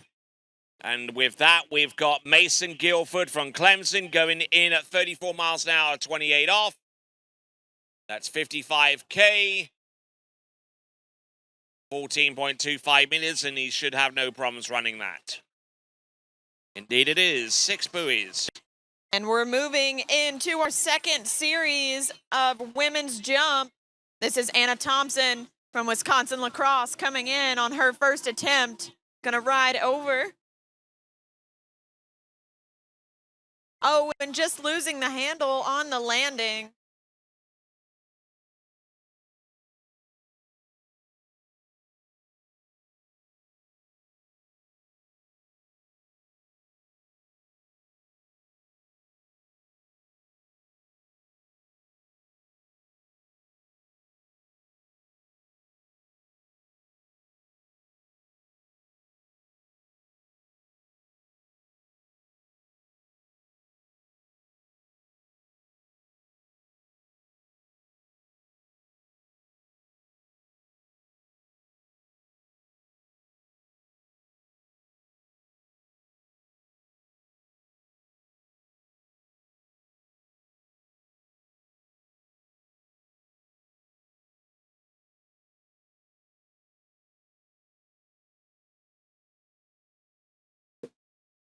Or going down rather early there on that pass there for Mason Guilford of Clemson. He got through 34 miles an hour at 28 off to start things off, and coming back at 36 miles an hour.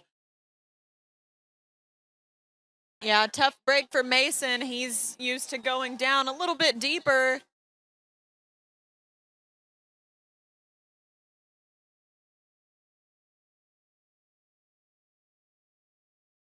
And the boat has Anna back up and on the water. She's coming in for jump number 2.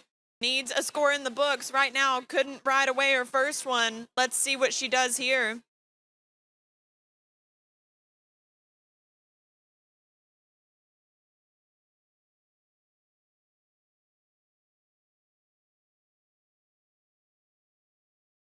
All right, our next skier to take to the water, representing Kansas, it will be Luke Hamilton.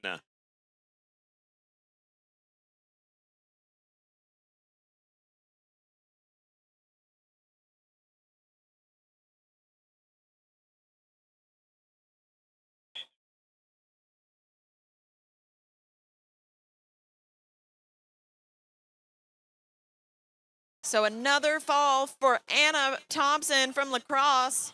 And Tony, who do we have on the slalom lake? Luke Hamilton right now for Kansas.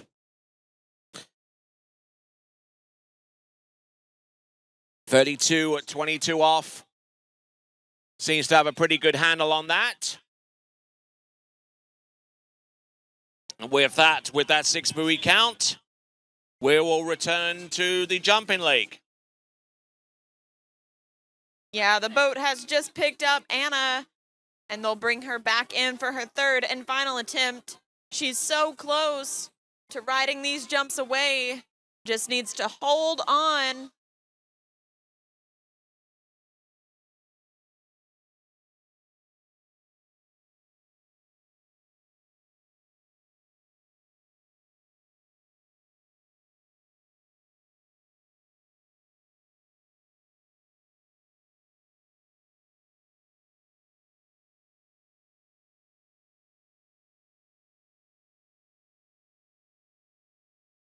Here we go, Anna coming in, third and final jump, doing it for lacrosse. Oh yeah, she holds on. Getting a score for her team.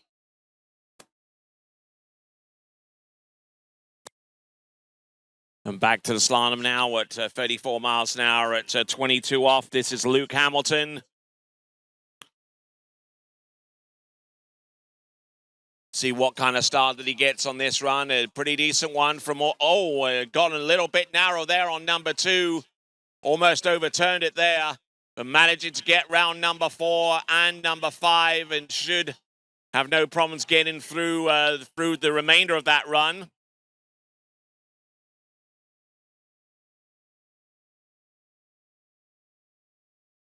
One or two skiers getting a little bit caught out with the wind, I fancy. So 42 feet for Anna's third and final jump. She was able to put a score on the board for lacrosse. And now skiing for Texas A&M, this is Kylie Ament coming in for her 3 jumps.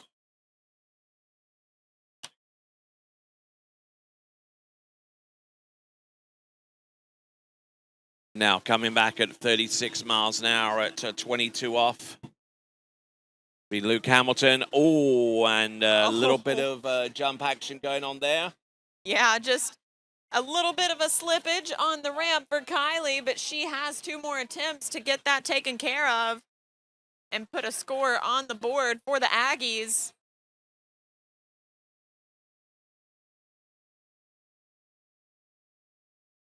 Here we go, coming in. This is Luke Hamilton for Kansas, coming in a 4th rotation of skiers.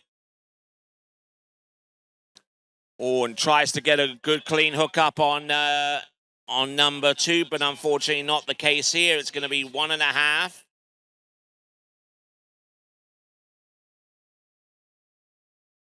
At 36 miles an hour, 22 off. Luke Hamilton. As we are now over the halfway mark on rotation 4. Skier number 7 coming right up then, therefore, and it'll be Will Brazese from Rollins College. Yeah, Will Bruzesi coming in. Bruzesi. That's a tough one to pronounce, Tony. Okay, the first time I've seen that name, Will Brazesi. He's originally from Vermont, moved south to ski for the Tars.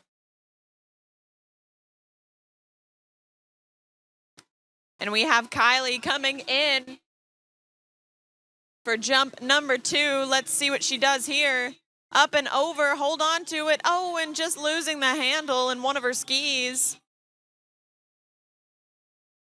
That was a much better attempt, though.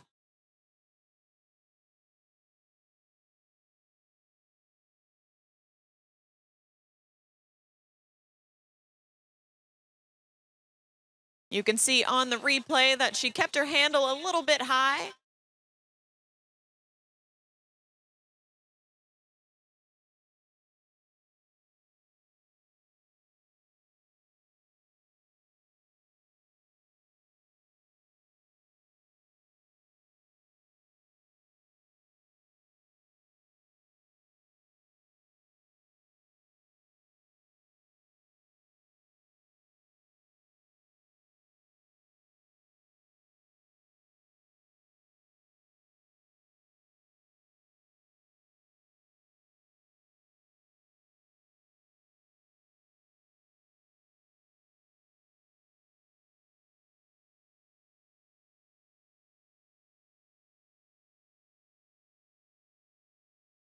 All right, Will Brzezzi making his way down the lake on this opening pass. 34 miles an hour, 28 off. And looking in good shape. Seems to be working himself cleanly through that run. No worries there for him. Yeah, Will has a really pretty slalom style.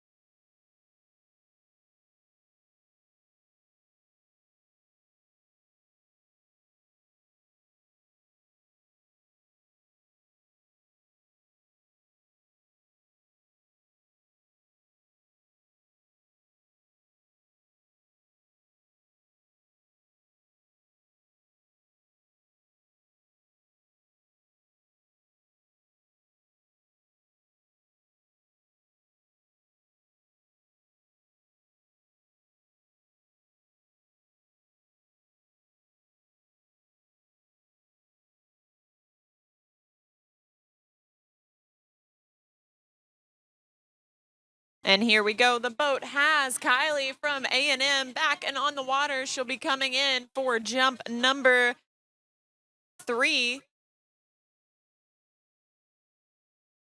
All right, then eyes up for Will Brzezzi of Rollins College coming in. He looked pretty strong there at 34 miles an hour, 28 off. This is now 36 miles an hour on the same line length, and no real significant change there. He gets around all 6 buoys on both runs. And here we go. Kylie coming in, needs a right-away score. Can she do it on jump number 3? Oh, so close, but just letting go. Great effort from the Texas A&M Aggie. She's getting some cheering from her teammates.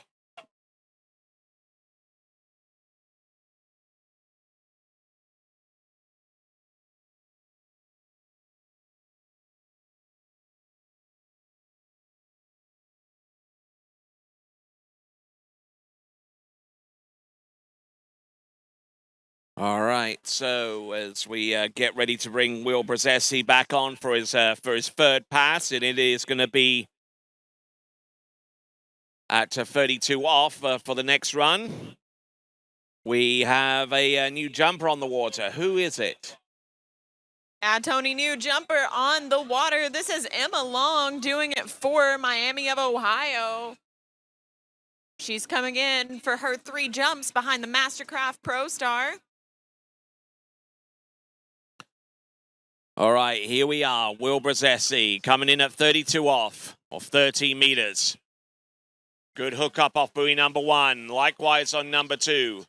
The wind seems to have died down a little bit here, but let's see if he can use that to his advantage. Getting around all 6 there at 32 off. No worries there for Will Brzezzi. Yeah, nice pass there. And Emma Long coming in, jump number 1, up and over. And she holds on, riding it away. We'll wait for the distance.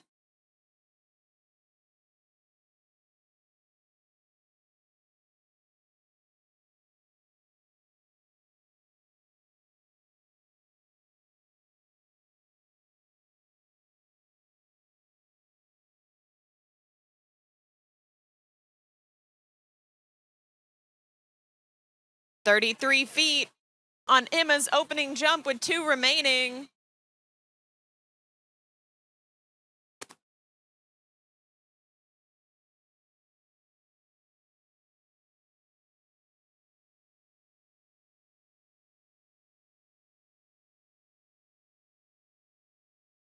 Here coming So in Emma, at 35 off with the boat speed at max speed of 36 miles an hour. This is Will Brzezzi.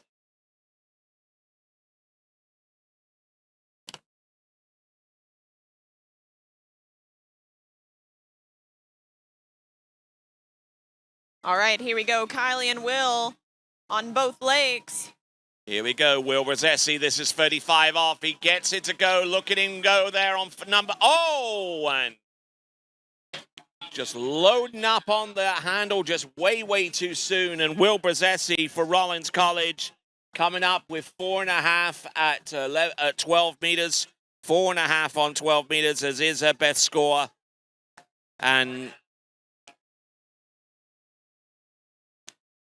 okay, so let's have a look at the situation with Rollins College. For example, they got 3.5 on 12 in the first rotation, 4 on 11 on the second, and half at 12 in the third, which means the score that they're trying to knock out of their total is half on 12 meters. That score produced by Nathan Cherry.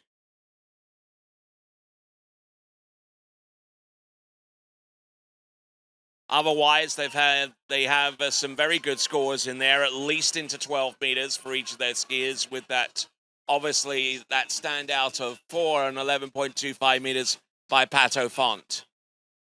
Yeah, Pato putting up a great score earlier today. And Emma Long, she has a 36-foot jump in the books, coming in for her third and final attempt.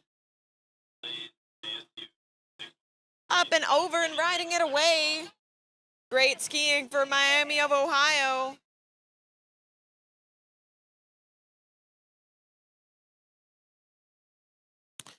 All right, heads up, folks. Our next skier to take to the water, coming to us originally from the Golden State of California, but studying at Arizona State University in Tempe. This is Blaze Grubbs at 32 off, 36 miles an hour.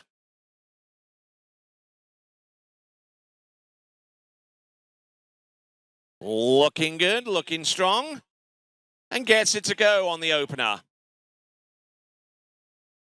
All right, who have we got jumping there?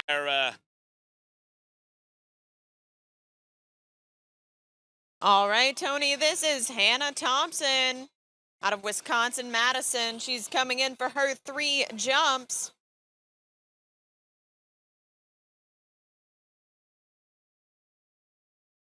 And that was a 42-foot final jump for Emma Long, so pushing out her score a bit further. Great skiing. And Hannah coming in, jump number 1. Let's see what she can produce here.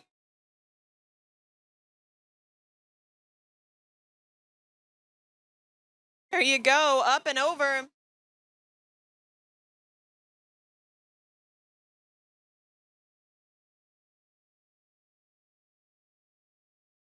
Okay, so now I'm making its way into the course at 35 out, so we await the distance of that jumper. Blaze Grubbs coming in very, very soon at 35 off, 12 meters. 46 feet on Hannah's opening jump, 46 for Madison, with 2 remaining.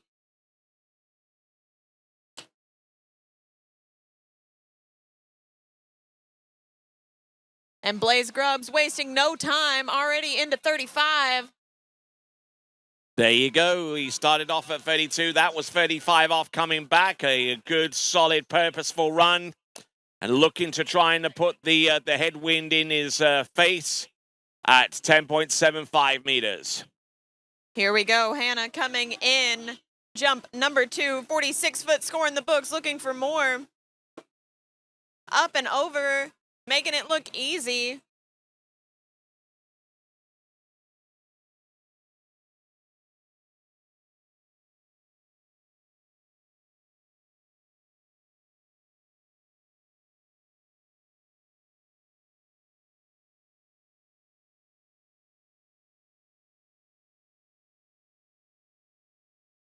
Hannah hyping up her team. 45 feet, so right there in the same range, but backing it up just a little bit with 1 remaining.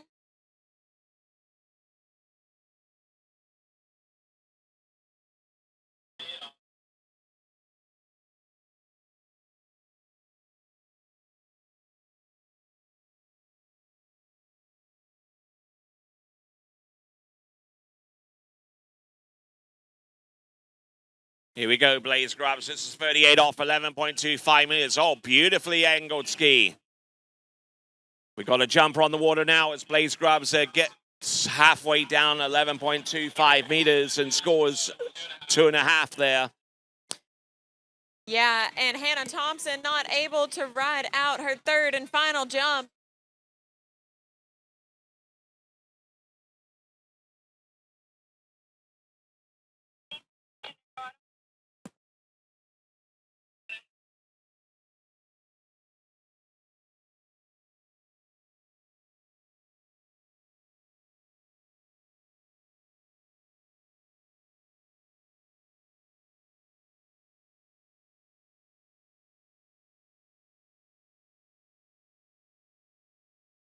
All right, so we have a jumper on the water. Who is it there, Chelsea?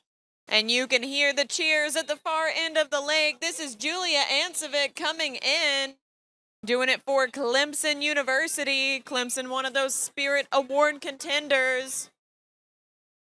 If I can hear them from the announcer's stand, that means they're doing something right, spirit-wise, Tony. Absolutely, and they're all looking for that big prize there of equipment from HO Syndicate as the winner of the Spirit Prize. And we're just seeing Blaze Grubbs with 2.5 on 11.25 meters. Now, Arizona State's worst score out of the 4 skiers that have gone so far is 2.5 on 12 meters, and that score was good. Actually, their worst score is 4.5 on 14 meters, 36 miles an hour. So they're looking to knock that score out with their next contribution. All right, here we go. Julia up and over and riding it away, throwing the fist, doing it for the Clemson Tigers. You can see here on the replay, Julia looking really steady on the jump skis. She comes from a show skiing background.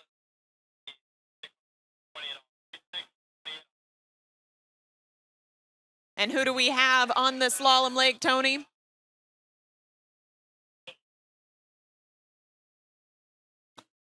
Coming in, this is Colin Frucci from Florida Southern College. Going in at 36 miles an hour at 28 off. Shouldn't have any problems running this opener. And indeed he doesn't. There you go. Opener, 6 buoys, no worries. So 32 feet for Julia on jump number 1 with 2 remaining. And here she comes. Jump number 2, Julia. Up and over, another nice looking jump. She opted to speed the boat up a little, so maybe that'll push her distance out even further.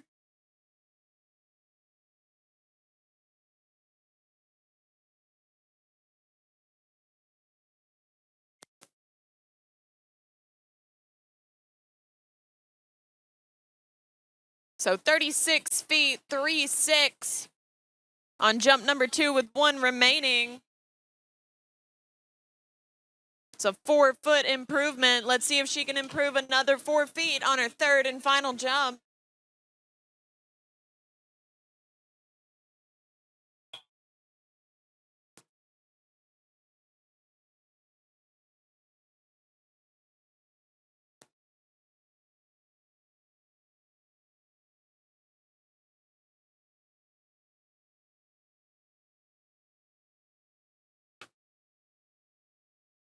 Here we go, Julia, 3rd and final jump. Up and over and riding it away.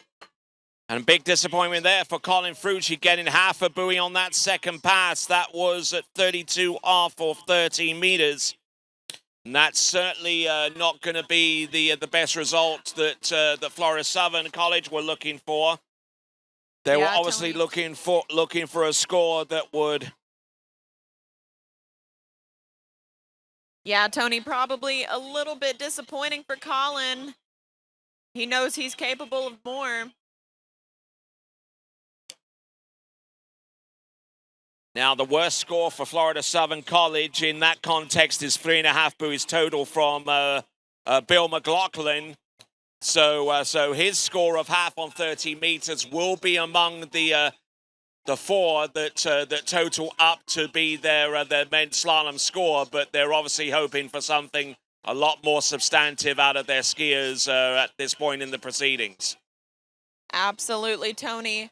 And Julia's 3rd and final jump was 37 feet, 3.7. Now we have Summer Hartzler coming in from Kansas, looking to put a score on the board for KU.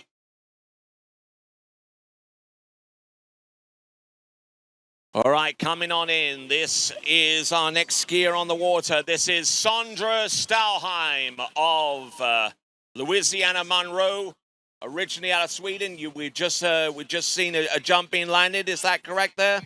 Yeah, Tony, we saw Summer with a right away jump number 1.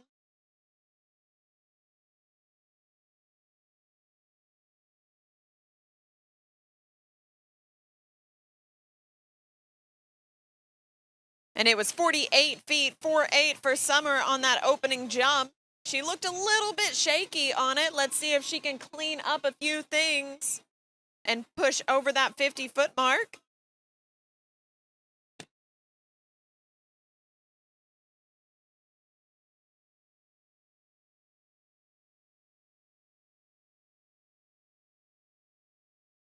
All right, so we've got Sondra Stalheim right now with a 6-buoy count on the opening pass at 28 off for 14.25 meters.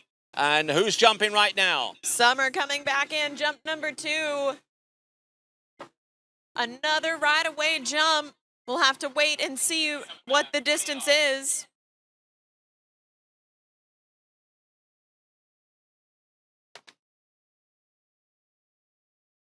So 28 off coming back. He obviously went in at 22 and cleared that.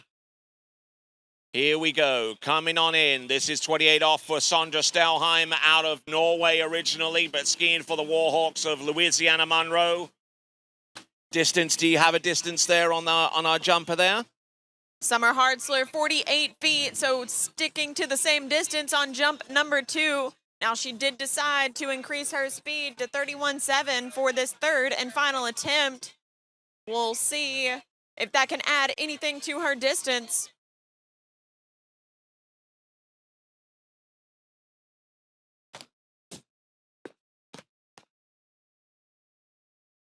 And as we continue right along, we have Summer coming in on a third and last jump. Is that correct? Summer coming in, up and over. Faster boat, but she rides it away. KU's happy, cheering on the shore. Right, as we get ready to bring Sondra Stalheim into the course and wait for the distance for Summer's last jump, let me tell you about the Collegiate Team Grants Fund offered by the USA Waterski and Wake Sports Foundation. Find out more about it by going to usa-wwf.org/grants, or you can pick up some information here in the VIP section. And also, if you want a face-to-face conversation with a representative of the USA Waterski and Wake Sports Foundation, find Brenda Nichols, and she'll be more than happy to set you straight. Here we go. This is Sondra Stelheim. This is at 32 off. And again, a little stretch into number 5, but managing to keep the ski down and get round buoy number 6. And do you have a distance there for Summer's last jump? Tony, that was 52 feet, 5.2 on Summer's third and final jump. And now from Rollins College, we have Isabella Tremblay on the water. Coming in for her 3 jumps.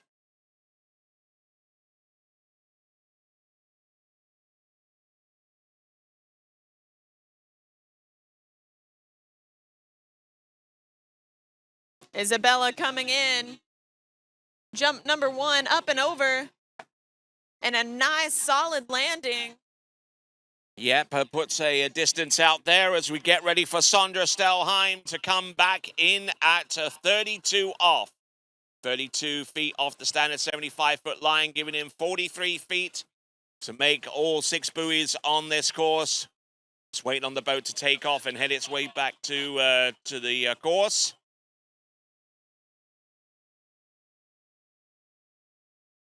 "46 feet to open things up for Isabella. A solid-looking opening jump. We'll see if she can push out that distance any further. Tony, what's happening on the slalom lake?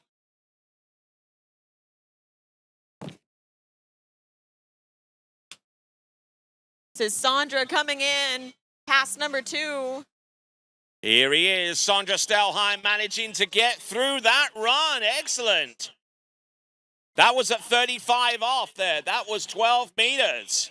It's a pretty casual-looking 35 off, Tony. Yeah, and impressive stuff there. And now he's looking to try and give the Warhawks of Louisiana Monroe a big shot in the arm. Here we go, Isabella up and over. Jump number 2, another nice jump. We'll have to wait for the distance.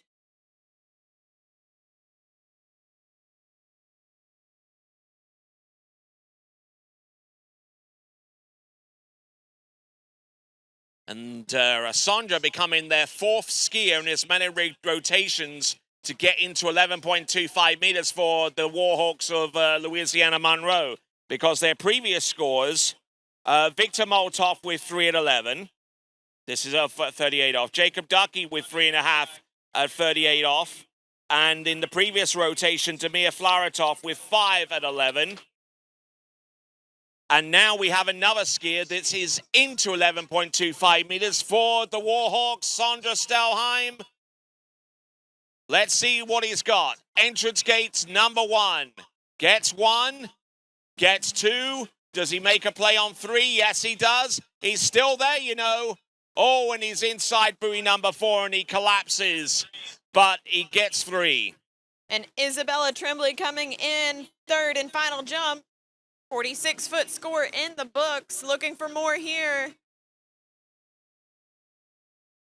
There you go. Another nice landing from the Rollins Tar.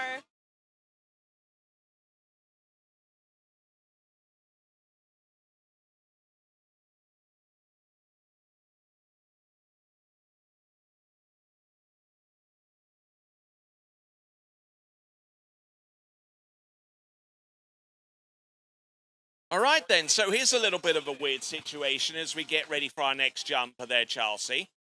For Louisiana Monroe, they have a 5 at 11, a 3.5 at 11. They've got 2 3s at 11.25 meters.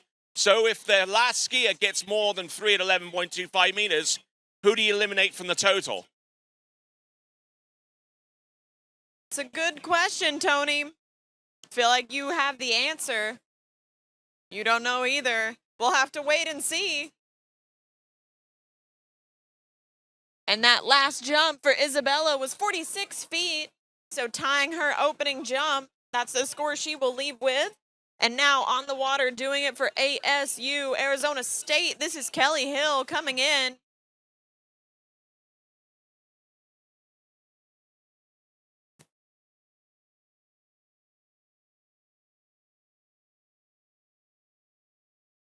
All right, then. So as we work our way down towards the end of the fourth rotation, Cade Stockstill from Alabama is next. And we have Kelly coming in with a 3/4 cut approach.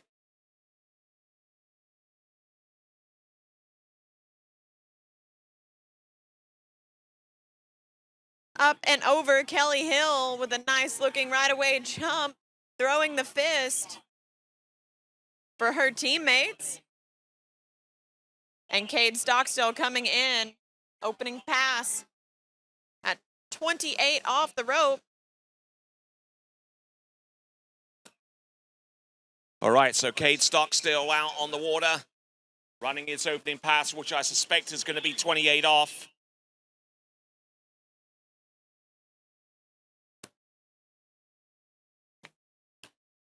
"62 feet for Kelly Hill on her opening jump, 62 feet. We'll see what changes she makes here to push that score down the lake a little bit further, maybe bring her cut down the lake a little bit, get a little bit later.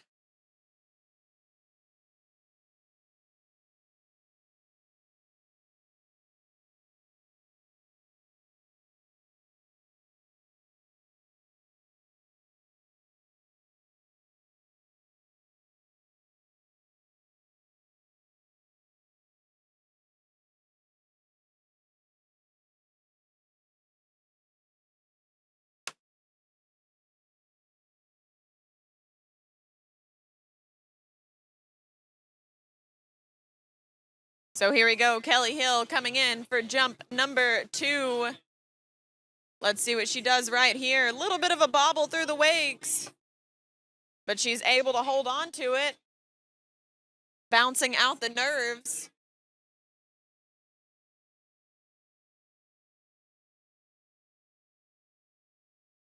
And Cade Stockstill coming back in past number 2. Yes, this is at 32 off or 30 meters. Just trying to work his way cautiously round the turns and then pile on the pressure behind the boat to stay in track with the run. And it is a 6-buoy count at 32 off. And that was a 66-foot jump for Kelly Hill, 66 feet with one remaining. Let's wait and see if she can push that score out to that 70-foot mark. So we have West Coast on one lake and a sack skier on the other.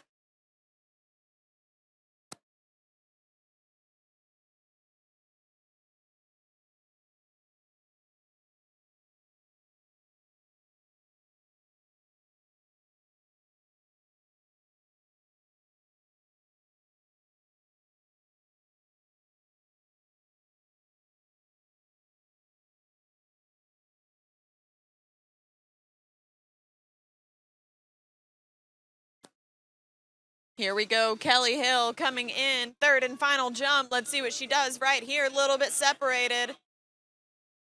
Up and over, that's gonna be a bit further.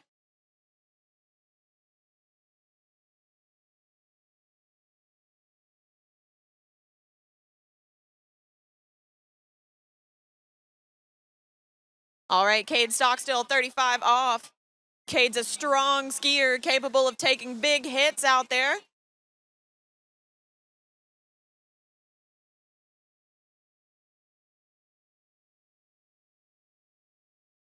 So 6 and out the gates for Cade Stockstill at 35 off, 12 meters. And Kelly Hill, 7-0, 70 feet on jump number 3. Great skiing from the Sun Devil. And Cade about to take down Check. that 38 off pass. Check. We have yet to see a men's skier through that pass yet today. And a little bit of history made yesterday. The whole women's podium skied into 39 off. So exciting stuff. We'll see what these guys can produce. We have a 4-way tie for second place, right? Yep.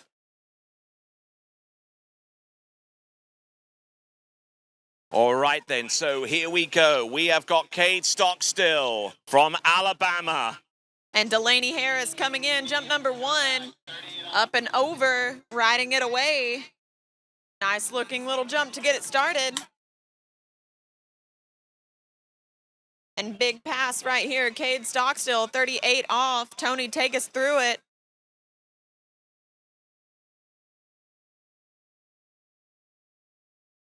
Here we go, it's 38 off for Case. Oh, and blows the tail round buoy number 3 at 38 off. Cade Stockstill is going to get 2.5 for that. So 61 feet for Delaney on jump number 1. Yeah, Cade taking a big hit at 2-ball right there. All right, so with that, that's 2.5 at 38 off, 11.25 meters for Cade Stockstill. So another one of those boys to get tied up at 38, Tony. Yeah, quite a lot of them are getting bunched up around 38 off now. So far as Alabama is concerned, their scores have been 5 on 12 meters. That's 5 at 35 off, 6. And here we go. At 38 off. Sorry, Tony. We have Delaney coming in. Jump number 2. Up and over. That is probably a little bit of an improvement from 61. We'll have to wait and see. So, Tony, tell us some more about these Alabama scores.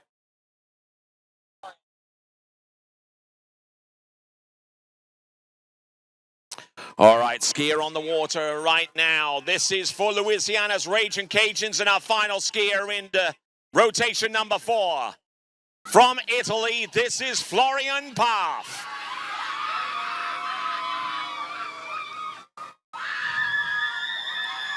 Looking good, looking in good shape on the opening pass. That is Florian Paff for the Cajuns of Louisiana Lafayette. Now, And he that came was a in at big 36 second miles. jump for Delaney Harris of 71 feet. and she'll be coming back in shortly for her third and final jump. Tony, back to you. Yes, Florian Paff currently on the water right now. Now, I was about to have a look at the scores for Alabama. I'll turn my attention down to the Raging Cajuns in just a moment, but we're seeing some good jumping out there at the same time, aren't we? Yeah, Delaney Harris on jump number 3, throwing it down for the Moccasins of Florida Southern. We'll wait for the distance. She's got a 71-foot score in the books. 73, so pushing it out even further. Great skiing for Delaney.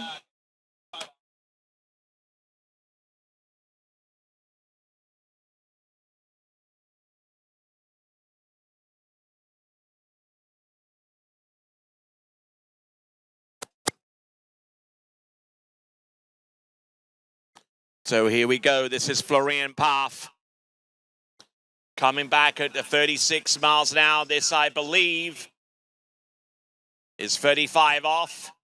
Oh, and he goes for the inside hangel drag. What style.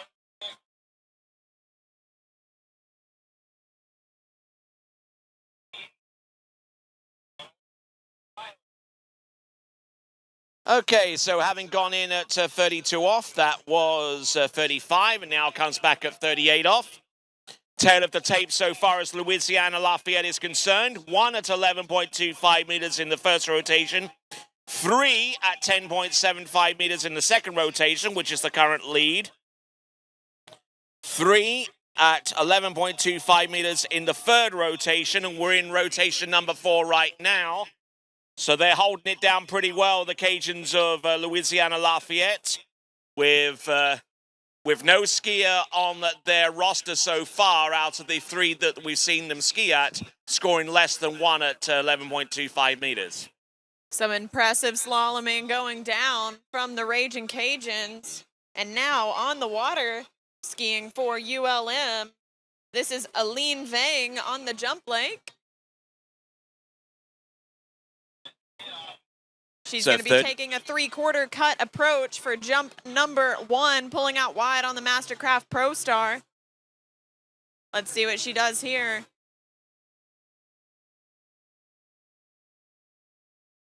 Slipping a little on jump number 1, but riding it away.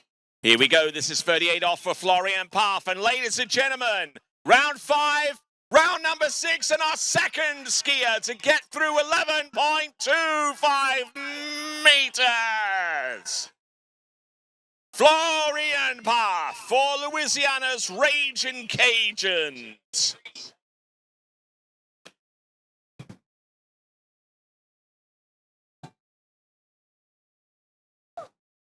A 96-foot opening jump for Aline, 9.6. With 2 remaining, great start from the Warhawk.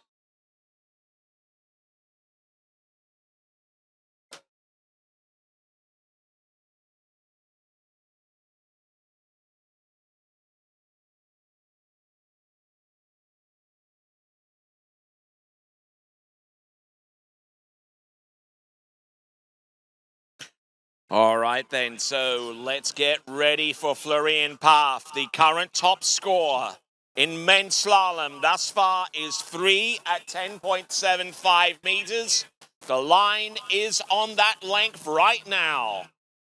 And here we go, Aline coming in, jump number 2, 96 foot in the books. Looking for more here. Up and over, a nice looking jump. That might be a little bit further. Here comes Florian Paff now. Round buoy number 1 gets the good hook up. He's round buoy number 2. He's still there for 3. Look at it go. Round buoy number 3. Heads up, folks. He gets round buoy number 4 and enough of number 4 to take the lead. And the Raging Cajuns are happy, cheering him on from shore. 99 feet, 9.9 on jump number 2 for Aline with 1 to go. Those Louisiana schools are throwing down right now on both lakes. Absolutely, and with a total score of 111.5 buoys, that is Florian Parf of Louisiana Lafayette with 3.5 at 10.75 meters and taking the lead away from his teammate, Sean Kraus. And Tony, he got a pretty good start at that pass. Yeah, he did. Most certainly. We would have run that any other day. Here we go. Aline coming in. Third and final jump. 99-foot score in the books. Can she push it out over 100? Big cut. I don't know. We'll have to wait and see.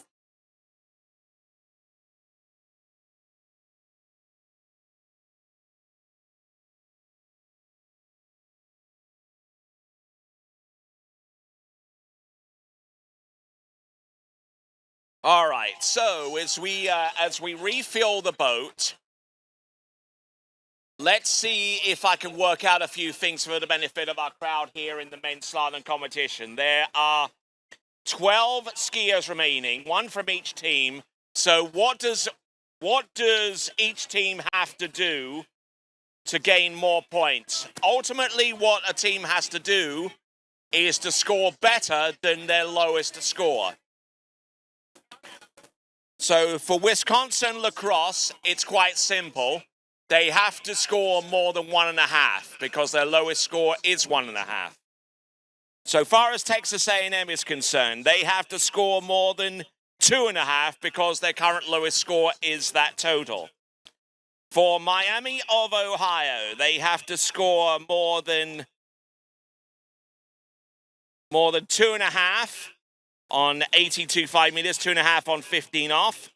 Masontown has that score. All right, Tony, sorry to interrupt you. We're going to get right back to that. But now, Emma Goldstein from the Crimson Tide, Alabama, coming in, jump number 1.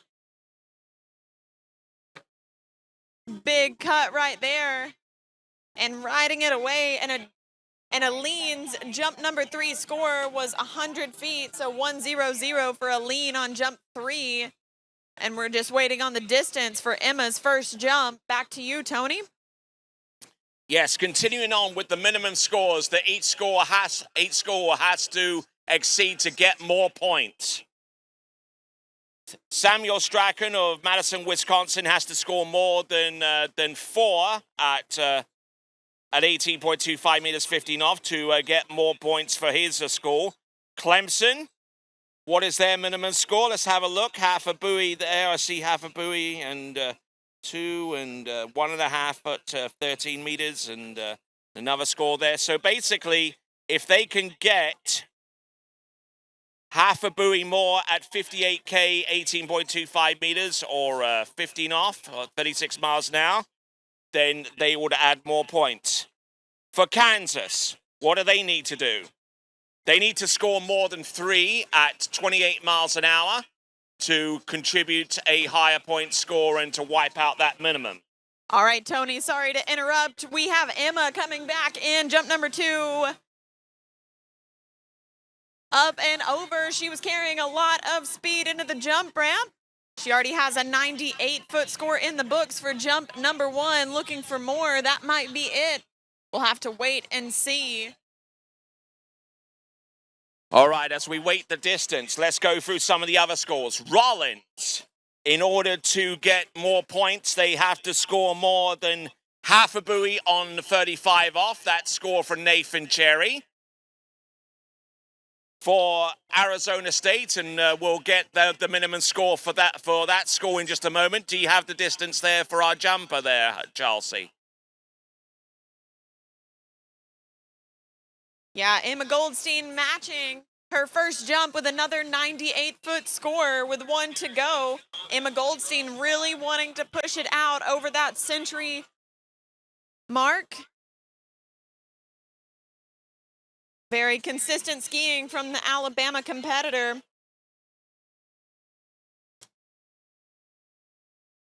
All right, continuing right along as we look down this list of scores. We got Thomas Berglund. And here we go, Emma Goldstein third and final jump. See what she does here, bringing it down a little bit. Another really nice looking jump. We'll have to wait for the distance. All right, we await the...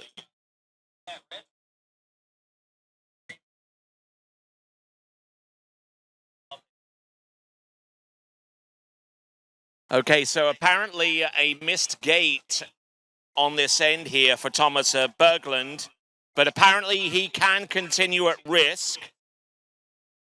102 feet, 102 for Emma on her third and final jump. Great skiing for Alabama. And here we go on shore.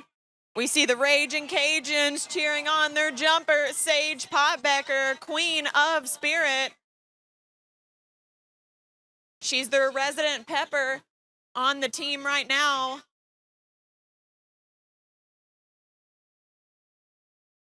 Okay, so our skier on the water there is Thomas Berglund. It's been made aware of his situation in regards to his missed entry gates on the opening pass and knows that he can continue at risk.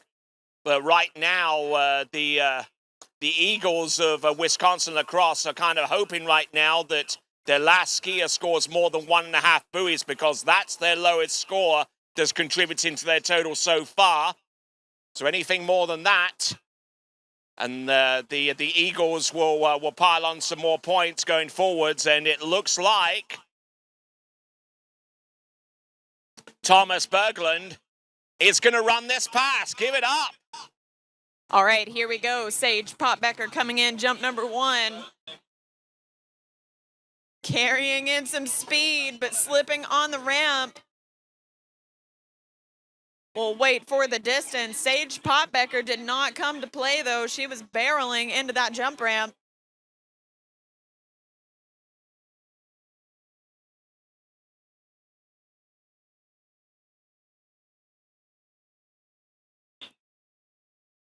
Okay, so we went in at 30, missed the gates, went back at 32, got the full pass, and now comes back at 34 miles an hour. So it's like nothing ever happened, at least at the 30-mile-an-hour run. Anyway. And that was 115 feet, 115 for Sage's opening jump. So going out and automatically skiing into second place behind her teammate, Lily Mead, with 2 remaining. We'll see if she can push out that score a little bit further. So, also like to shout out one of our sponsors, Visit Baton Rouge. They've helped us out with this tournament. We couldn't do it without them. Thank you so much for supporting Collegiate Nationals. 1.5 for both.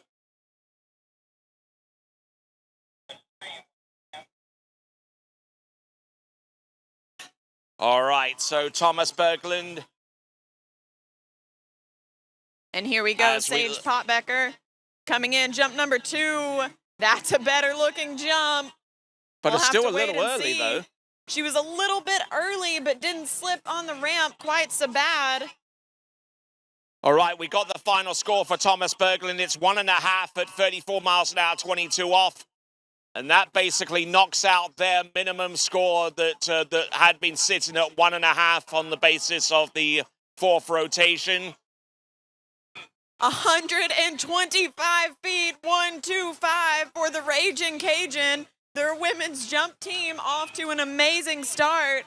Sage Potbecker, 125 with 1 remaining.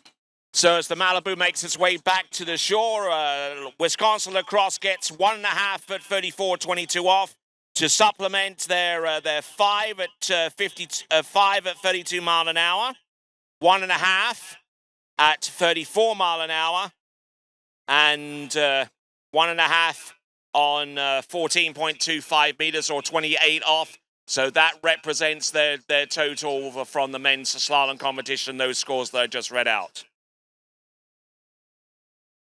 Once again, you have 5 skiers available to you in a particular event spread across 5 rotations.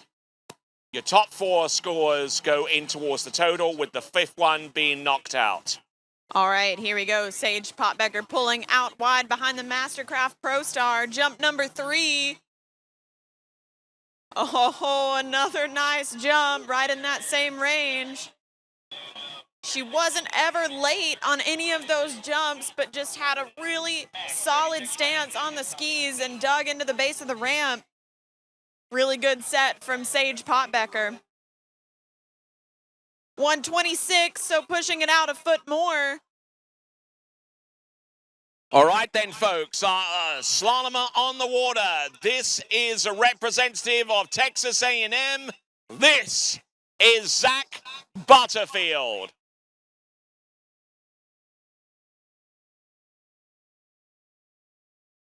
And gets it to go there at 36 miles an hour, 22 off. All right, so we are on to rotation number 3 in women's jump, I believe. Yes, we are. Sage Trumbauer coming in for lacrosse.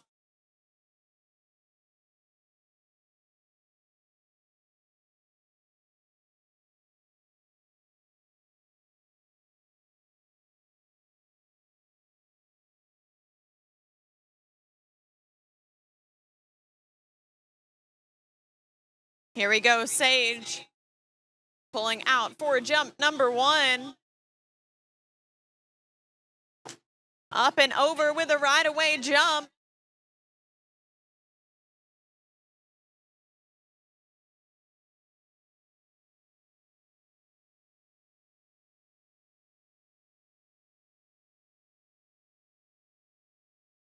Back, coming back. Get off.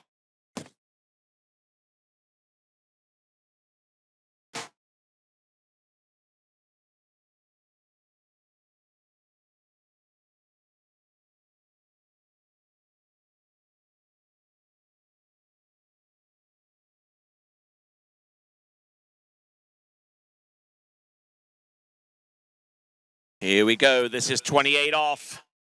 28 feet off the standard 75-foot line, leaving him with 47 feet to navigate his way around all 6 buoys, which he does so comfortably for the Aggies of Texas A&M. Coming back on the green loop, it's going to be 32 off for Zach Butterfield as we see our jumper, our first jumper there from Wisconsin Lacrosse, get the job done. Okay, for those of you that have a VIP pass, please be informed that lunch is being served. Lunch is being served at the VIP enclosure.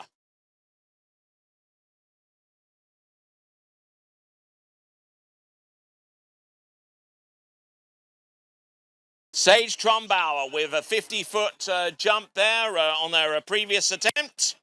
As we look at Zach Butterfield coming back in at 32 off the green loop.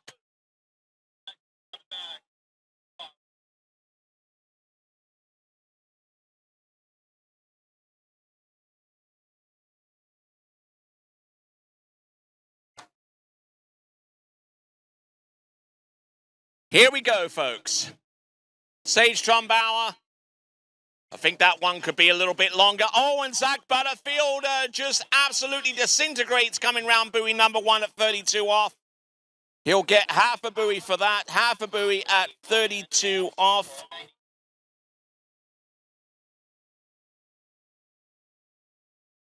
So just waiting for a distance on Sage's third and final jump. All right, so with that score of half a buoy at 32 off, that eliminates their 2.5 buoy total score, which they got on the second rotation, which makes the, well, actually in the first rotation, which makes their team score a little bit more respectable now. So 52 feet, 5'2" on Sage's third and final jump.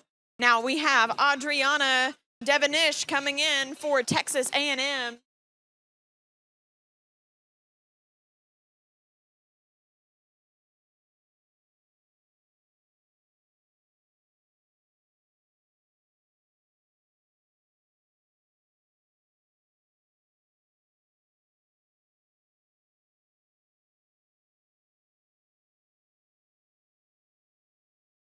All right, here we go. Adriana coming in, jump number 1.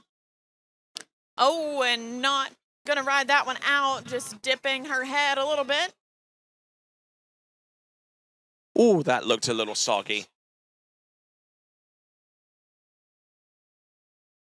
Just a reminder to all of our VIP guests, lunch is being served right now. So come on down. Yum, yum, come get you some.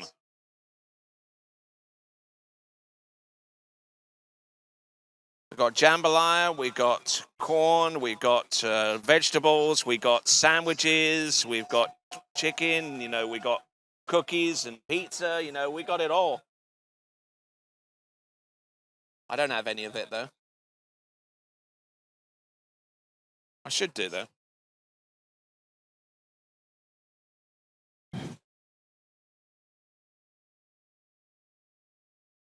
That's a AAA.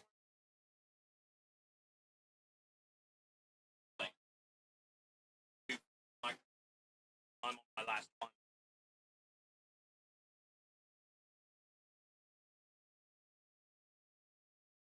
All right, then. So coming in, Mason Lecker. Or Letcher from Miami of Ohio.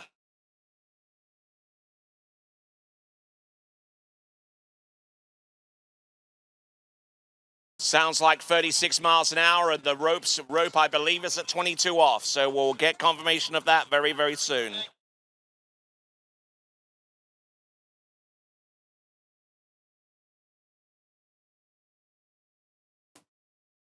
And Adriana back up and on the water.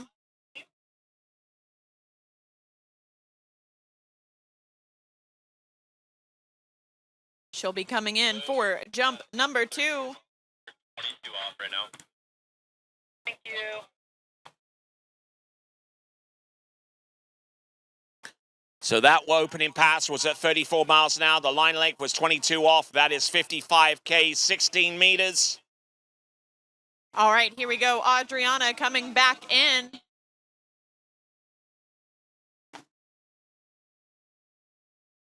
There you go, and a right-away jump for the Aggies. Yep, the Aggies are certainly turning it up a little bit here in the women's jump competition. That's right, Tony.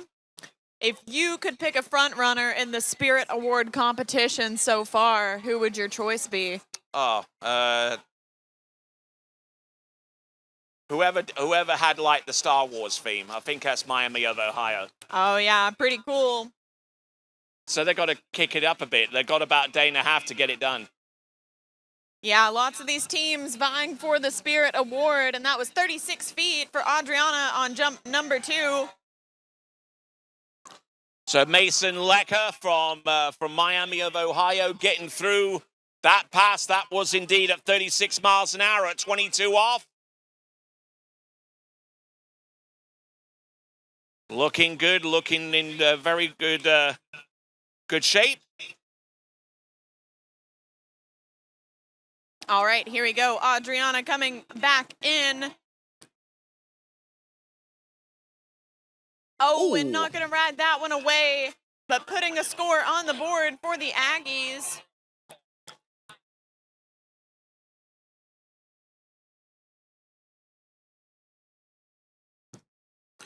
So the score there for Mason Lecker, already wiping out their minimum score out of the 4 that they've contributed so far. Looking at the minimum score, a 2.5 on 18.25 minutes is one, 4 on 16 the other, 5 at 34.22. So going onwards and upwards, as they say.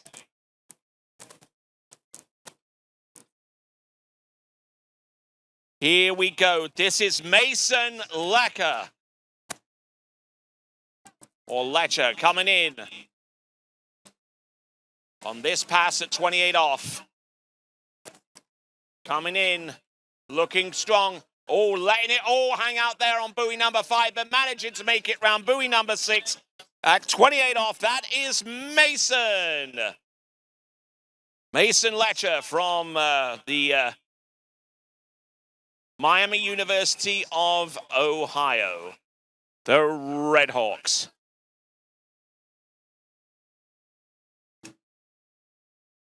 And here we go, jumper coming into the course, up and over. Not gonna ride it away though.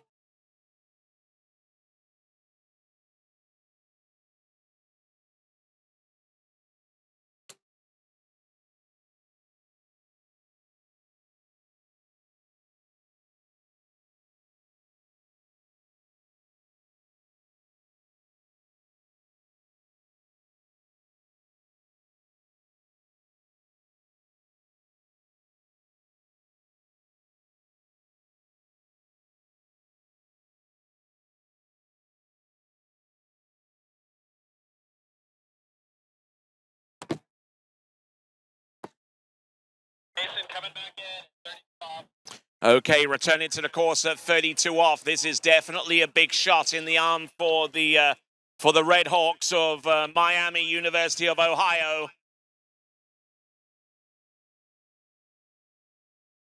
Let's see what continues to transpire with Mason Ledger from Miami University. Oh, look at that. He tries to stretch to get round a buoy number 3, but no dice there for him. It represents one of their better scores in this competition. That is 2.5 on 32 off. Incidentally, that is exactly the same score that Rhett Benger, also from the same school, had as well. So consistent around about that mark, one would say. All right, here we go. Miami of Ohio up and over. Ariana.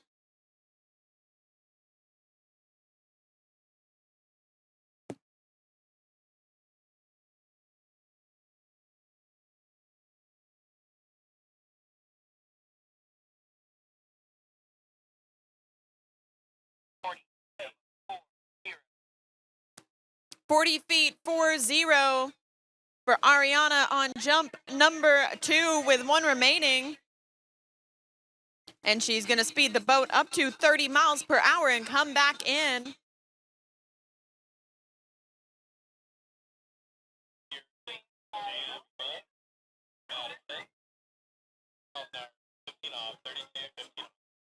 Okay, so coming in at 32 miles an hour at 15 off.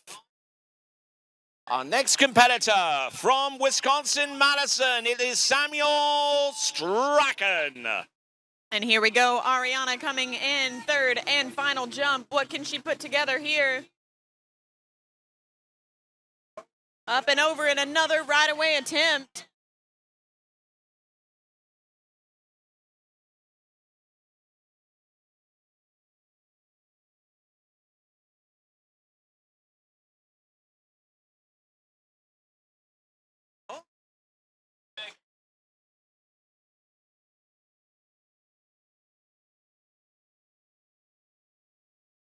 So upping her distance by 9 feet, 49 feet on Ariana's third and final jump.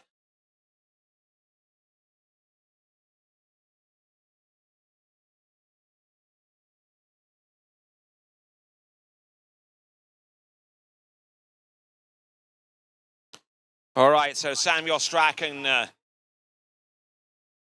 will get ready for pass number 2. He's already gone through at 15 off at 32 miles an hour. Strad. And now on the water from University of Wisconsin-Madison. Right, so Samuel from Wisconsin-Madison comes back into the course momentarily. That's right, Tony. So Maggie from Wisconsin-Madison about to come in for her jump. So do we have 2 skiers from Madison on the water?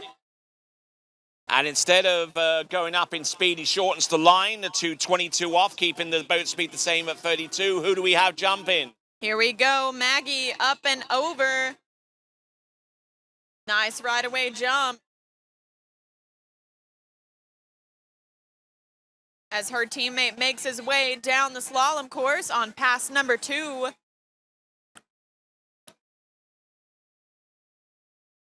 Oh, nicely done. Nicely done there for Samuel from Wisconsin-Madison. 2 passes under his belt, 32.15, 32.22. Now, where does he go from here? He can either increase the boat speed up to 34 while keeping the line the same, or I believe he can shorten one more time. So that was a 43-foot opening jump from Maggie with 2 to go. So putting up a strong effort early on. Howard, can you hear me?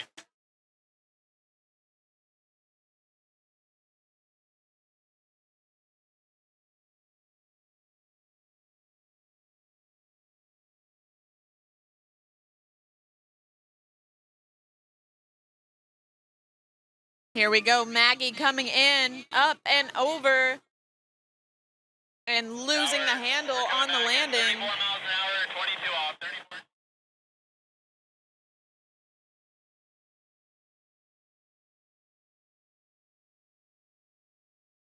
34. Okay, here he goes. He goes with the speed option this time around. 34 at 22 off for Samuel from Wisconsin-Madison. Gets it to go around buoy number 2. Let's see what he has on number 3. Tries to make a break on it there. It's at 22 off. It's at 34 miles an hour. He almost collides head on with that buoy, and he's inside. Oh, and he does a flip there on his way out towards the gate.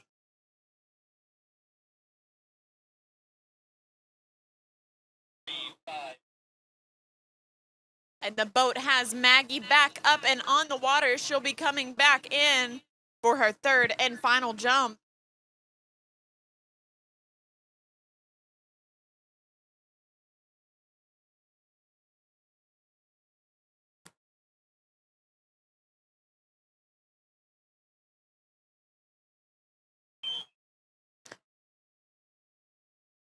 So watching the replay, just a little bit of a funky fall from Sam right there at the end. And we have Maggie coming in 3rd and final jump. What can she put together here? Up and over and holding on to it. Maggie Tim from Wisconsin. Okay, let me see.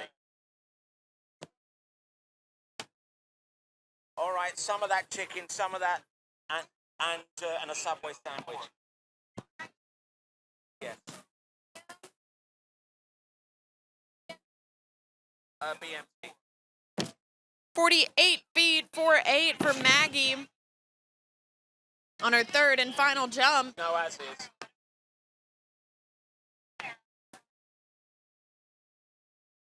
No, that's fine. No, sweet enough.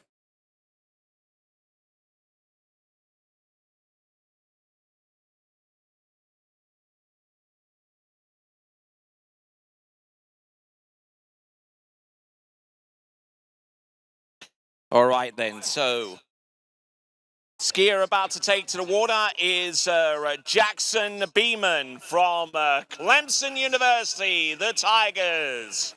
And on the water, on the jump lake, we have Valerie Dumal from Clemson as well. Lots of action for the Tigers right now. Skiers on both lakes.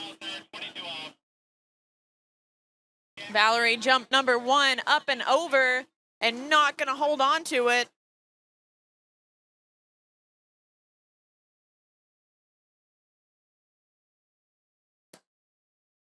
All right, here comes Jackson Beeman there with the orange shorts and the bib that indicates that he is from Clemson, and he gets through that opener. Okay.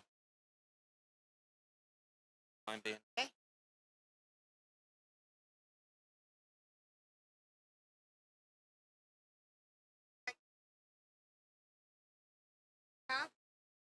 I don't have a... Okay.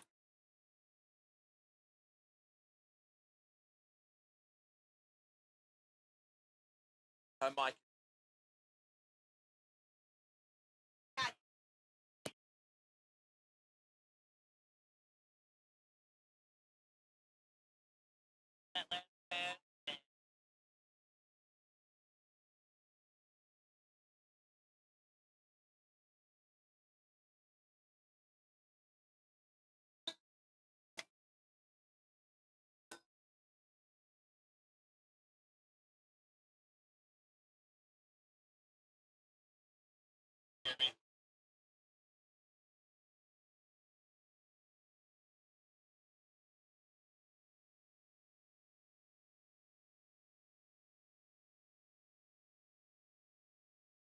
Here we go, Valerie from Clemson coming in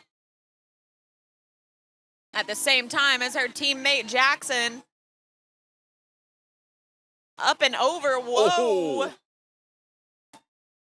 All right, coming back here at 36 miles an hour, 22 off. This is Jackson Beeman. Gets round 5 and number 6, and he has plenty of room in reserve to get that done.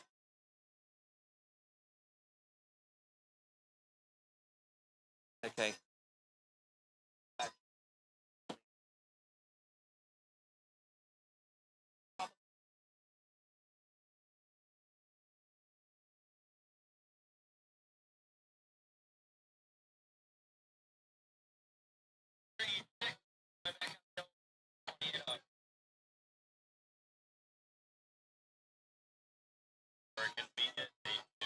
Radio, the second radio isn't working for us right now.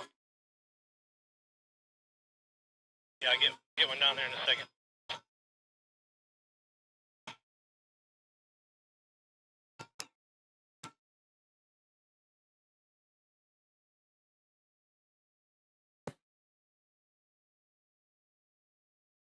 And the boat has All right, Valerie. getting ready.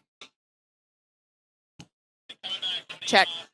28 off Valerie for Jackson back up and on the Beeman. water. Jackson Beeman of Clemson coming in at 28 off.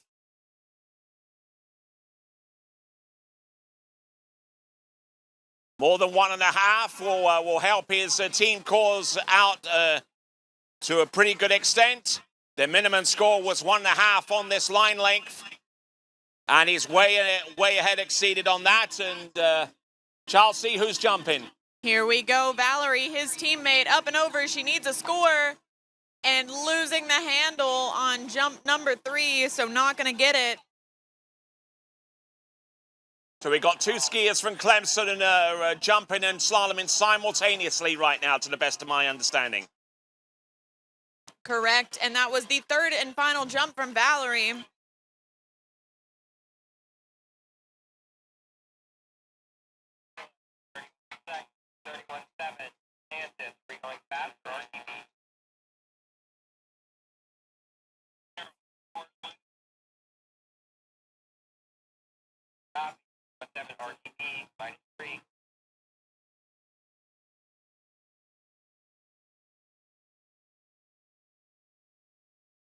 And here we go. Doing it for Kansas. Kansas, this is Kayla Leff coming in.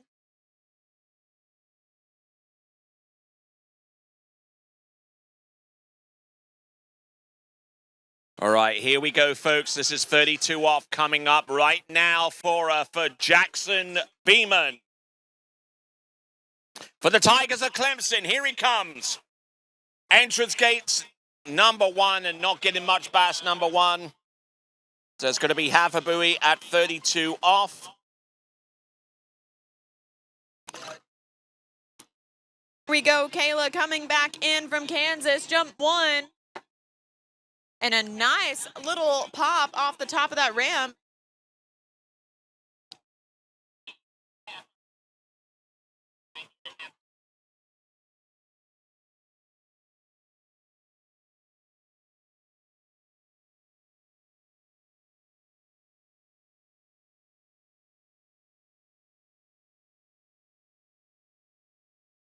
Excuse me.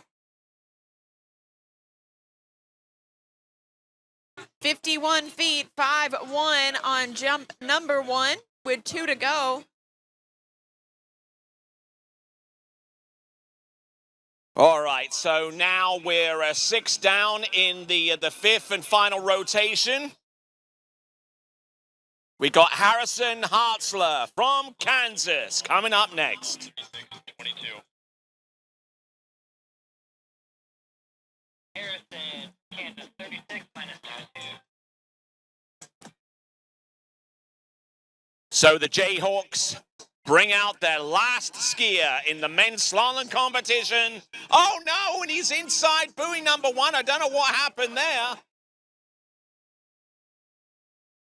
And things are just like absolutely collapsing around us here, Chelsea.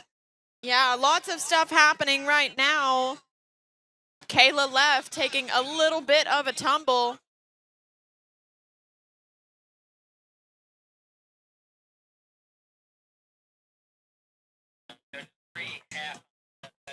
But she waved, she's all right. The boat's gonna get her back up for jump number 3.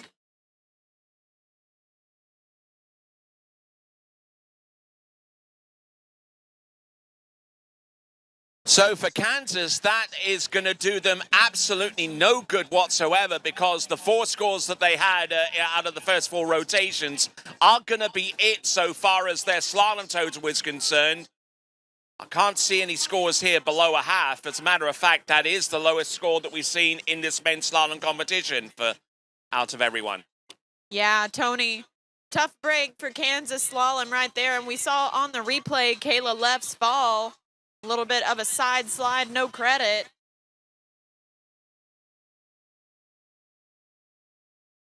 But the boat has her back up and on the water. She has one more attempt. Here she comes down the lake. All right then, so we rapidly move away from the halfway mark to skier number 7. And before I tell you who he is, we've got a jump, and who is it? Up and over, Kayla from Kansas. She already has a 51-foot score in the books. Let's see what the distance is here. Holding on for dear life, as you can see on the replay. So 52 feet, 5.2 on the last jump. Pushing out her score another foot as Rollins College jumper Paige Pashina comes in for her 3 jumps.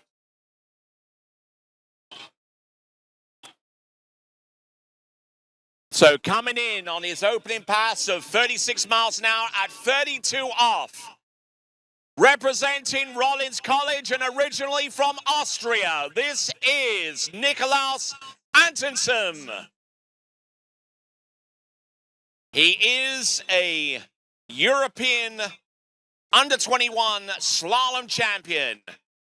And he comes in with 32 off for his opener. So we have 2 tars coming in at the same time. Paige over here about to cut at jump number 1. Up and over. Paige comes from a show skiing background. She just made Team USA for the upcoming Show Ski World Championships in 2025.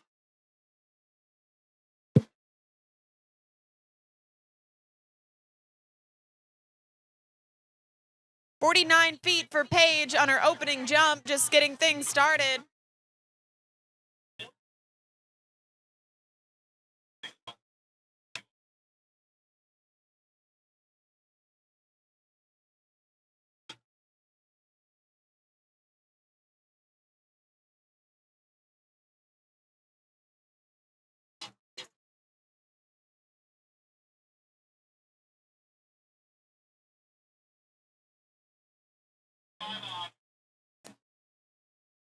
All right then, now making his way back into the course at 35 off, but we also have a jumper take us away there, Chelsea. That's right, Paige, up and over, jump number 2, another nice cut. And what's Nikki up to over there, Tony?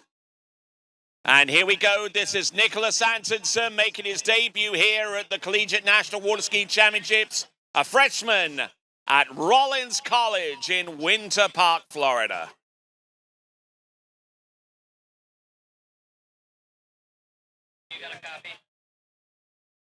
So 50 feet for Paige on jump number 2, upping her score a foot, and she will come back in for her 3rd and final jump. Okay, so as we get ready for Nikolaus Antonsen to come back in at 38 off 11.25 meters, some of the other scores from Rollins. That's Will Brzezzi from Rollins with 4.5 on 12. Looking at the other scores, half on 12 here for Nathan Cherry. 4 at 11.25 meters from Patricio Font. and Topher Hummel with 3.5 on 12. So those are the scores that he's looking to exceed, and I think he's already knocked off at least 2 of those scores just with the two opening passes. All right, and we just saw Paige Pashina up and over for jump number 3. A great set from the Rollins Tar. 3 very consistent jumps. Another 50-foot jump as we see Nikki coming back in. Here we go.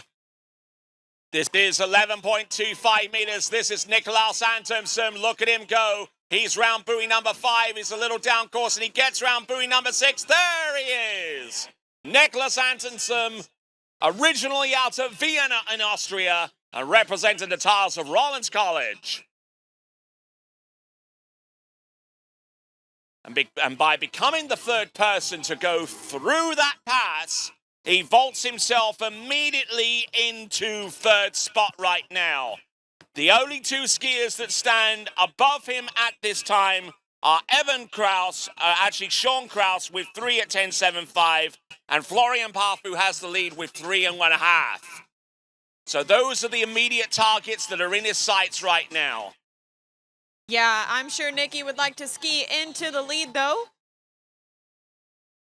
as we have a new jumper on lake number 1. This is Sammy Streitfeld from ASU, the Sun Devil, coming in for her 3 jumps. All right then, folks, crunch time. If you are not on your feet right now in the men's slalom competition, I sincerely suggest you get on your feet. This is 10.75 meters. A score in excess of 3.5 will give him the lead. Coming in, jump number 1, up and over. A nice looking cut. Hold on to it. All right, hold on to your hats, folks. This is Nikolaus Antonsen coming in at 10.75 meters, 39.5 off. A delay off number 3. He's good to go for number 4. Does he make it outside 5? Yes, he does. Does he try the S-turn? Not quite. But ladies and gentlemen, he is your new leader, Nikolaus Antonsen.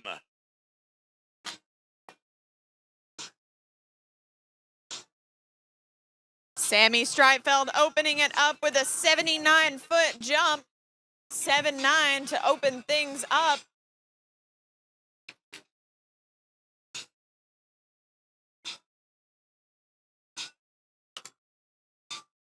So Nikolaus Antonsen with that score of 4.5 at 10.75 meters. That basically takes a half a buoy on 12 meters out of the total for Rollins College, which is a big shot in the arm for them going forwards.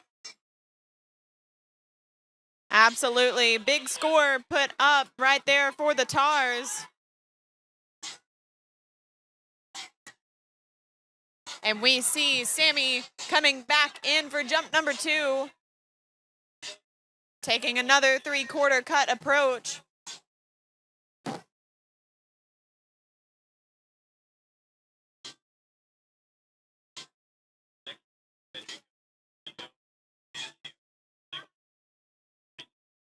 Another good looking cut that might be a little bit further. We'll have to wait and see.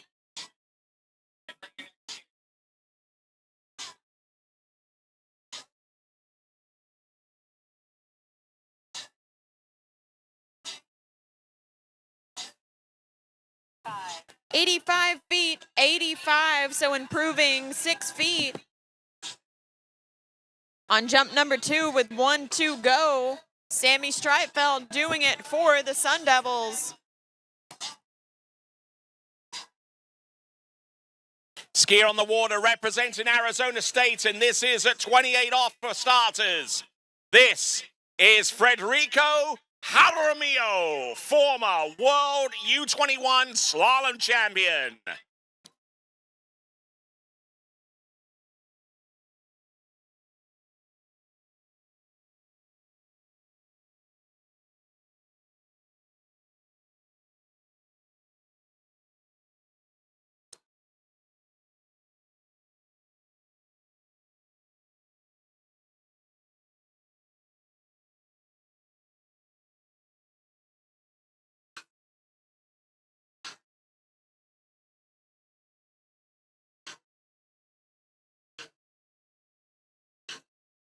Here we go, Sammy, and not liking the look of that one. A little bit frustrated as she skis into shore. She will leave with an 85-foot score for the Sun Devils, and one of her teammates is getting ready to come back in on the slalom lake.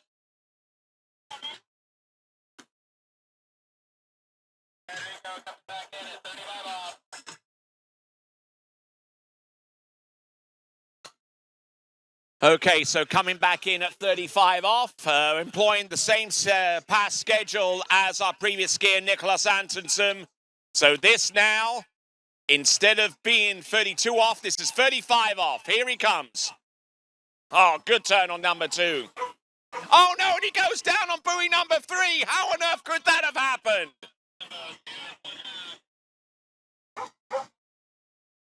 Disaster for the Sun Devils of Arizona State. It's going to be 2.5 at 35.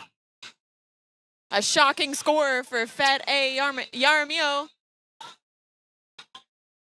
Not quite sure what happened looking at it here on the replay. Okay, so here's the extraordinary thing about that, Chelsea. This is extraordinary.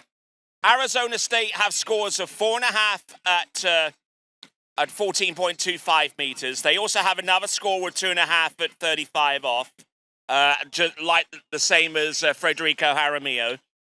Then you've got another score with a 3 at 11.25 meters, 38 off, as we look at our jumper on the water now. All right, here we go. Sierra Clinchu coming in, jump number 1. Doing it for the Florida Southern Mocs.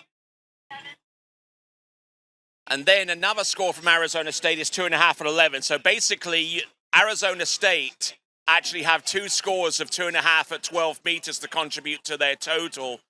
That's certainly not the way that they wanted to go at this stage of the competition. But here we go.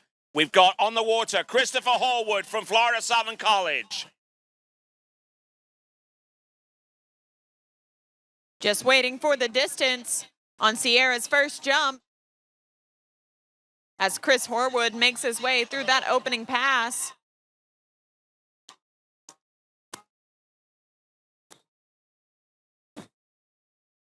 Was 86 feet, 8.6 on Sierra's opening attempt with 2 remaining.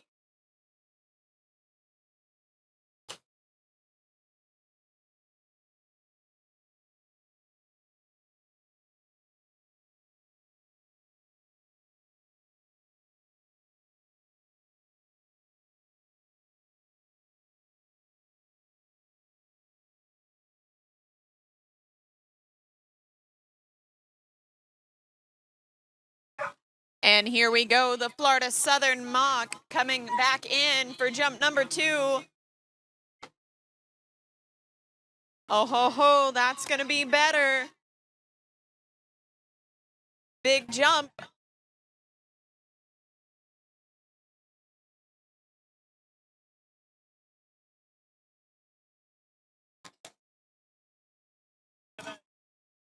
.94 feet, 9.4 on jump number 2 with 1 to go.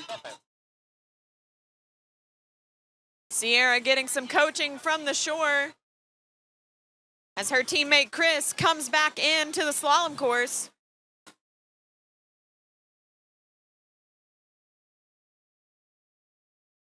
Looking good as he high-fives 6 and out the gates. All right, so the skier on the water is Christopher Hallwood. I believe he ran the 22 off pass for starters, and that was 28 coming back. Or he might have gone another route and started at 28 off with a slower boat speed, climbing to the maximum that time. We'll get confirmation of that by using his... Okay, so we went in at 28 off. That was 32. Now they know he's going to come back on the blue loop, which is 35 off. And here we go. Fellow moccasin Sierra coming in, 3rd and final jump. Up and over, another nice cut. We'll have to wait and see the distance.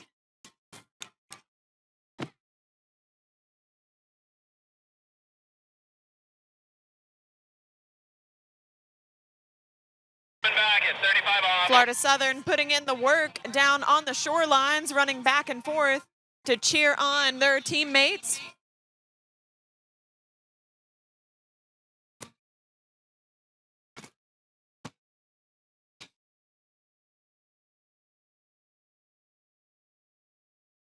Right now we have Chris coming back in. Tony, talk us through it. Yeah, this is a 35 off there for Chris Horwood for Florida Southern College, trying to put some more points on the board for the Moccasins, and he does just that with a complete pass at 35 off. Nice looking set from Chris Horwood. And at the with more to very go. least, he removes the score into 13 meters from Colin Frucci out of the total for the Moccasins. So well done to Chris Horwood for doing that. His score, whatever it eventually happens to be, will supplement the 3 at 11 from his brother Jonathan Horwood. The other score that we see is Santiago Branches with 4 at 11, and I didn't see until I turned over the page that there was a 3.5 buoy total there for Florida Southern College. So as a matter of fact, Colin Frucci's score of half of 13 meters will actually be part of that total as well. But at least they avoid the indignity of having a 3.5 buoy total score in their total. All right, and here we go. Valeria from ULM coming in for jump number 1. Ooh, big cut to get it started.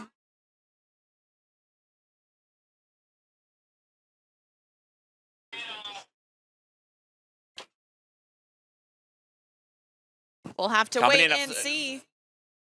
All right then, beg your pardon. This is 11.25 meters, 38 off. Oh, he gets a good sweep return round buoy number 2. He's left foot forward. Let's see what he's got round buoy number 4. Skis to the wake. There you go. That is Chris Horwood. And the Mocs are happy. 118 feet, 118 to get things started from Valeria. So she's got a little bit of work to do if she wants to challenge the current leaders right now up in the range of 120 to 130.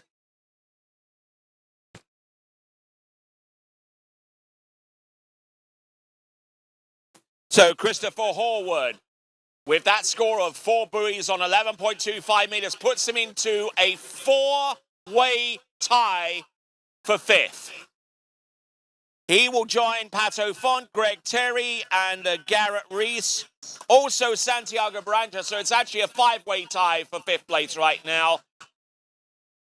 Incredible stuff, and everything on the podium above exceeds 4 to 11.25 meters. Here we go, Tony. Valeria, jump number 2. Oh, a nice looking jump from the ULM Warhawk. We'll wait for the distance.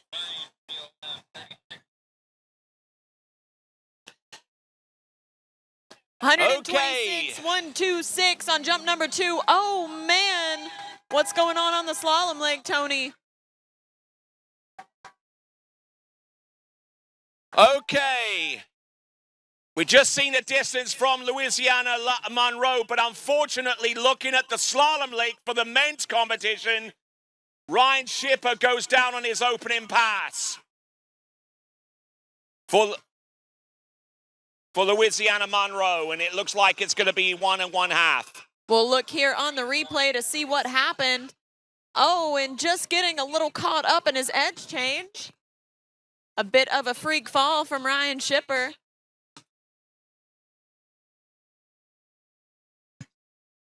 So far as scores are concerned for Louisiana Monroe, nothing changes so far as their points total is concerned. So the skiers that they've used up to this point, Victor Molotov, Jacob Duffy, Demir Filaretov, and Sondra Stelheim all contribute to their slalom total. Unfortunately, Ryan Schipper will not be a part of that total with his score of 1. Jump number 3, big cut right there from the Warhawk. She's happy, so is her team.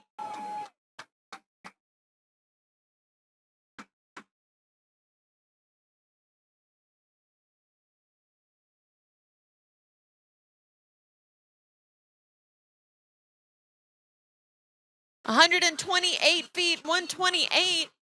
So after that set, Valeria in second place. Behind skier Lily Mead from the Raging Cajuns. And here we go, moving right along, doing it for the Crimson Tide. This is Sam Hill. Coming in, we saw her sister Kelly ski earlier for the Sun Devils. Now it's her turn. So what do you do in this situation if you're at the cheering section from each of the teams? Do you concentrate more on jump or on slalom? Because we have a skier for the Crimson Tide on men's slalom, and we got a women's jumper for the Crimson Tide on the jump leg. What do you do? I think you just have to run back and forth a lot. Or delegate? Delegation is also possible. So who have we got on the slalom leg, Tony? Here we go, on the water, Carter Reese. This is going to be a 28 off start.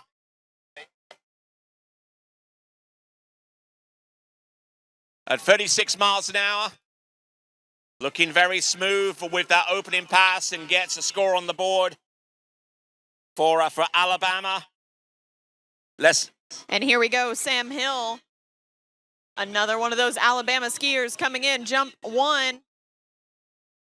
Nice.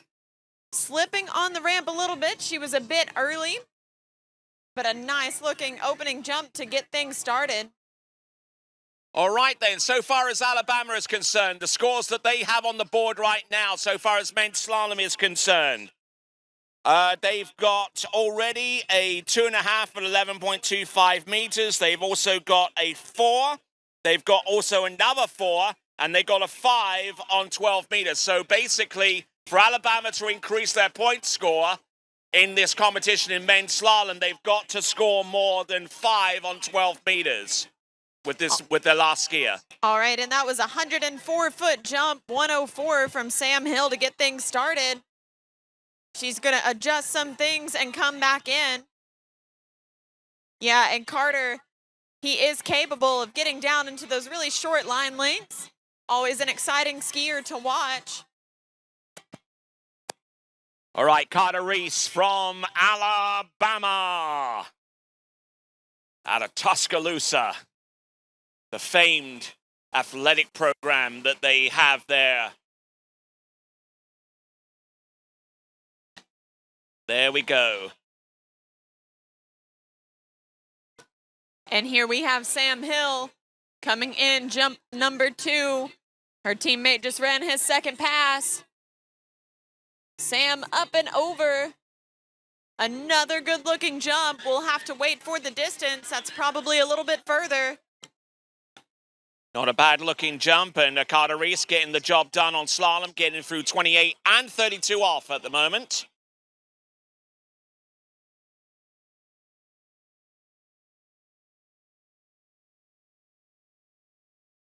So I was wrong. That is a 103-foot jump, so right in the same range, but backing it up just a little bit. Sam Hill has one more jump to try to improve her distance. She went 117 feet at Collegiate Regionals, so she is capable.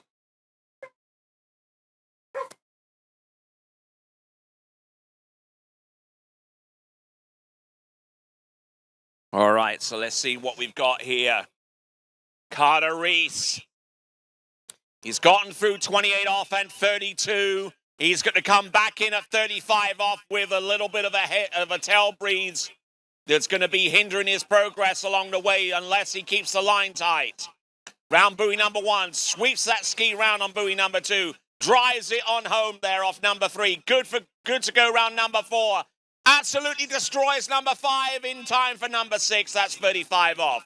Who do you have jumping? Sam Hill, teammate Sam Hill, third and final jump. Oh, and slipping on the ramp.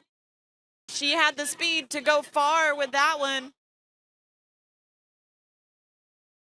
But great effort from the Crimson Tide.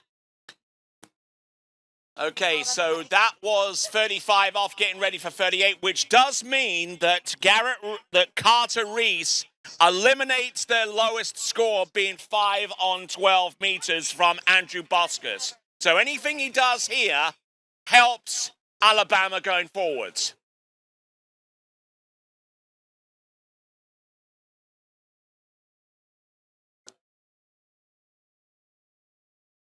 And on the water, we have Lily Steiner from ULL coming in for the Raging Cajuns, decked out in red.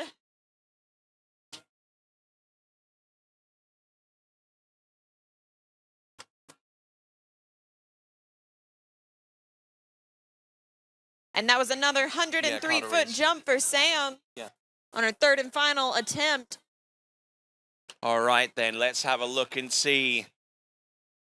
This is Carter Reese from Alabama, 11.25 meters coming up. Only about 3 or 4 competitors have run this path so far in this competition. Oh, look at that turn off number 2. He is all over number 3. He is waiting on 4. Does he make a good play on 5? Yes, he does. Does he pull her away to 6? Yeah! 6 buoys at 11.25 meters for Carter Reese. And he is happy. Meanwhile, we have Lily Steiner coming in, late cut right here on jump number 1. Probably bit off a little more than she could chew, deciding to let go and ski around it. Yep, you always have that safety valve. If you don't like what you see or feel, chuck the handle.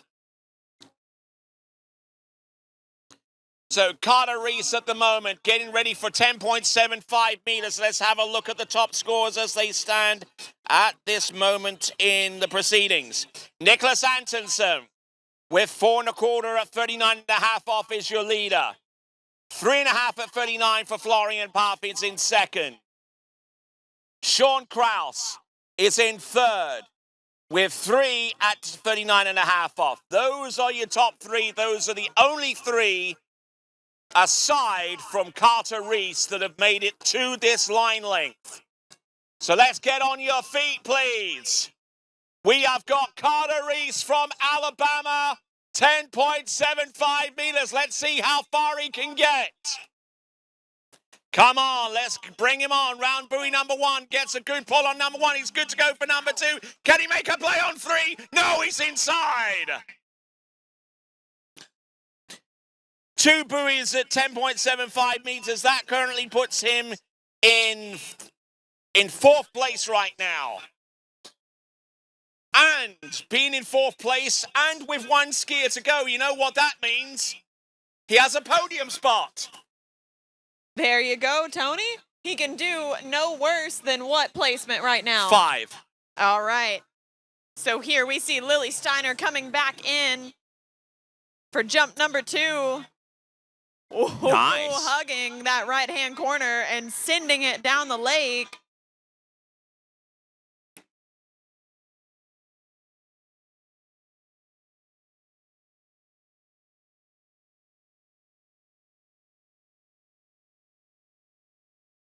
Okay, so what distance do we have for Lily Steiner on jump number 1?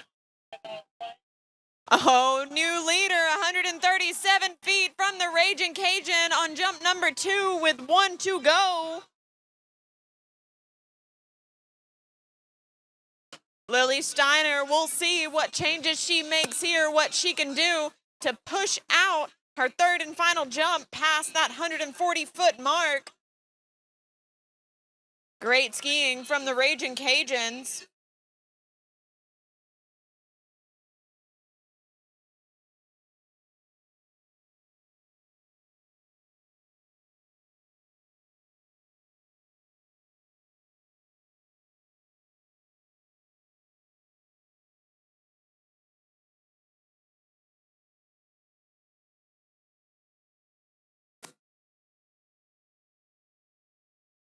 And here we go.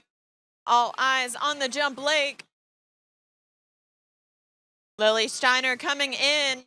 Third and final jump. She has 137 feet in the books. Looking for more. Another really late approach. Oh, hugging the bottom right-hand probably corner. A little That bit was too late. Slipping out on the ramp. from Great one effort. Louisiana skier to another. This is Aaron Davis, our final skier in the men's slalom competition. The finals, Louisiana Lafayette skier in the 5th rotation.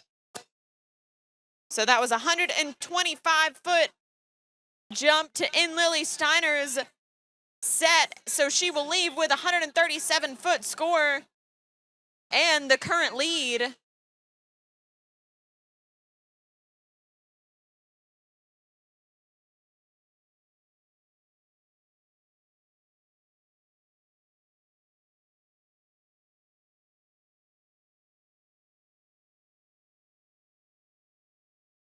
All right, so Aaron Davis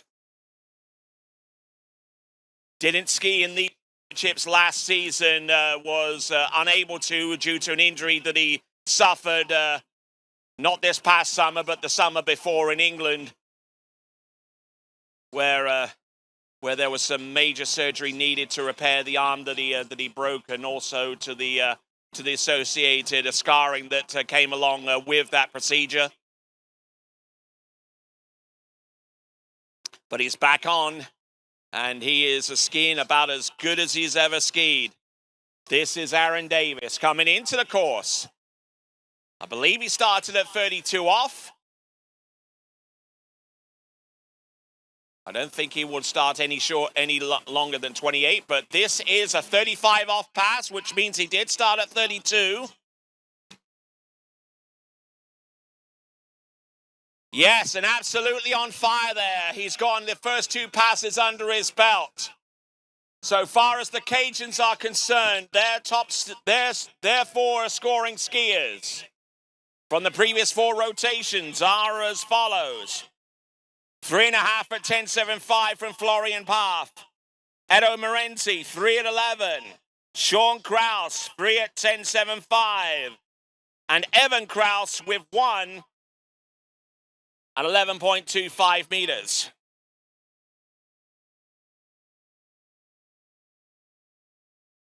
So essentially, all that this skier needs to do, Aaron Davis, to actually contribute points to the team, is to get past 1 on this pass of 11.25 meters. Anything he does beyond that and moves himself up in placements above other skiers will also help the Raging Cajuns going forward.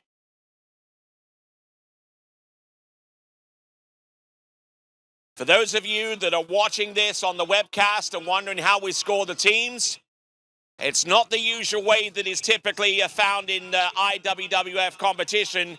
You get 10 points for each placement above 0. And with 60 skiers in a particular event, it's relatively straightforward to determine in the amount of points scored from each skier based upon their placement. Oh, this is 11.25, and he gets through it. Look at that. Aaron Davis. Fantastic skiing there from him. He's gotten through 32, 35, 38. 39 and a half off comes up soon. The top score, and the one that he ultimately will be chasing, is 4 1/4 on this pass at 10.75 meters. His immediate targets before that. Florian Paff with 3.5, his teammate from Louisiana Lafayette. Sean Kraus with 3. So those are the immediate targets ahead of him. Those are the only other 3 competitors that have gotten through 11.25 meters and on to 10.75 meters. Those are your top 3 as it stands. As well as Carter Reese as well. Do not forget about him. He's in the equation as well with 2. So there are 4 skiers that have gone on to 10.75 meters. Prior to Aaron Davis, and Aaron Davis is approaching the course right now. If he can get 2, he'll be above Carter. Then the other targets I've just mentioned. Here he comes. There's 1. There's number 2. Gets it down course. He's round number 3. Can he get this one to go? He's round number 4. Can he get more than a piece of 5? And he takes the win with a 6-point count at 10.75 meters.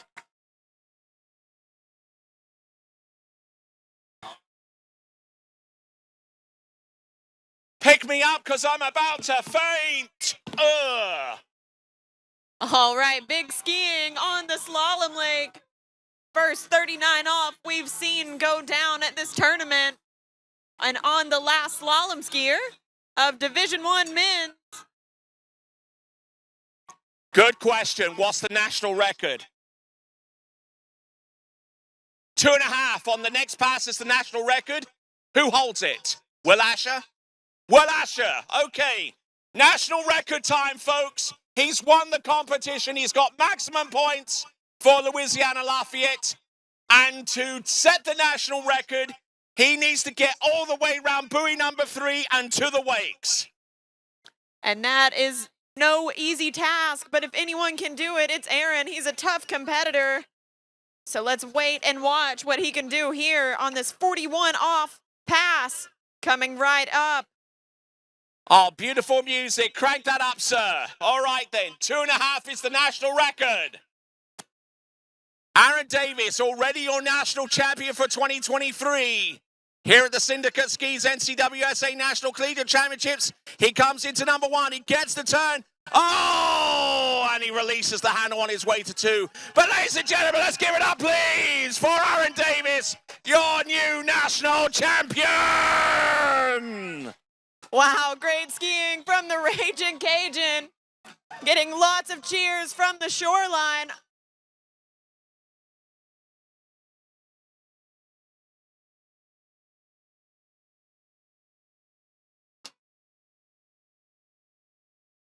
Whoo, that was one to savor, huh? Actually, hang on a second. I've got an idea. Come on.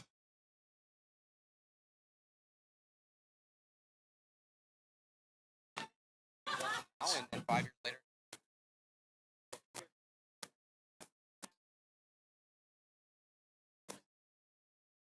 Check, check.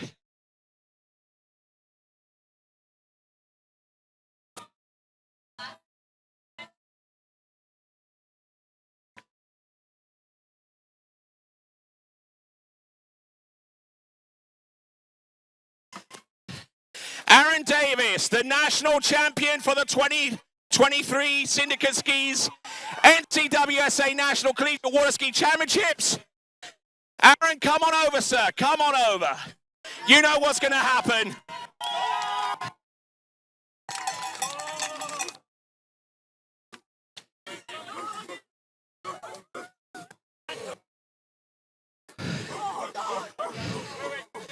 All right, then. Aaron Davis, national champion. 1 buoy at 10.25 meters. How does it feel? Oh, it feels so good. Just ecstatic, thankful for this team, for everyone who supported me. Trent felt amazing. You know, just everyone. I can't think, but it's so good to finish it in style. I mean, some argue that I don't deserve to be here at my 7th college, but I just showed them what's up. All right, they can all go away with their things. And I'm back. I don't have any more in me, though, sorry. I don't have a PhD, I can't do that. Okay, you for a moment, because let's try this in perspective. You're on the shoreline or somewhere else watching this event go down because you were not before. You had and the perspective it's given you going forwards. You know, something that I've really thought over the past 12 months, will I ski competitively again? This year that became a bit more apparent that I would, but I've just not took skiing for granted. It is a luxury. It's something that we love to do. And that's what I've really tried to bring into this season. No matter what the results, we're still doing the sport we love. And I'm thankful for this team. They're so supportive. We all support each other. You guys can see that this week. It's been so fun, and I'm very thankful for the 6.5 years I've had at UL. And I can't thank everyone enough. Ryan, Harry, all the people that brought me here in the first place all those years ago, back yonder when, and Vio.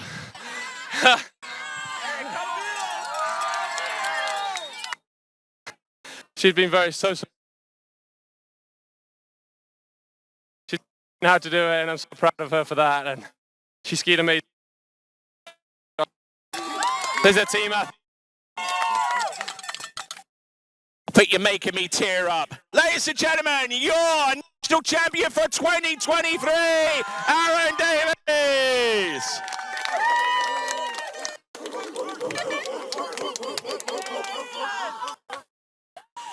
Right, we continue on the jumping event in Women's Division 1. Well done.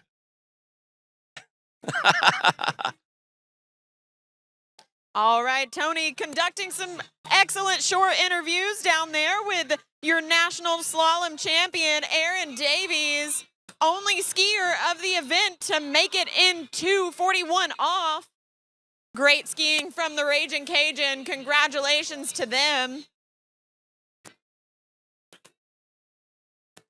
We're gassing up the boats, getting ready to head into the Series 4 rotation of D1 women's jump, which ULL currently has a commanding lead.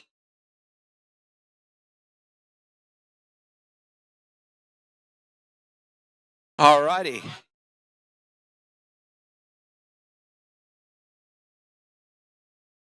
And we're also doing some course changes over on lake number 2, getting ready to head right into the tricking event.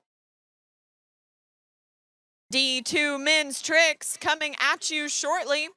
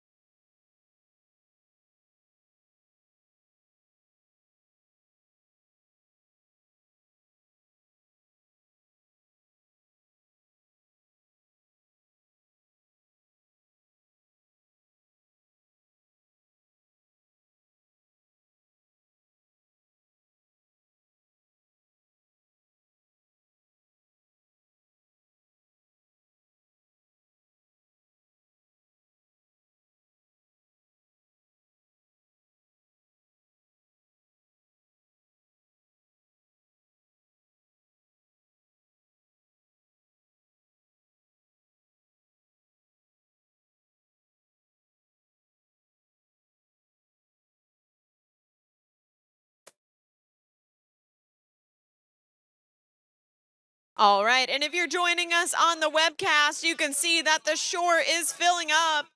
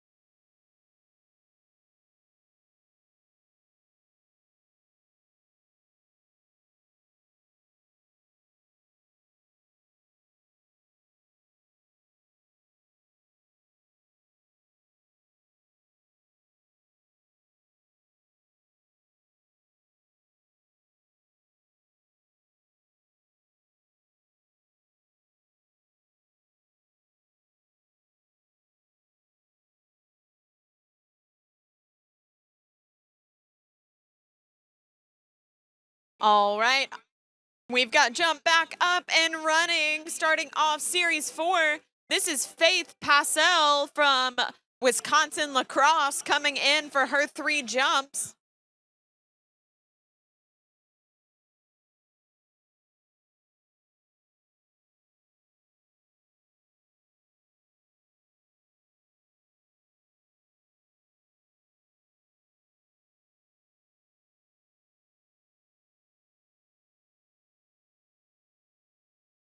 Faith coming in, jump number 1, taking a single cut approach. Up and over. Great start.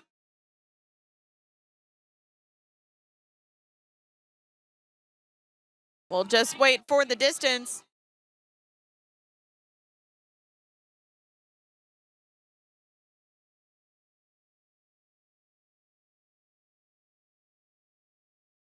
"55 feet, 5.5 to get Faith set started with 2 remaining.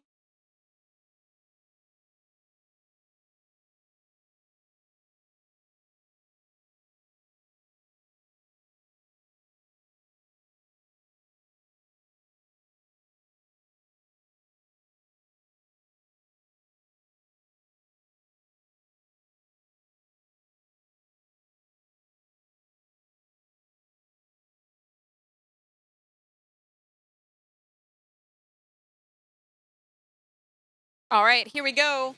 Faith coming in, jump number 2. Slipping on the ramp a little bit, but riding it away, putting another score in the books.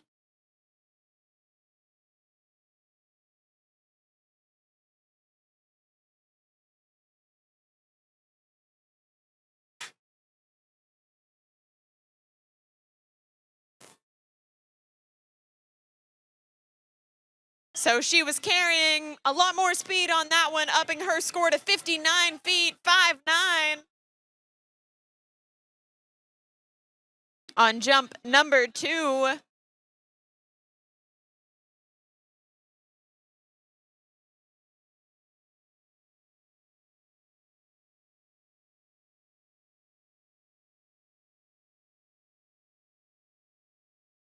And Faith opting to move the boat path out into the course. She's going to take a little more of a cut at it for her 3rd and final jump.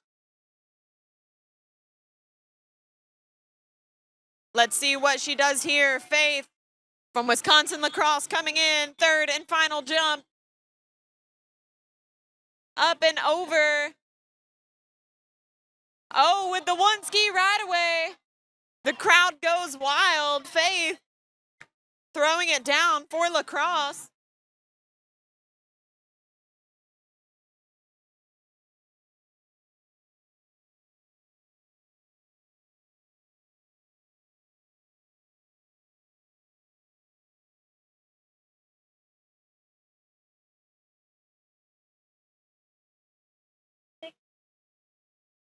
"56 feet, 5.6 on Faith's 3rd and final jump.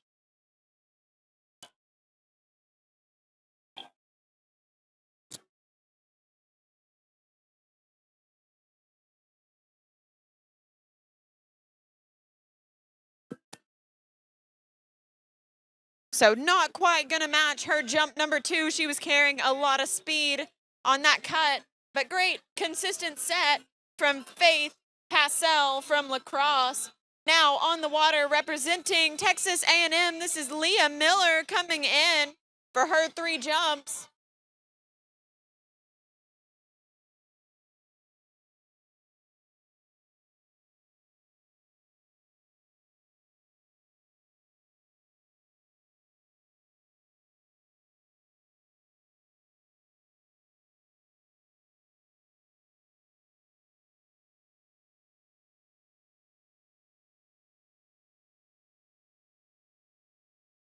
And we'd like to give a big shout out to our title sponsor, Syndicate. HO Ski's 2024 line dropped, and in the lineup is the new Saber ski. This ski is a great intermediate to advanced course ski, perfect for the collegiate skier.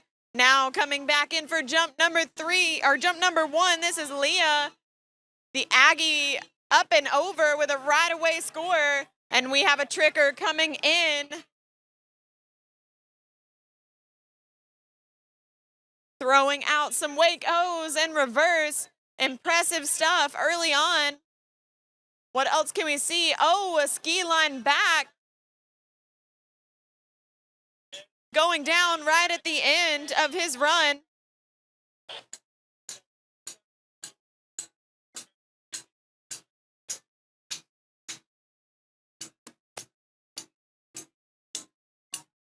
.38 feet, 3.8 on jump number 1 for Leah with 2 remaining. And there is Paul Wesley Corey having a great trick run.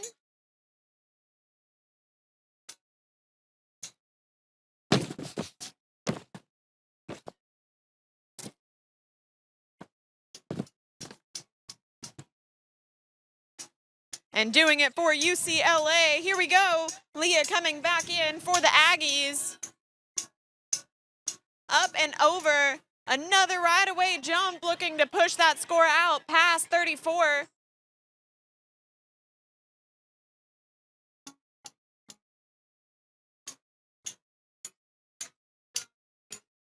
And here we go. Carson Perry from Cal Poly coming in now on the trick lake. Oh, going down a little early in his run. 40 feet, 4-0 for Leah's second jump.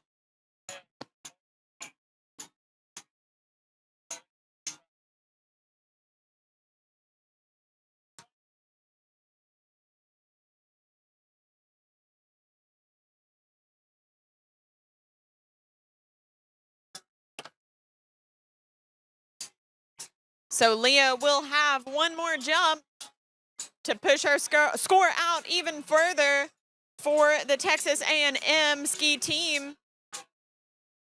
Here we go. Jump number 3, Leah coming in hot. Up and over and just missing the handle, but great skiing for Leah Miller. And on the trick lake representing those Auburn Tigers, this is Robert Hodge coming in, taking the 2-ski approach. And rocking the tutu as well. Oh, and just going down. Not quite sure what he was trying to attempt there.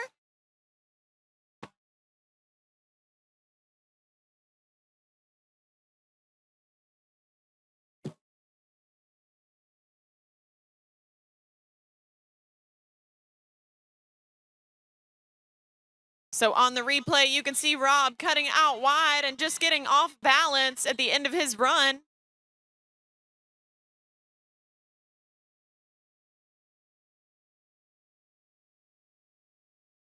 And we're moving right along now, skiing for Miami of Ohio. This is Megan Tibbs coming in for her 3 jumps.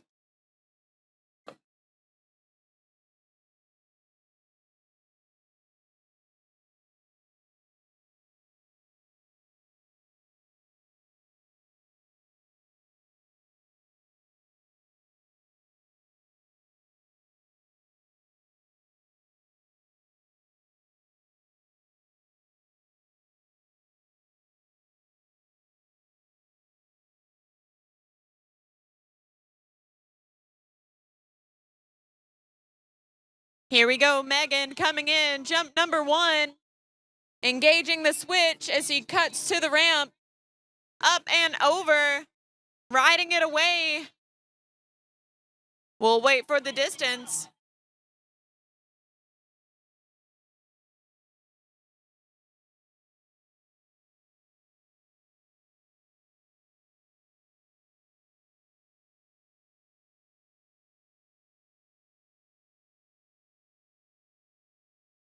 .48 feet, 4.8 for Megan to get her set started.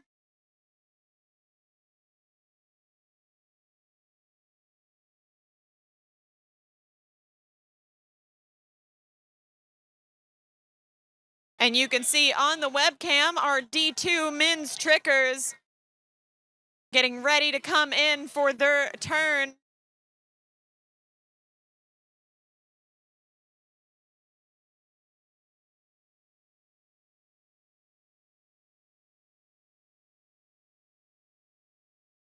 All right, here we go. Megan coming in.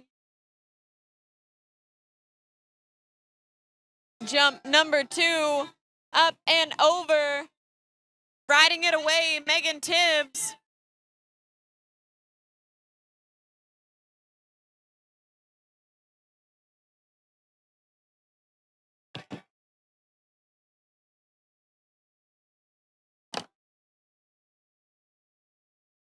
And here we go, Will Falcon coming in for Cincinnati. And 51 feet, 51 for Megan Tibbs on jump number 2. She tells the boat to speed up.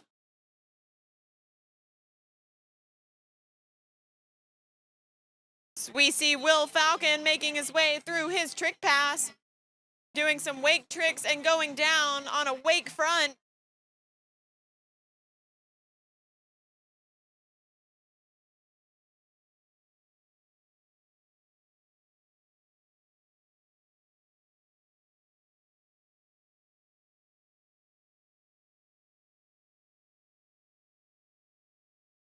Here we go, Megan coming in, third and final jump. Up and over, riding it away.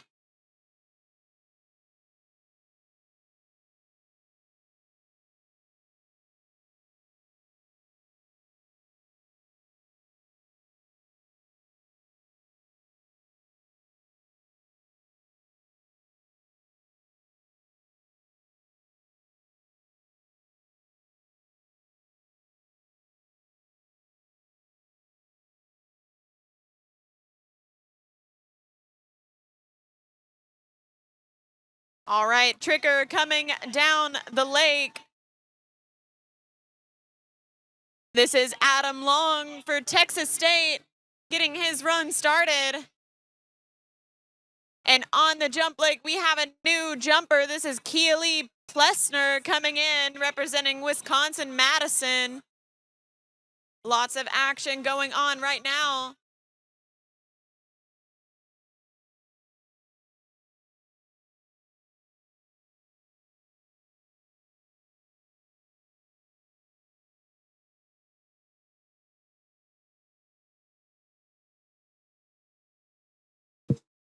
Here we go, Keely.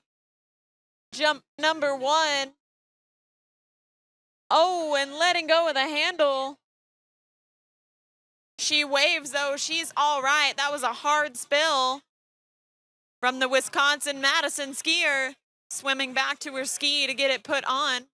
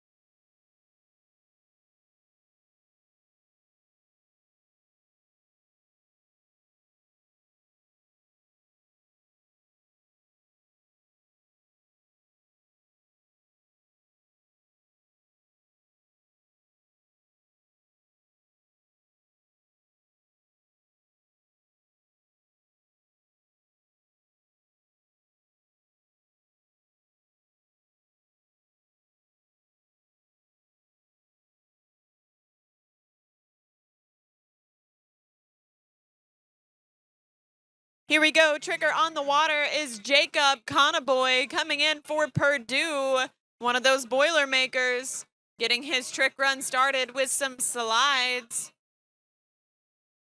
Making sure he gets full credit for all of those tricks.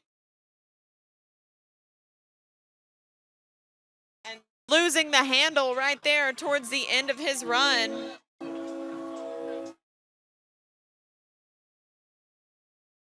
And Keely back up and on the water. She'll be coming in for jump number 2.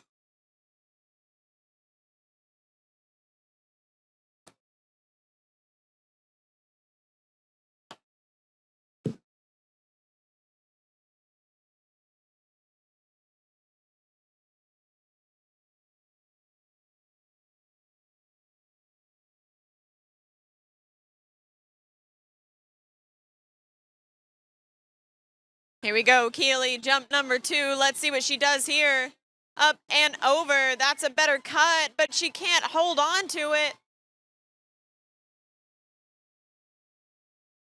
So she will have one more jump to try and put a score on the board.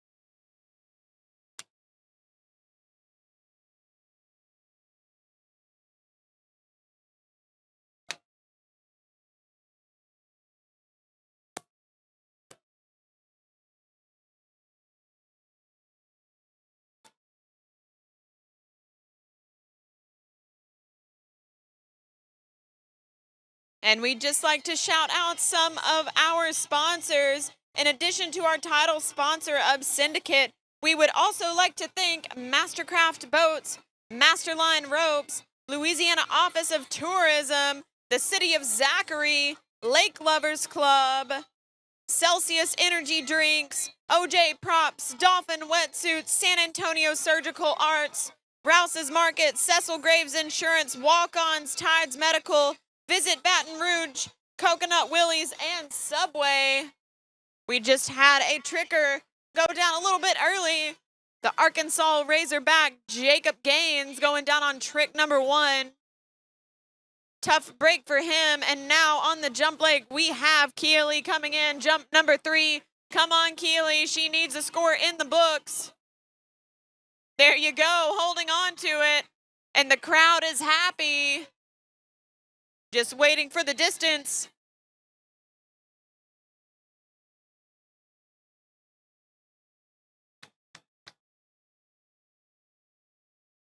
"63 feet, 63 on jump number 3 for Keely. Great skiing from Wisconsin-Madison.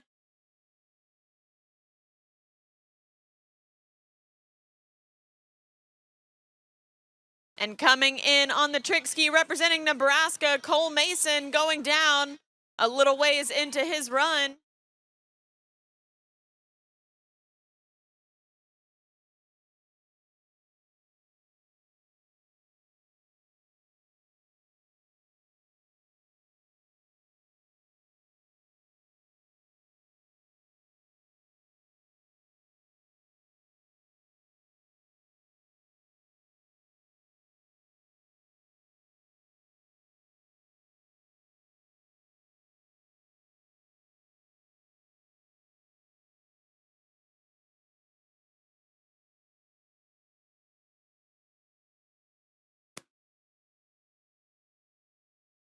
Here we go, doing it for Clemson, Natalie Pfister, jump number 1, up and over, and a solid landing from the Clemson Tiger.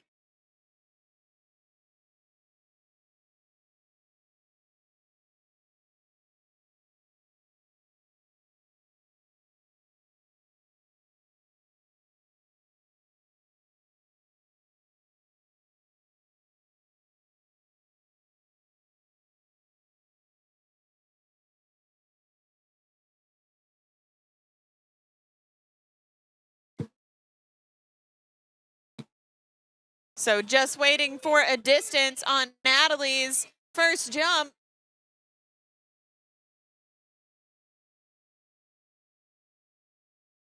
Now on the trick leg, doing it for Ohio State. This is Ethan Moore on the 2 skis.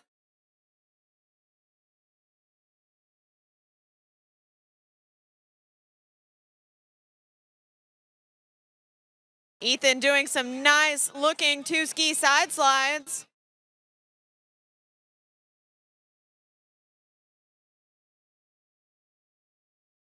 Oh, and he was so excited. He got around for the O. He dropped the handle, but great skiing for Buckeye Ethan Moore.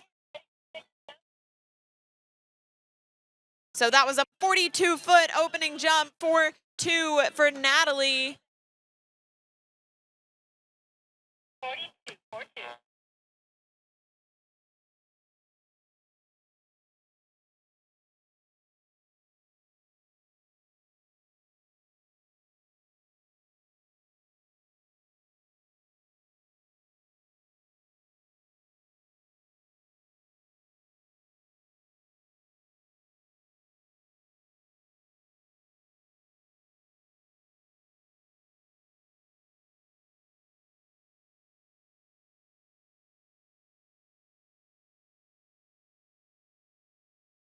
Natalie Pfister pulling out for jump number 2. Here she goes. And another nice solid jump for the Clemson Tigers. Natalie's a freshman this year, throwing it down for her team.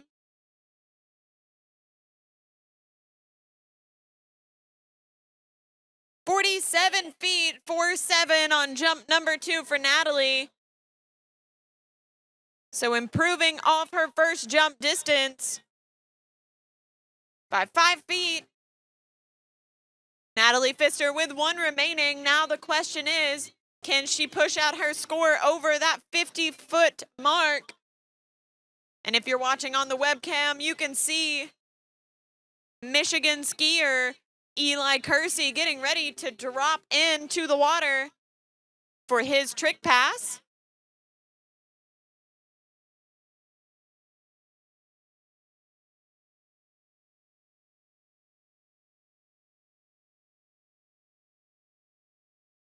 And here we go, Natalie Pfister, third and final jump. Up and over, another solid landing. Great set for the Clemson Tigers.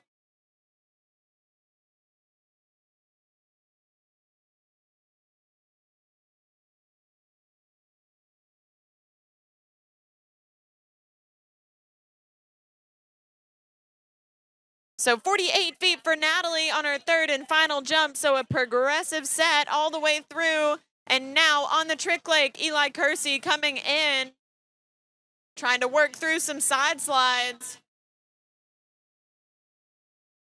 Throwing out an O, but not going to get it. Now on the water, Emily O'Connor doing it for Kansas, coming into the jump lake.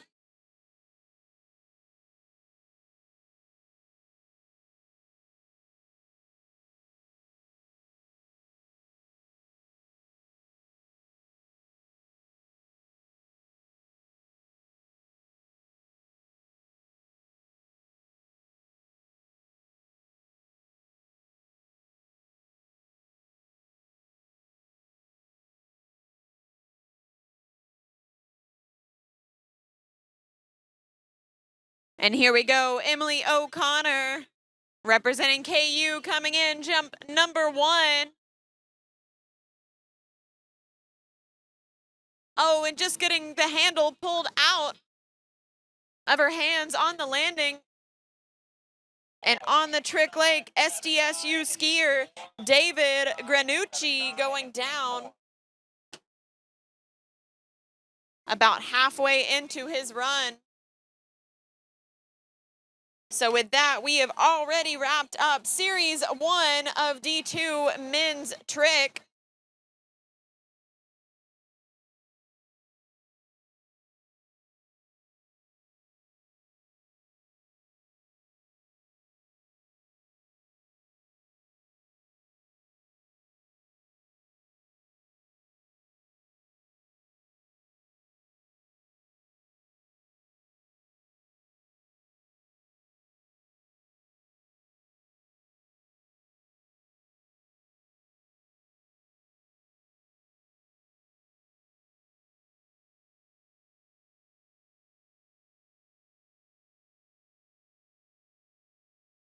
And on the replay cam, you can see David pulling the handle in to his waist on the attempted wake back and just falling down.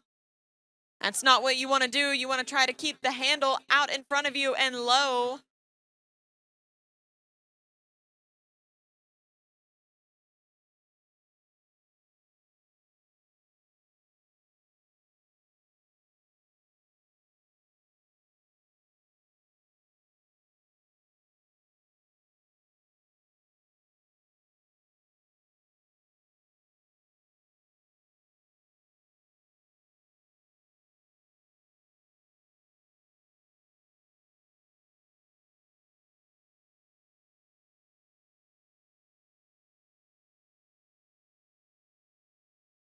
Getting into the water, the first skier in Series 2 of D2 Men's Trick, that is Sean Taylor. Meanwhile, Emily O'Connor back up on the jump skis. She'll be coming in for her second attempt.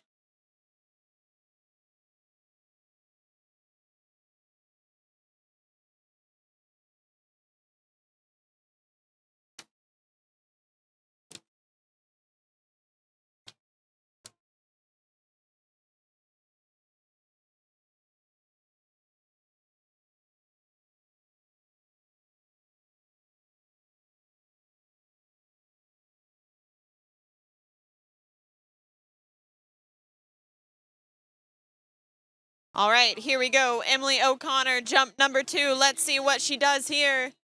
Up and over. Can she hold on to it? And she does. Great looking jump number 2 for Emily. We'll just wait for the distance.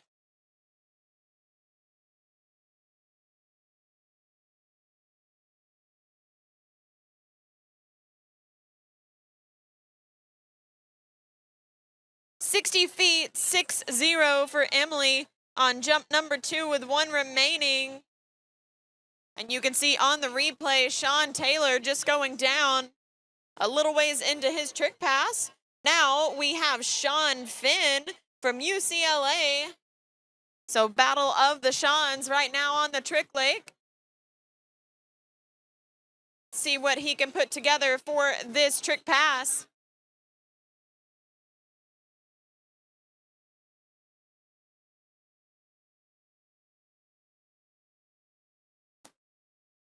And Sean Finn from UCLA going down around the same spot.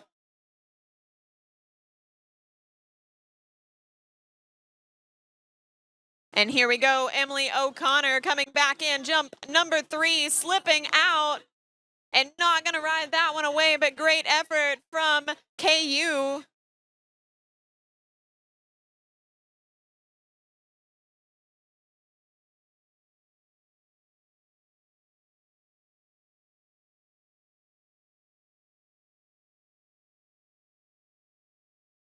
So we're moving right along in both the trick and jumping event. You can see the replay here of Emily's jump just slipping out the back to the side. Not what she wanted to do at all. Now on the trick lake, we have Gabe Harburg, from Cal Poly coming in. Oh, and catching an edge on the surface O going down.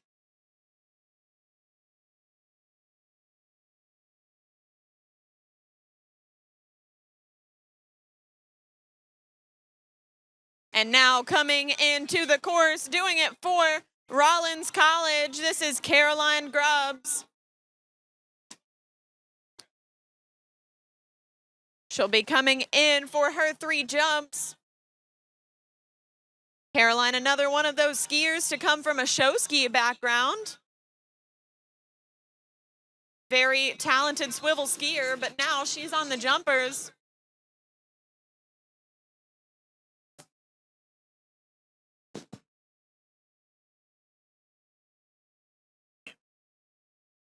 Check.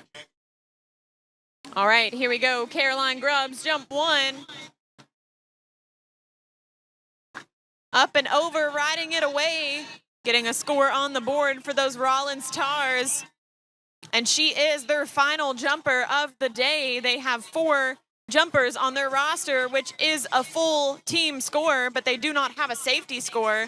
So with that jump from Caroline, they have all 4 scores up and sealed.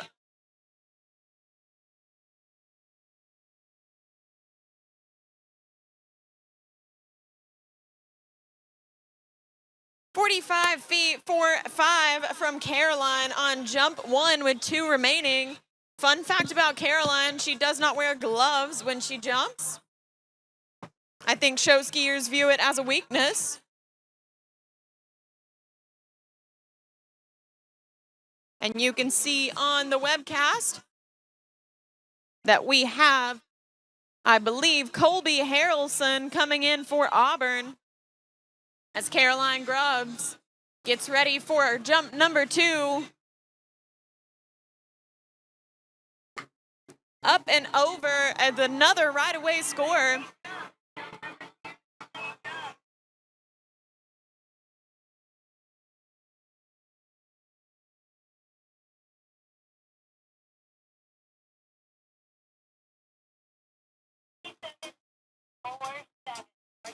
So upping her score by 2 feet, Caroline Grubbs with 47 feet on jump number 2.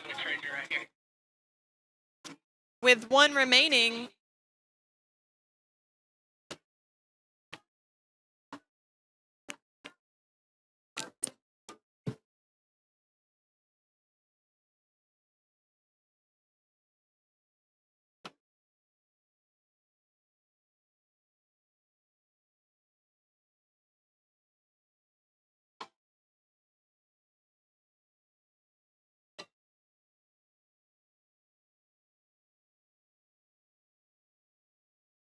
Here we go, Caroline. Caroline, third and final attempt, up and over. Another nice jump for the Rollins Tar. That might be a little bit further. We'll have to wait and see. And over on the Trick Lake, I see an Auburn Tiger coming in. Colby Harrelson in the 2-2. Oh, a bit of a funky fall at the beginning of his run there. Not quite sure what happened. We'll have to go back and look at it.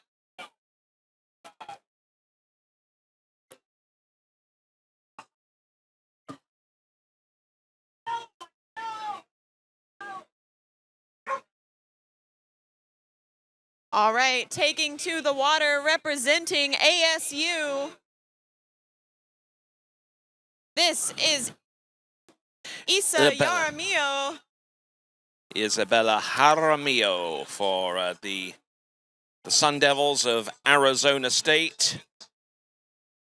And after her, we only have 4 competitors remaining in the penultimate rotation, the 4th one of 5, as we see our tricker get into a little bit of difficulty actually staying on top of that ski, shaking around all over the show.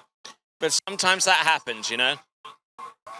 Yep, Colby going out there and putting up a good effort for those Auburn Tigers. And Caroline's final distance was 46 feet on her 3rd jump, 46, as Isa comes in for jump number 1. Doing it for the Sun Devils. Here she goes, taking a single cut approach, slipping out a little on the jump, but a nice looking attempt. Certainly looked aggressive on that one, especially with the single cut that she elected to go with. Absolutely. And Tony, who do we have on the Trick Lake right now? We got Colin Blackburn for the Bearcats of Cincinnati. There's a back. There's a back and a reverse.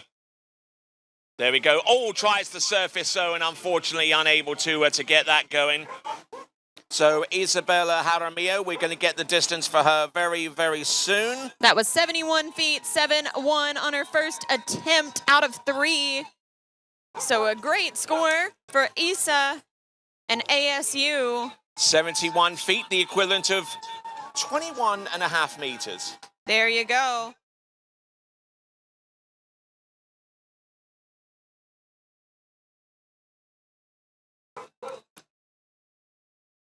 And of course, just a point of fact that So we actually measure the distances using the metric system. We convert to feet so that you can better understand what's been performed out there.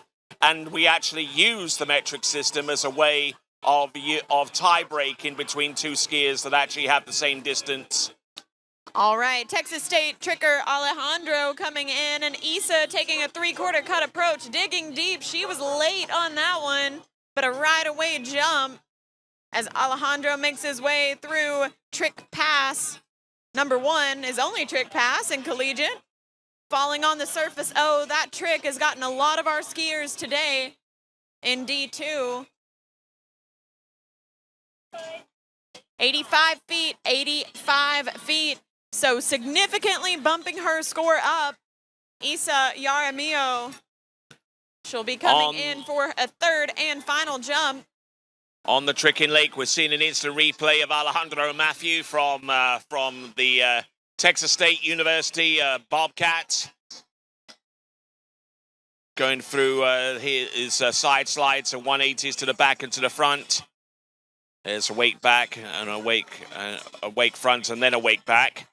Then he's got some surface turns, tries to throw the 540 to the back and nothing doing there for him. Isabella Jaramillo, what was her second distance, by the way? So this is an 85-foot jump right there. You can see a nice cut to the ramp. She didn't quite get her hips turned all the way out wide, and that caused her to kind of cut into the bottom right-hand corner instead of go into the middle of the jump. But a nice jump for Isa. And she's coming in for her 3rd and final attempt. Let's watch, see what she does. Here she comes. A little late on that one. Splitting on the ramp. Probably a little bit later than she's comfortable with, Tony. So she jumped, what was it, a distance of 85 feet on the previous jump distance, which was 26 meters exactly. There you go, 26 meters, 85 feet. I'm not sure that that jump will match it. It will not, 82 feet. On our 3rd and final jump.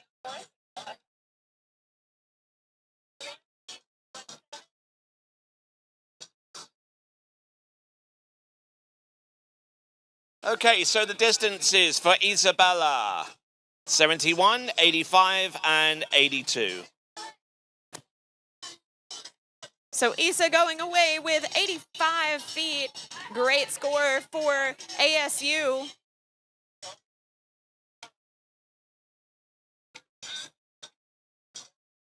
Okay, so let's have a look at the current lead distances before we send someone else out there. Lily Steiner still in the lead with a 137. Lily Mead with a 135. 2 Lilies in the first 2. Different spellings, but interesting nonetheless. Then Valeria Trubskaya from Louisiana Monroe with a 128 in 3rd. Sage Potbecker in 4th with a 126. And currently in 5th place right now with a 105, Alison Grafwall. There you go. A really high-scoring leaderboard right there into the 120s. And Tony, who do we have coming in on the trick ski? All right, this is a skier for Purdue. Where is that horn? Nothing. Okay, we're going to continue on with our skier coming into the course representing the Boilermakers of Purdue. And here we go, Rebecca Ramsey doing it for the Florida Southern Moccasins. Rebecca originally out of Canada. And Purdue skier showing signs of frustration, but that doesn't quit. That's better. That doesn't stop the Boilermaker from going off for him in support. That's Cole Schaefer for Purdue. Cole Schaefer. And Rebecca Ramsey coming in for Florida Southern. And you know what I've noticed a little bit here with the Midwest and their bibs? They're on point this year. Seriously. I mean, they've got like the logo and everything, but they have like little designs that surround them as well. You know, Ohio State, Purdue, 1 or 2 others as well. They're absolutely, good. Tony. And we have Rebecca coming in. Jump number 1, big cut right here. Up and over, a nice looking jump to get it started. She's happy, kind of right up the middle of that ramp.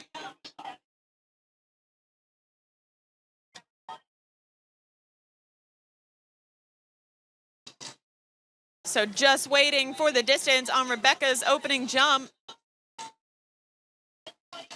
121 feet, 121 on jump number 1 for Rebecca, so great start. 121 is 36.9 meters. You're seeing lots of fun happening on the shoreline right now on the jump lake.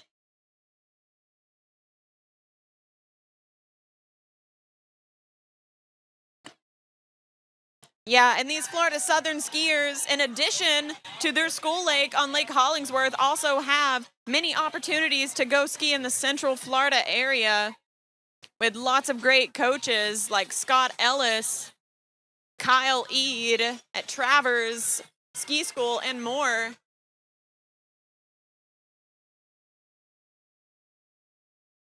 And you can see on the webcam, Nebraska trick skier getting ready for his turn as Rebecca Ramsey comes back in for jump number 2.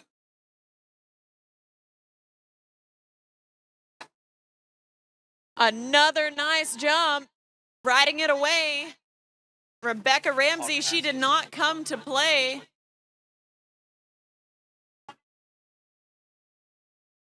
So she's currently in 5th place. Will this jump push her any further? We'll have to wait and see.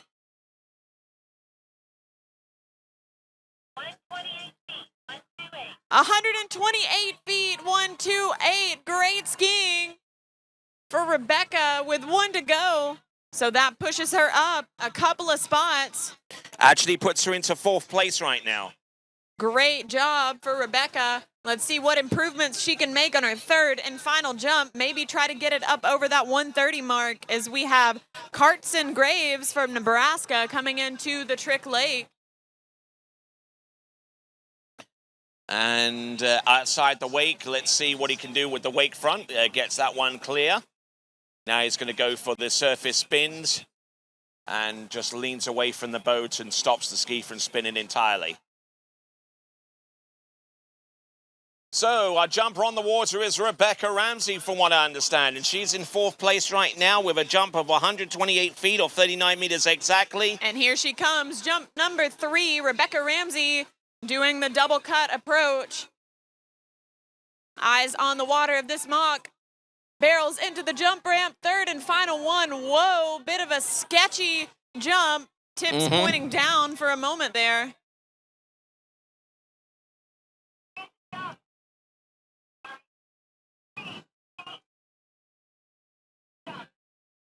I'm sure her heart stopped for a split second, because that is not what you want to look like when you're jumping, but she was able to hold on to it. All right, and actually her jump of 39 meters, 128 feet, has put her into the top 3 behind Lily Steiner and Lily Mead. Kyle Hepler from Division II Tricks in Ohio State, and throwing in everything that he can think of and managing to get a fair distance down the tricking course as we look at him again. All right, and that was 115 feet for Rebecca's 3rd and final jump. So she's leaving with a 128-foot score as we have Stasi Prosvetova on the water representing the ULM Warhawks. Buckeye trick skier showing signs of frustration on the water.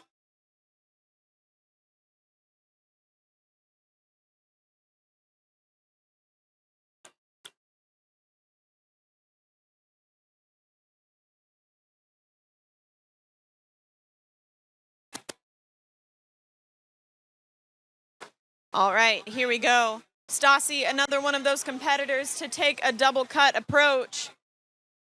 Let's see what she does right here, pulling out wide on the Mastercraft Pro Star. We also have a tricker coming into the course. A nice looking opening jump for Stasi, maybe a little bit early as we see Michigan skier on the water. Tony, who is this? Our Michigan skier on the water is Dane Barnes. And going down on the attempted back-to-back.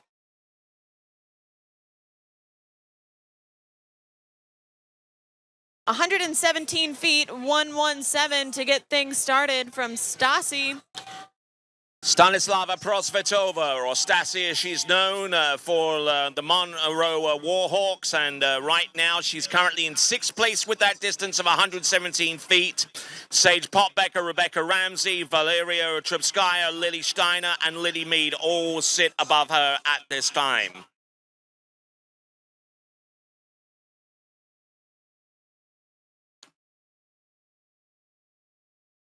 So as we reach the end of this Series 4 rotation for women's jump, we're starting to see a leaderboard take place.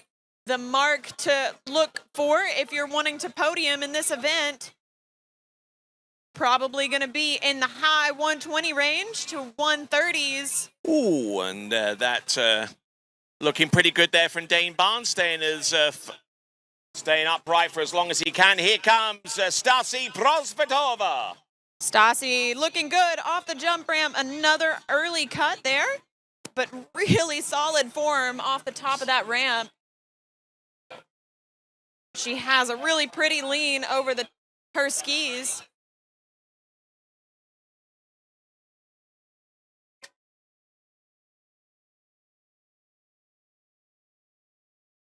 There you go, 121 feet, 121 for Stasi as she makes her way back down the jump lake, gearing up for her third and final attempt. Okay, looking at the distances, Stasi Prosvetova with 121 feet. That currently puts her in 6th place right now. There is a tie, but only in feet. Between a couple of our competitors, one of them Rebecca Ramsey, the other one Valeria Trebskaya, both of them on 128 feet. But the metric system comes into play here, and that means that Rebecca Ramsey on 39 meters actually beats Valeria Trebskaya, who jumps 38.9 meters. Lily Mead in 2nd, and Lily Steiner still in 1st right now. All right, and here we go. All eyes on the jump lake as Stasi makes her way towards the jump for her third and final attempt, bringing it down just a little bit. Let's see what she does here. Oh, that's a nice jump. Still on the early side, but just technically solid. Oh, such a pretty jumper. Stasi, originally from the Ukraine.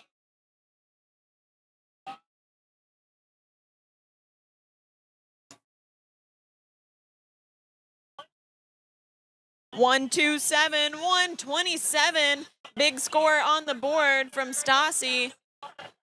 And we see Joaquin Mendoza waving to the crowd, blowing them kisses as he gets ready for his trick pass. He looks so stylish, doesn't he? Look at those tie-dyes. Absolutely.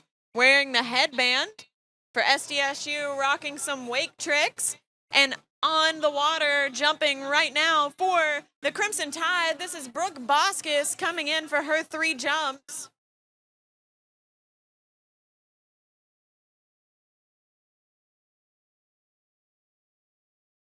Man, if I didn't know any better, I'd say that this skier was from Cal State Berkeley. There you go, San Diego State skier. On the replay, you can see him making his way down the course. Just going down on that surface. Oh, Tony, that trick has gotten a lot of our skiers today. Yep, it's kind of grabbed their ski and by its edges and just pulled the athlete down into the water. All right then, so who do we have jumping right now? We have got Brooke Boskis from Alabama, huh? Yeah, Brooke Boskis coming in for jump number 1, doing it for the Tide. Anders Larson from Western Washington on the water at the moment. A late approach from Brooke. She makes it on. A nice looking opening jump from the Alabama competitor.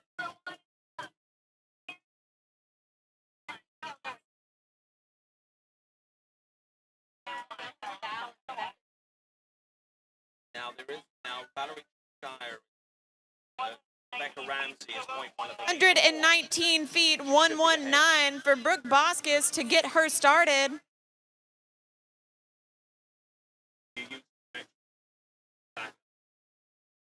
So Brooke Boskis putting out a big score for Alabama on jump 1. That's one of her furthest distances this season.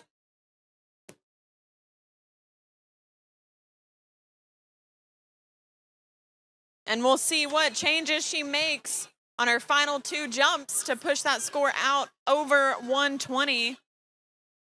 All right, the distances, the targets ahead of her. A Sage Popbecker on 126. Stasi Prosvetova with a 127.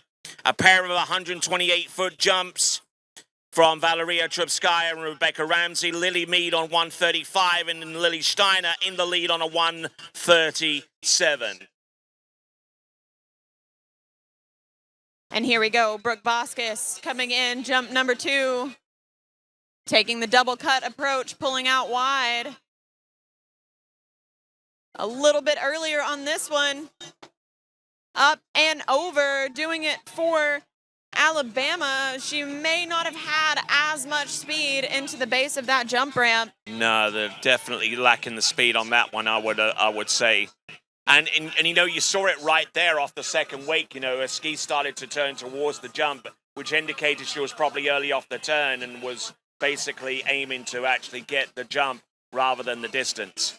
Yeah, Tony, and that distance was 110 feet, so 110, significantly shorter for Brooke Boskis on jump number 2.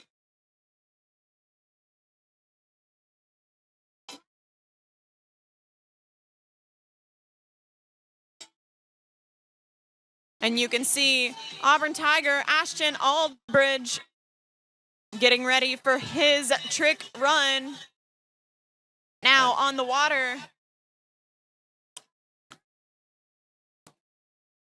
Okay, why he isn't holding the handle with both of his hands, I've yet to find out.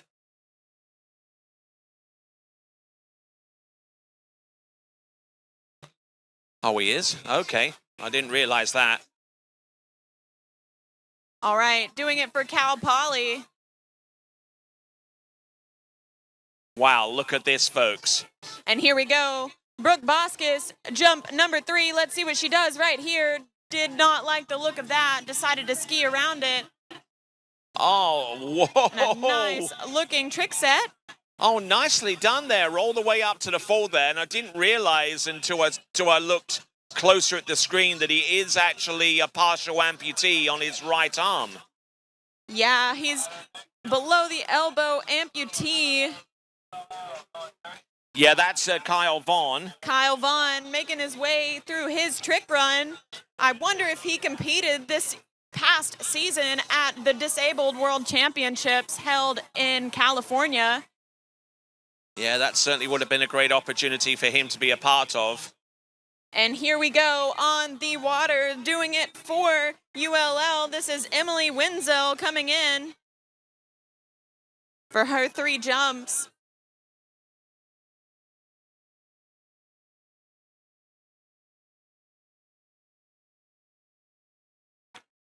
All right, still in the lead is Lily Steiner from Louisiana Lafayette. On a jump of 137 feet, only 2 feet behind her is her teammate Lily Mead on 135. And we have a tricker coming down the lake. This is Ashton Albridge from Auburn. Oh, and just going down on an attempted back, here we go. Emily Wenzel coming in for jump number 1 with the double cut approach, pulling out wide. Coming to us originally from Germany, here she comes, jump number 1.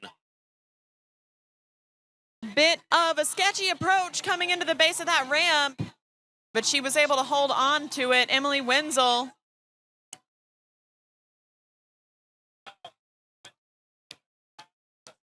Just waiting for the distance.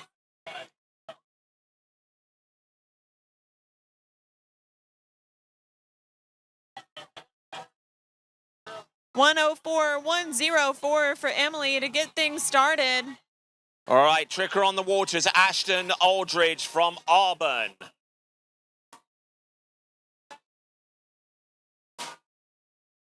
So we will see what changes Emily makes on her final 2 attempts. Now we're live pictures there. We got Michael Trudler from Cincinnati Bearcats. Oh, and he looked very, very stable there, except he threw the handle round his back instead of past it.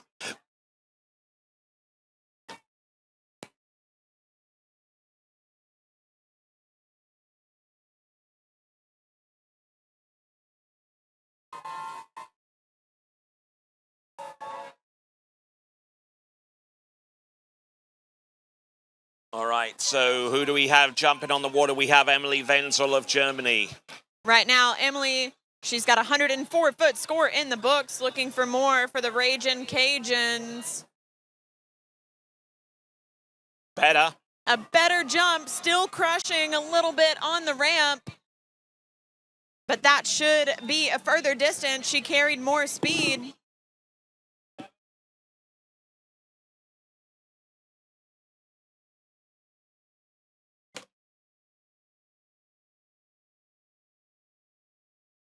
All right, and throwing her hand at the end of that jump, not sure if it was frustration or excitement.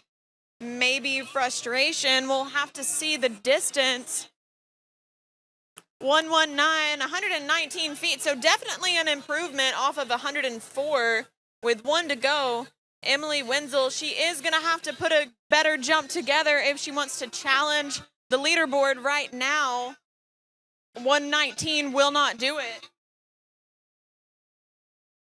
Okay, so Emily Wenzel at this time is currently in 8th spot in the jump event on 119 feet.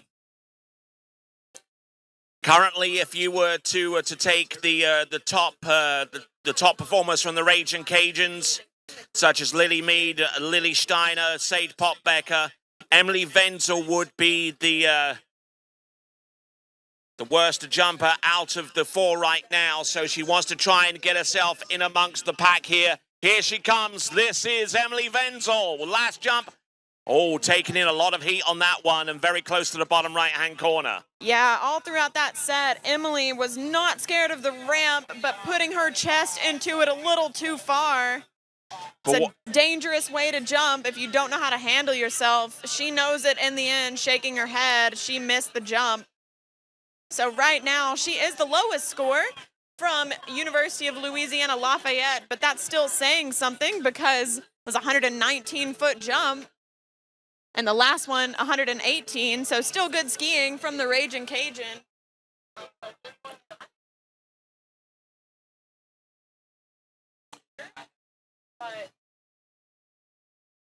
So her best jump is 119 feet.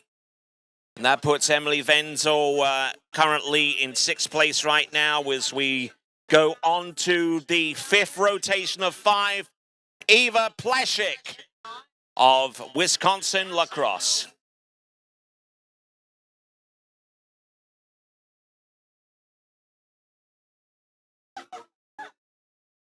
All right, our next skier to take to the water, I believe, it's going to be Ryan Hauser of Purdue.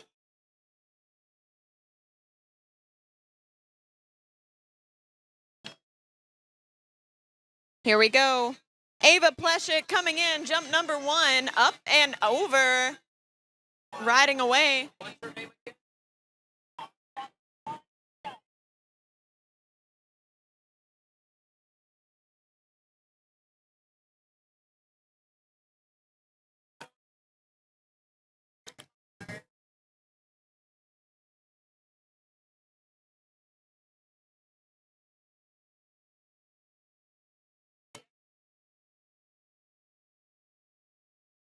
All right, 54 feet, 5'4" to get University of Wisconsin Lacrosse started in Series 5. So this is our 5th and final series of women's jumping for the day.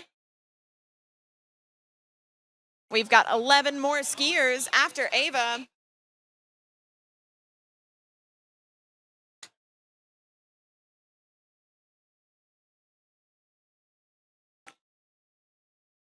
And Ava, they're one of their better jumpers at lacrosse. Here we go. Ava, second jump. Up and over. That's a better looking cut. Hold on to it. And she does. The crowd's happy. Yep, she appears to be happy with that one, and it's valuable points. Looking at the other jumpers from Wisconsin lacrosse, certainly by no means the worst jumper, somewhere middle of the pack there for that college. 63, so quite the improvement. Oh, big shot in the arm 9 feet. there for the Eagles. A 9-foot improvement on jump number 2 with 1 remaining.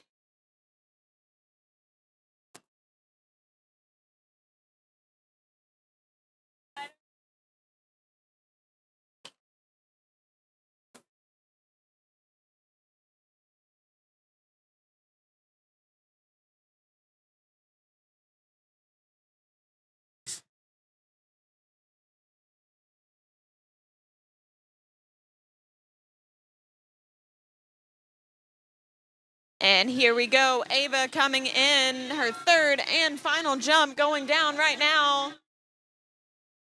Lacrosse up and over. Hold on to it, and she does. 3 scoring jumps from Ava Pleshik. Yep, and improving all the time with each one. 54 feet on the first, 63 on the second. And 64 feet on the last one. So improving little by little.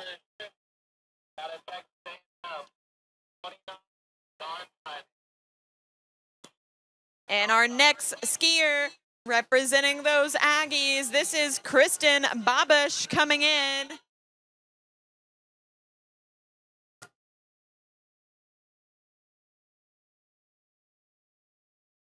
The Aggies, they've been asleep a little bit this afternoon, but you can see them running down the lake right now to cheer on their skier. As we have a Purdue tricker coming in, this is Ryan Hauser rocking the sunglasses. I like it. All right, I'm loving the glasses. Come on, there you go. It would look even cooler if he stayed up, which he's doing with everything, every sinew of his being. And going down right at the end there. But we have Kristen coming in, jump number 1, up and over, riding it away for Texas A&M. And there you go. You can hear the Boilermaker from Purdue. They've consistently done that for every single skier that's gone today. I feel like that should count for something in the Spirit Award consideration. I'm just saying. They're not always the most flashy, but they have been maybe arguably one of the most consistent teams. And 45 feet for 5 on Kristen's first jump. And she is going to increase that boat speed to 31.7 and come back in at max speed for jump number 2. And who do we have over on the trick lake, Tony? All right, so we got a tricker on the water, or rather in the water at this time. We've just seen Ryan Hauser, and that was Seth LaForge. And now, from here we Arkansas. go. This is Kristen Babish coming in. Oh, no.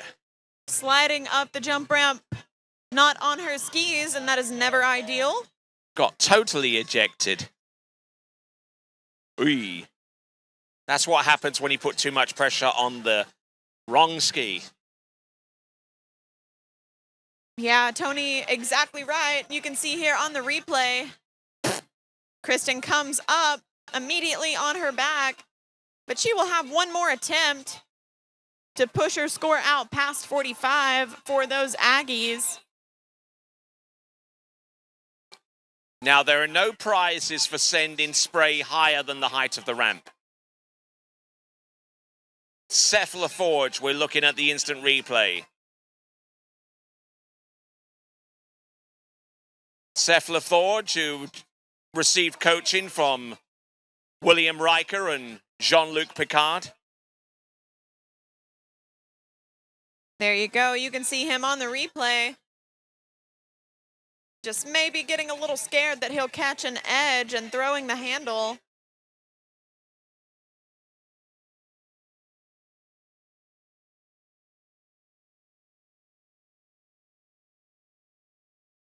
And on the webcast, we have a view of the next Nebraska trick skier, as well as jumper Kristen.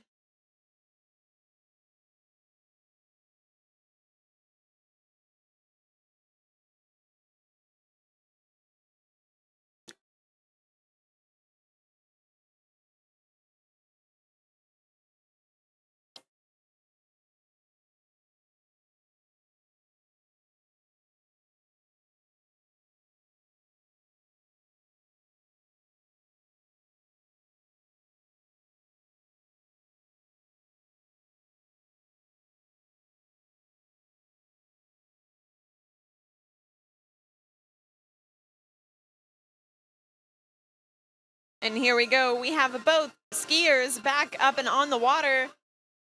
Nebraska trick skier coming in. This is Ethan Mortimer throwing the fist to his team along the shoreline. Oh no. Tough break for Ethan, just going down on the reverse side slide, catching an edge. Not what you want to see. And here we go. Kristen coming in, third and final jump. First time entrance into the Collegiate Nationals, the Cornhuskers of Nebraska. They did well to get here. And a right away jump for Kristen from Texas A&M on her third and final jump.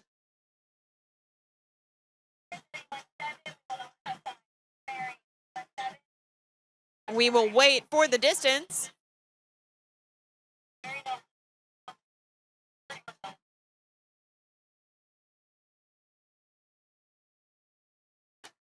.51 feet 5'1", so upping her score on the third and final jump. Great skiing from Texas A&M. Now on the water from Miami of Ohio, this is Mary Nelson coming in as we have an Ohio State Buckeye on the water.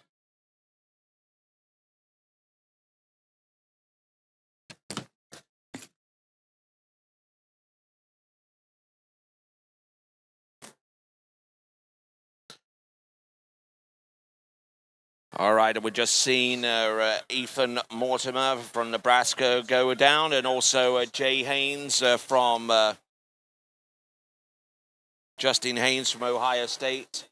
It looks like Haynes from Ohio State coming in on the instant replay whilst we look and see. All right, Mary Nelson up and over and riding it away.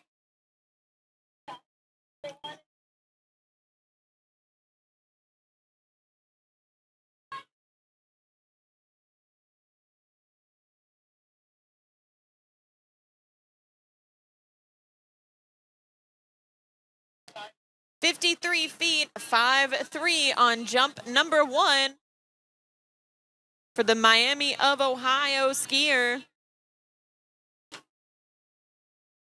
All right, switching over towards the other lake, and we should see our skier on the water representing Michigan. It's Aiden Delwish.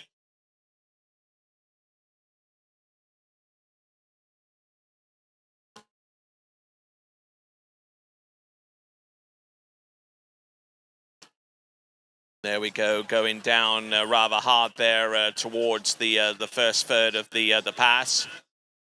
Working his way through the wake fronts and wake backs, and tries the surface O, and the handle getting away from him. And here we go, Mary Nelson, jump number 2. Whoa, all sorts of funky handle work off the ramp, but she manages to hold on.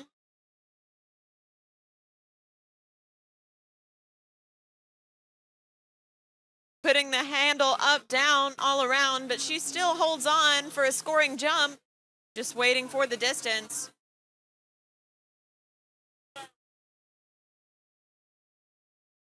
Another 53-foot jump for Mary. So she'll have one more attempt.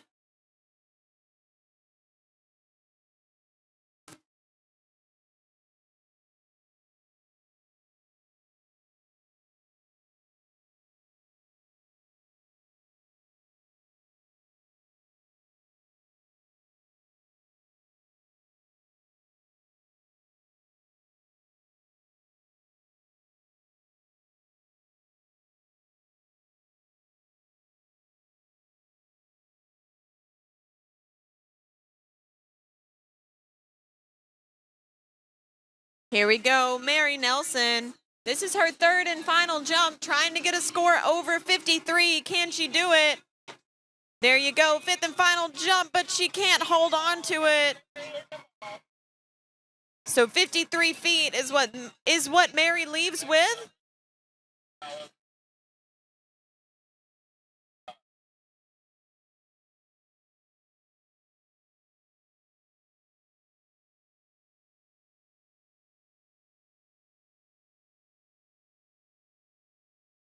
And Tricker on the water, blowing kisses to the shoreline. This is Kyle Knight, a San Diego State University Aztec.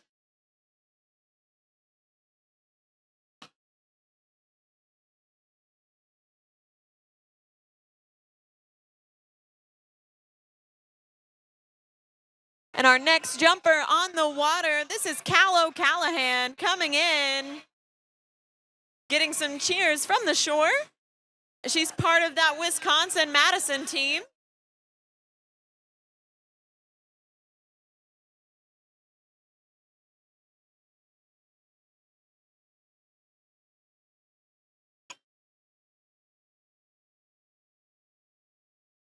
And we can see Kyle Knight's replay of his trick run on the webcast.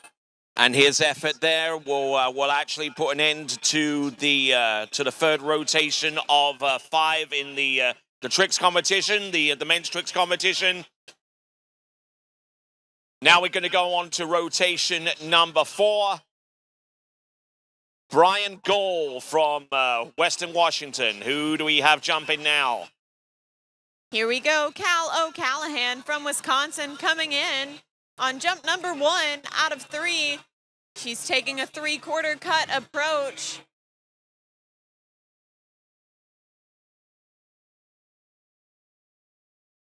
Up and over, putting a score in the books for Wisconsin.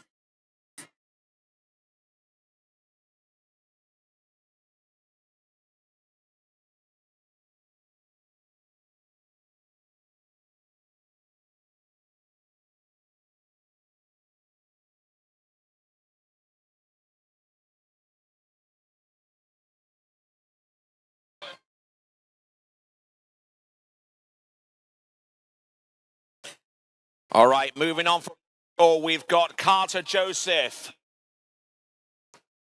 Electing to go behind the Mastercraft towboat, and let's see what Brian Joseph can do. And that was a 74-foot Carter Joseph, jump. I beg your pardon. 74 feet for Cal O'Callahan on her first jump with 2 remaining.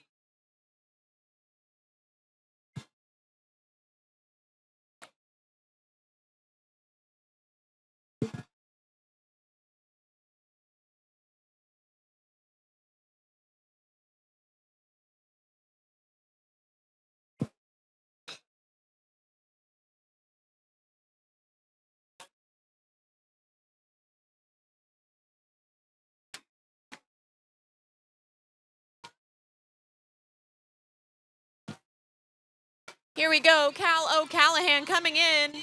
74-foot score in the books, looking for more. Another nice cut from the Wisconsin-Madison skier. Cal O'Callahan doing a grand job out there, and so too is our skier from San Luis Obispo, the home of Cal Poly, Carter Joseph. Matthew Peterson from Auburn's coming up next. We wait the distance. And that was 77 feet, 7-7 on Cal's second jump with 1 remaining. So with one jump to go, we'll see what she does on her third and final attempt.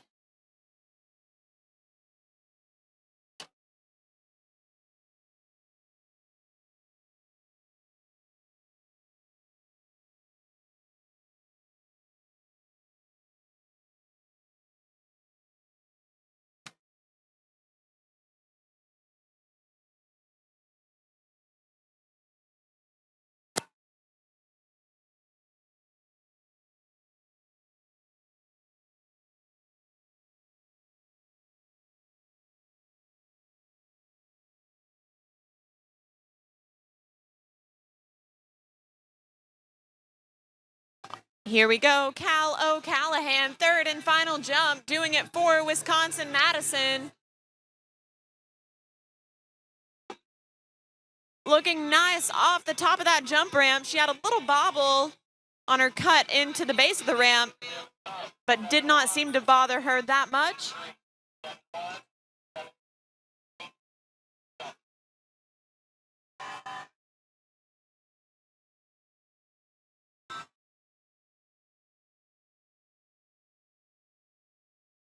'86 feet on that jump.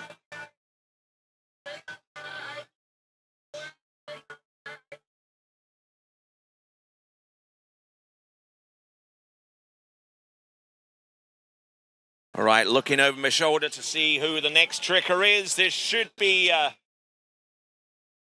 Spencer. Actually, no, it's Matthew Peterson from Auburn. So we have a sack attack going on right now because Laura Rux is heading down the lake from Clemson for her first out of 3 jumps. All right then, so our timing here. I mean, obviously women's jump is taking a little bit longer than the men's tricks in Division 2, so we might actually end up finishing at more or less the same time if things go the way that they are right now, which is plenty of time for you to get ready and get ready for the Friday night flight, which will take place this evening.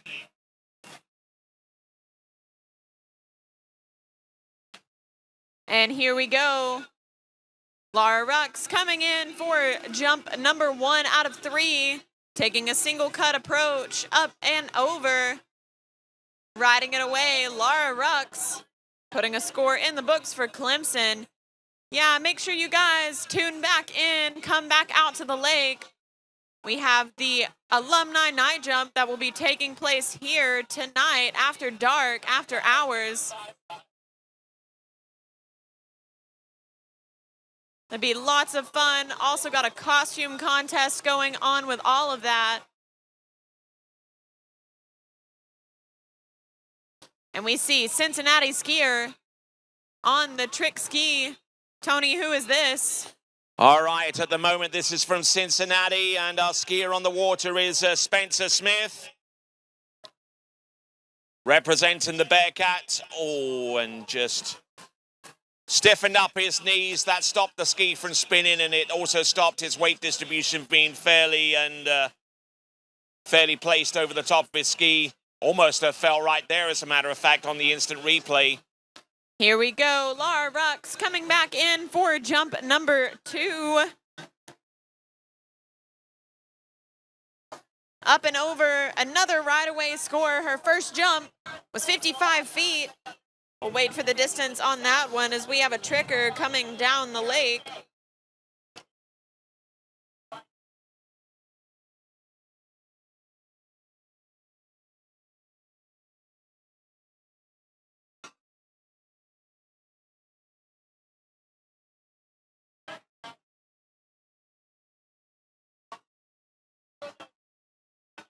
That was 58 feet, 5'8" for Laura Rux. Second attempt. She'll have one more to try to push that score out over 60. Meanwhile, on the trick lake, we just had Matthew Leach going down from Texas State.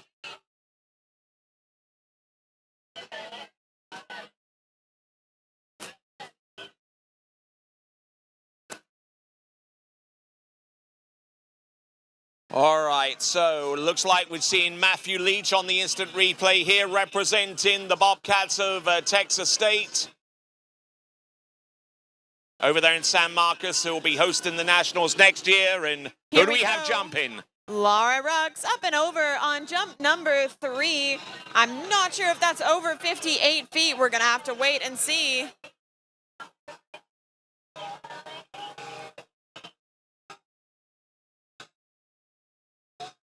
And there's a battle going on the shoreline.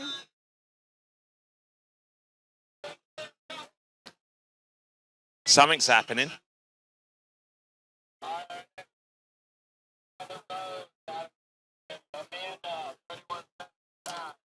On the water now representing Kansas. This is Amanda Lutschwager-Rose coming in for Kansas. And the last jump for Laura was 63 feet, 6'3". So a great progressive set from the Clemson competitor to close out their jumping today.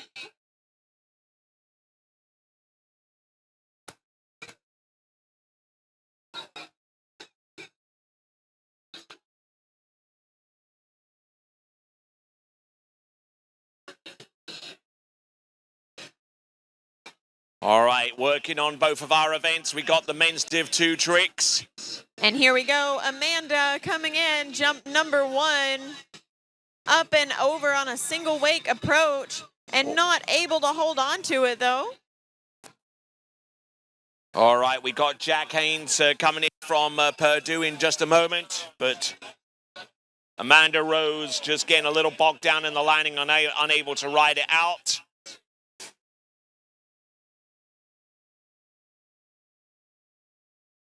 Purdue ought to be showing us a little bit of their spirit right about now for Jack Haynes. In on his one solitary pass.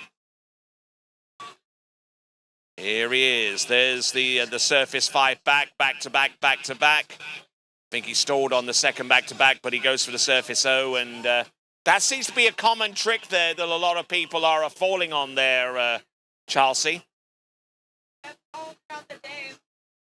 Yep, all throughout the day, that trick has been a make or break for a lot of these guys and girls. And on the jump lake, Amanda back up and on the water, she'll be coming in for jump number 2.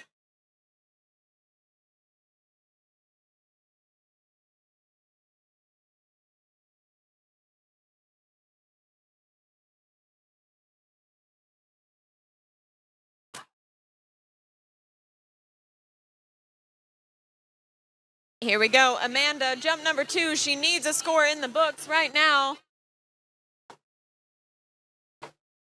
Big jump, and she holds on to it. We'll have to wait for the distance. Meanwhile, we have a tricker coming down the lake. Tony, who is this? All right, this is Zach Kahns for Arkansas, the University of Arkansas, right up there in Fayetteville. Oh, and just getting a little bit bogged down there as well. And University of Arkansas, who have a great facility to train at over at in Elkins in Arkansas, which isn't too far outside where they do their studies. So here on the replay here, you can see Amanda holding on for dear life. That was a 59-foot score on jump number 2. She has 1 remaining to try to push that out over that 60-foot mark.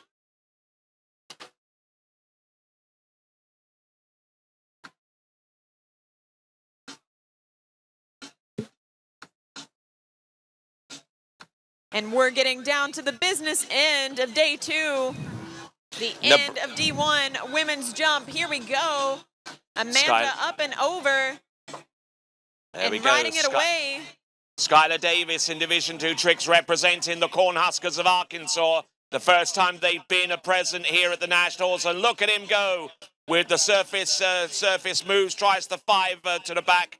Nothing doing there, but he had plenty of other tricks beforehand to score valuable points for the Cornhuskers going forward. And we just saw there the instant replay on the third and last jump for Amanda Lustwager Rose.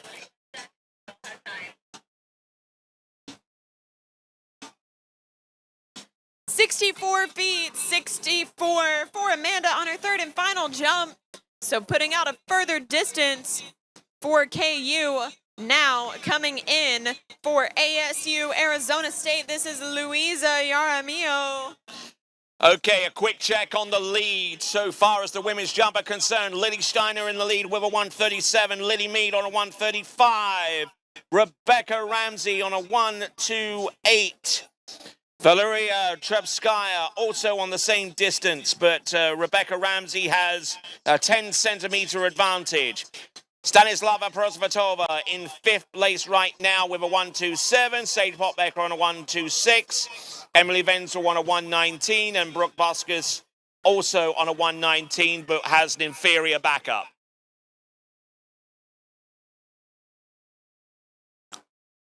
All right, here we go. Tony giving us some great info about our leaderboard. Now, ASU skier Louisa coming in. We're used to seeing her on a slalom ski, but she strapped on the jumpers for her team. Here we go, Luisa Yaramillo.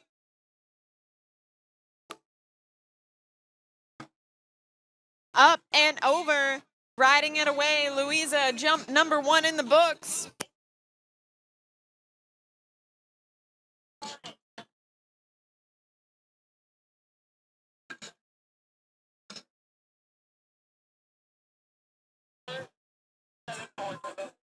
"74 feet to open things up for Louisa on her jump set. All right, so we're about to bring in Cole Hoekstra from Ohio State. Here he comes, Cole Hoekstra. Looking good in Division II tricks.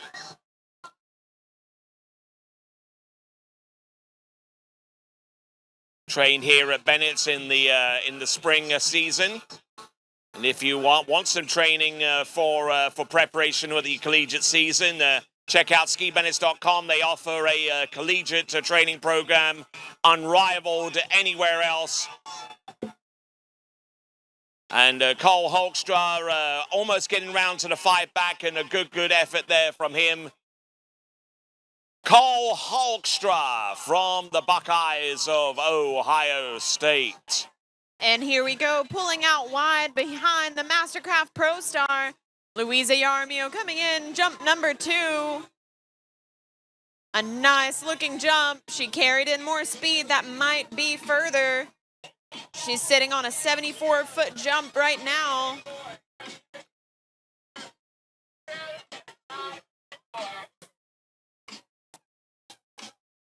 We'll get the distance any moment there for Luisa Jaramillo.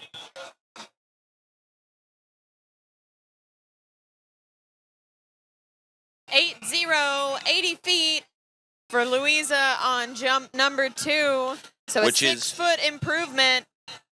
Indeed, it's a 24.5-meter jump as we look out towards the Tricking Lake and see our skier on the water, Josh Goldberg, in the water at this time.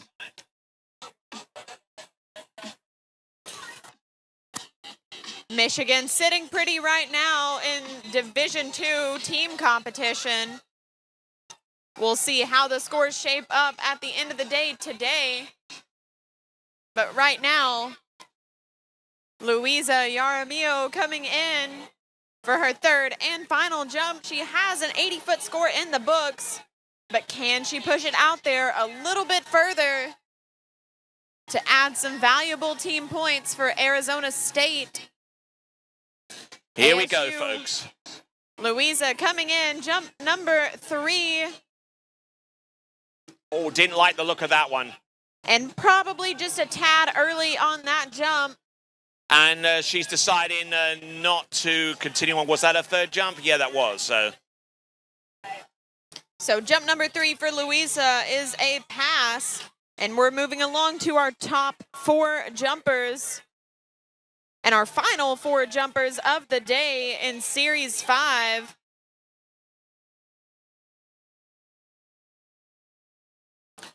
All right, then. So here's the timing challenge here. We've got 11 skiers. We've got 12 skiers remaining. There's the last one from San Diego State, and then 11 more, which is 12. So how about we try and do 3 trickers in the space of each jumper? Then would end at around about the same time. Yeah, Tony, you know, I don't run the schedule. There's a reason they put me here as an announcer. It's above my pay grade. All right, so who do we have out there on the water at this time? This is Aaliyah Jung Hannefa coming in for Florida Southern College, skiing for the Moccasins. A World Championship finalist in both the U21 and the Open Elite World Championships, which took place about a couple of weeks ago. And this is her favorite event out of the 3. Yeah, Aaliyah has really come a long way with her jumping in recent years. Representing Malaysia on the professional circuit. But right now, she's got on her Florida Southern bib coming into the course for jump number 1. All right, the first of 3 attempts for Aaliyah Jung Hannefa from Malaysia.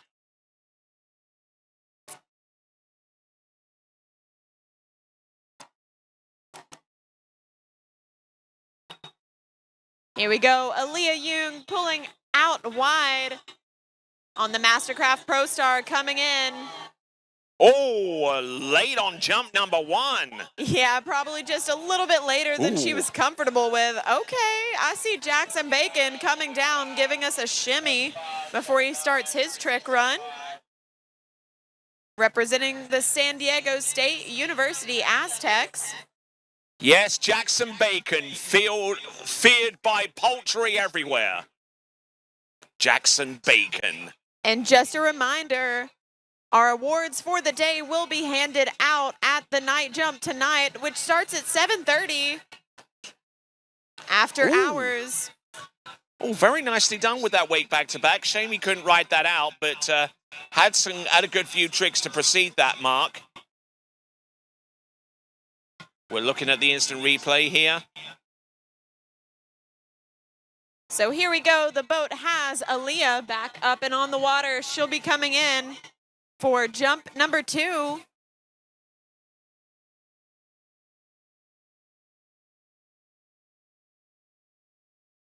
All right, then. So we got 11 skiers remaining. We've got 3 jumpers plus 2 attempts. So basically 11 jumps. Let's see if we can get 11 trick skiers finished at the same time. Who finishes first? All right, then. So looking out towards the lake, Kyla Grunnett from Western Washington.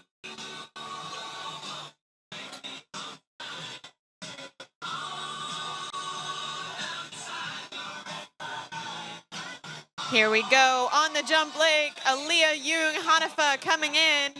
Jump number 2. Big cut right here. Oh, look at that. Sending it down the lake for the Florida Southern Mocs. We'll wait for the distance. See if it challenges some of our leaders. She was pretty late on that jump, but stayed really cool and collected. Got her hips turned all the way before she loaded right into the base of the ramp. 133 feet, so putting her into second spot right now. Actually, no, that puts her in 3rd spot at the moment, 133 feet. That puts her 2 feet shy of Lily Mead's jump of 135, which in turn is 2 feet shy of Lily Steiner's lead distance of 137. But she has 1 more jump. There you go, my bad.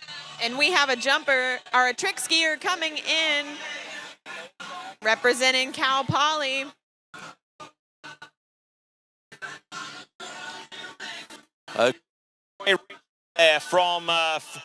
From Cal Poly San Luis Obispo.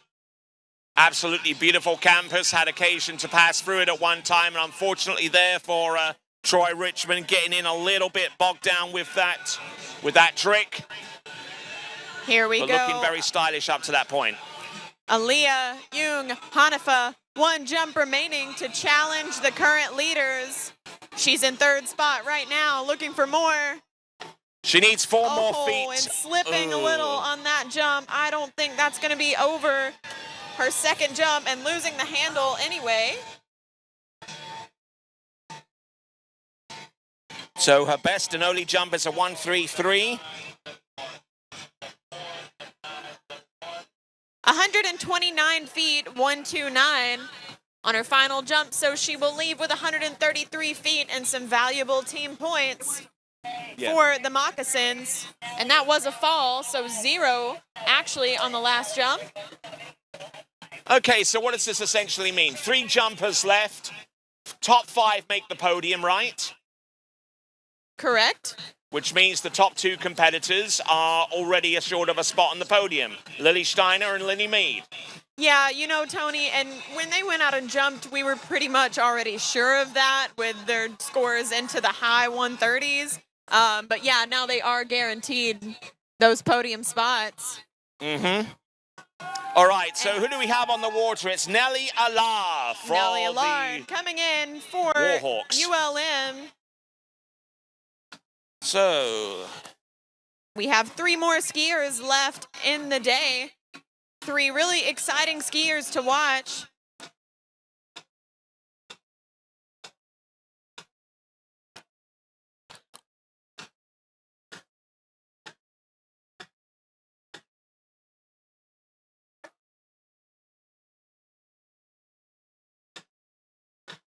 right, just waiting on our flotilla to get themselves organized for the trickers, the last few trickers that we've got. We just saw Troy Richmond for Cal Poly San Luis Obispo.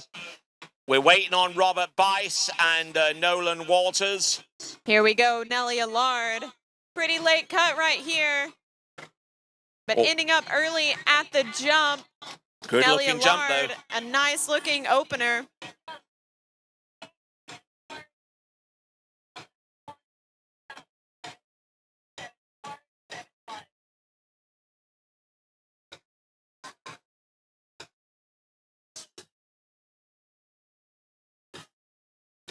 Didn't quite generate the speed as some of the other skiers, but Nellie Allard has 2 more attempts. That was 118 feet to open things up, 118.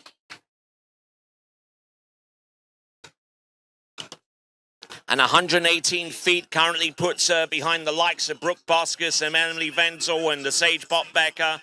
Still a long ways away from the lead, needing about 20 feet. And here we go, Rob Bice coming in, doing it for the Auburn Tigers. Getting some air. Looks like is he going to try the flip? No, he's going to very wisely did the surface O on the outside the wake. Sometimes people get trapped in with that rooster tail. Yes, he gets it all the way. Throwing the fist there at the end. Great skiing. And that's all it could Bice. take, you know. Absolutely. Meanwhile, on the jump leg, Nellie Allard coming in. Jump number 2. She has a 118 in the books. Let's see what she does here. Bringing it down, generating a lot more speed at the base. I think that's going to be further.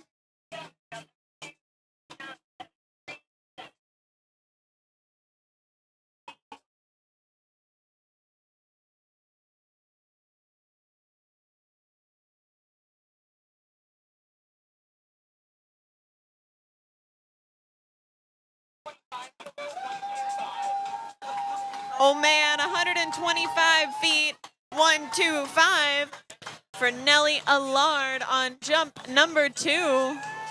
That currently puts her in 8th place right now. 8th place, so like I said, this podium is going to be decided in the high 120s to 130s. Oh, a little over rotation there on the backflip there for Nolan Walters of Cincinnati, the Bearcats. Showing us their last rotation competitor in the men's tricks event for Division 2.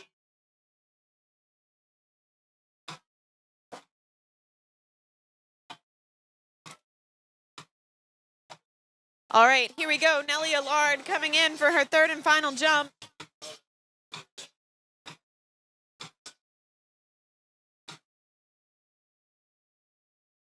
All right, Nellie Allard coming in.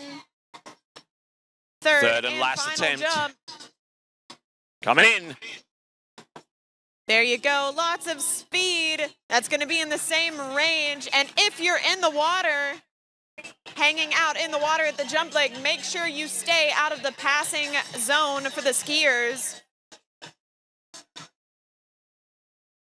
So if you are close to skiers when they pass, please move in.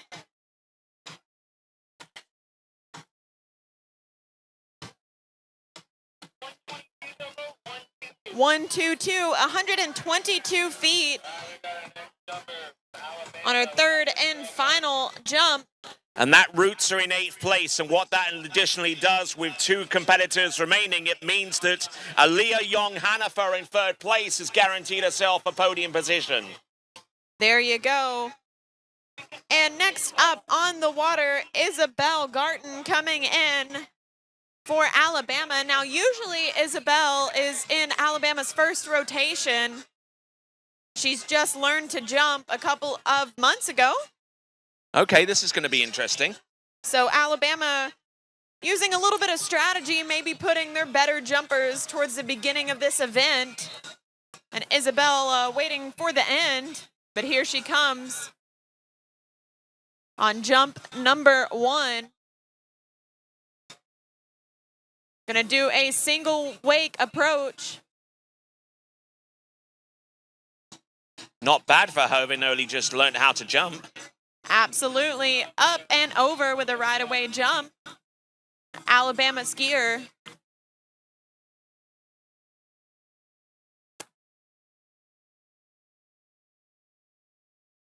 I've had a little bit more experience, a heck of a lot worse than that.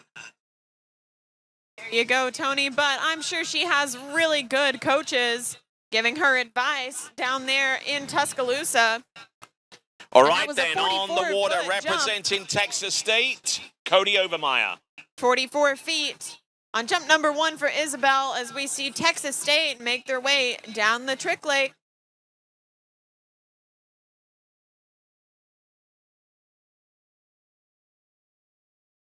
And that jump of 44 feet actually puts her up at least into the at least higher than some of the lower half dozen competitors that we've seen in the women's jump competition. Big just to give you a tricks right comparison. here out of Cody. Some wake 5s as we see Isabel make her way in for jump number 2. Up and over. Nice, I like that. Teammates telling her, roll, tide, roll. They're another one of those Spirit Award contenders. Okay, let's go on to the assumption that she doesn't have another 100 feet left in her, or 90 feet. Then that would essentially mean that Valeria Trubskaya is also on the podium as well, with 1 competitor remaining after this. But if she does have another 90 feet in her, there's no time like the present to unleash it upon us. There you go, Tony. I'm not sure we can expect that from her today, but Isabel out there rocking it on the jump skis right now, putting up some scores for her team.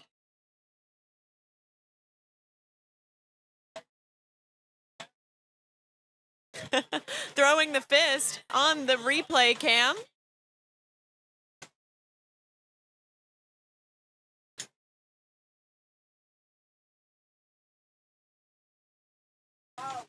Here we go, Isabel coming in, 3rd and final jump. Oh, she went in and late on that one. Yeah, splitting on the jump a little bit, but great skiing from Isabel Garton from Alabama. All right, as we get ready for our last jumper, just a quick note on our sponsors as we get ready to bring in Eric O'Keefe from Purdue into the course for tricking. Of course, this is the 2023 Syndicate Skis NCWSA National Collegiate Waterski Championships, brought to you by HO Syndicate Skis, Mastercraft Boats, Masterline. Be sure to check out the new Masterline products on the other side of the Judges Tower in the Vendor Village. We got Cab Kippawa, Greater Miami Ski Club, Same Boat, And we have a whole slew of other sponsors as well, including the Louisiana Office of Tourism. They're our banquet sponsor, along with the City of Zachary, Lake Lovers Club, Celsius Energy Drink. And we also got to give a big shout out to OJ Props, Dolphin Wetsuits, San Antonio Surgical Arts, Grouse's Supermarket, Cecil Gray's Insurance, Walk-Ons, Tides Medical, Visit Baton Rouge, Coconut Willie's, and of course, Subway. Yeah, thank you to all our sponsors. This tournament could truly not happen without you guys. Also, thank you to Bennett's Waterski and Wakeboard School for hosting this great Collegiate Nationals. We're about to finish up day 2. And thanks to all of our officials, we could not do it without you guys either, driving the boats, judging all the skiers, everything else. And now we have Eric O'Keefe at the same time as Kennedy Hansen coming in. Ken is your last jumper of the day, doing it for ULL. Pretty late right here. Up and over. Great looking jump, getting some wind under her skis as the headwind picks up slightly. Eric O'Keefe on the trick ski. He won the jump event yesterday in Division 2 with a jump over 150 feet.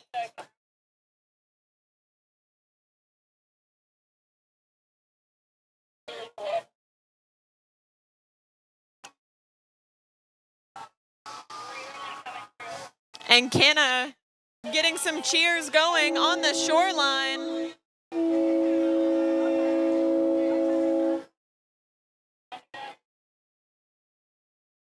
As we wait for the distance.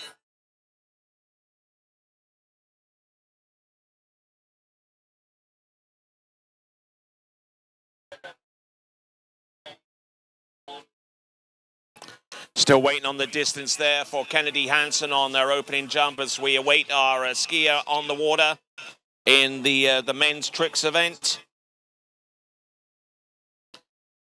This is Chadwick Litkin of Arkansas. And 132 feet, 132 for Kenna to get things started. So what spot does that put her into, Tony? 4th place, just marginally ahead of Rebecca Ramsey and only slightly behind Aaliyah Young-Hanifer. And Lily Steiner from ULL is currently in the lead. So we know one thing for sure, it will be a ULL skier on top of that women's jump podium, whether it's Kenna Hansen or Lily Steiner. We'll have to wait and see.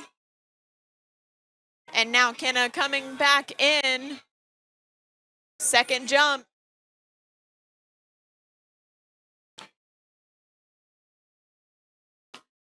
Now currently in 4th place right now. She can ascend above 3rd place. That's Aaliyah Young-Hanifer with a 133 feet. If she can get another 12 inches above that. Here we go, Kenna up and over. Oh, that was a nice jump. I don't know. I think that might be a little bit further. Could well be. We'll take a look at the distance as it comes through.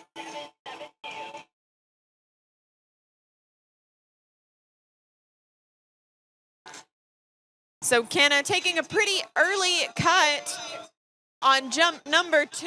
If she can bring it down a little bit, that will increase her score even more. So that jump was 134 feet, 134. Which means a trio of Raging Cajuns occupied the top 3 positions. There you go. She'll have one more jump to decide what placement she will be in, but can do no worse than 3rd right now with one jump to go. Okay, we do know 2 of the positions. Aaliyah Young-Hanifer in 4th, Rebecca Ramsey in 5th. They can't improve. Kennedy Hansen can. And maybe at the expense of Lily Steiner and Lily Amid. Yeah, so congrats to those Florida Southern Mocs securing their podium place finishes. Here we go. Big moment right here. Kenna Hansen taking a 3/4 cut approach. Here she comes. At Corey Picos. Let's watch her. For the national title, here she comes. Oh, big jump. She throws the fist. She thinks she's done it. We will have to wait and see. She brought it down on that one. But still ending up early because she turned so well out wide.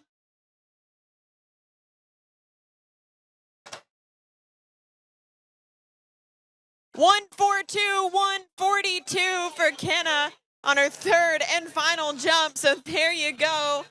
She is your champion. Yes, indeed. The national champion with 141 feet is Kennedy Hansen, ahead of Lily Steiner, Lily Mead, Aliyah Young-Hanifa, and Valeria Trubskaya. Looks like we still got some tricking going on. We've got Samuel Weber from Nebraska stand up all the way through his run, so he'll be good to go with that one. All right, great skiing from the Nebraska competitor. So big jumping from lots of ladies today. We saw so many over that 120 mark and so many over that 130 mark as well. There you go. You can see Kenna Hansen's winning jump right there. She was your only skier to surpass 140 feet, which is a hard thing to do at 31.7 for women. So Samuel Weber coming through. We're seeing the toe tricks, rather unusual in Division 2. Do see toe tricks as we look and see Ohio State. This is Ben Hackenberg. There we go. There's the wake back and the wake front. Does he have anything more? Oh, and how many times have we seen that? Seen that fall way a lot too many today. times. And with that, we have two more skiers left in D2 men's tricks. How about that for timing? Pretty much spot on timing. All right, our next skier to go, our penultimate skier is Jacob Hawley from Michigan.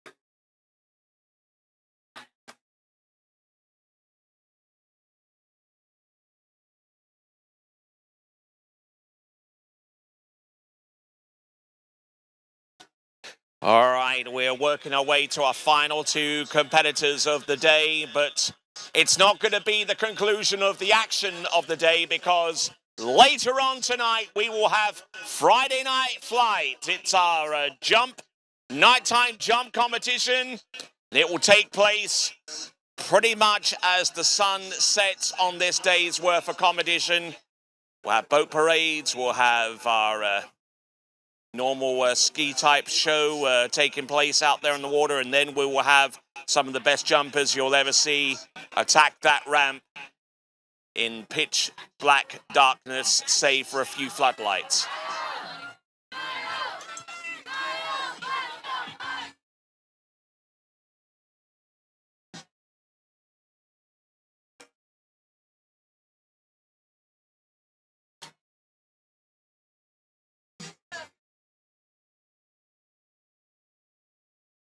You're good to go.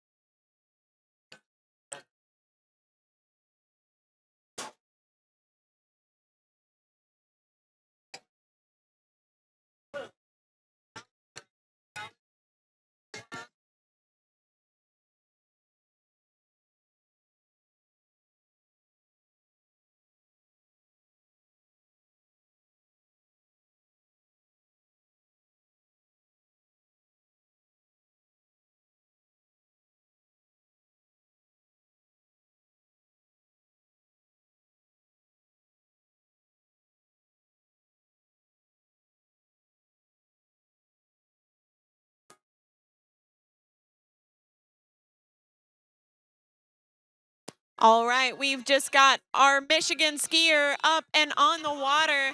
This is Jacob Hawley coming in, doing it for Michigan. Yep, the Wolverines send in their last skier of the day. A couple of side slides, a back and a front, using that extra large good trick ski from what I can tell. Look at this. The surface 5 back. Oh, he's going to go for the flip here. Watch out, folks. And because he uses that large ski, he's able to land and ski it away. Look at that. Nice 500 skiing. points. Big score put up from Michigan. I believe that's the only flip attempt to be landed today by D2 men. So congrats to Jacob. He's got some bragging rights right there. He might actually win the title. Who knows? Yeah, who knows? We've seen some good tricking go down, though, from a couple of our skiers.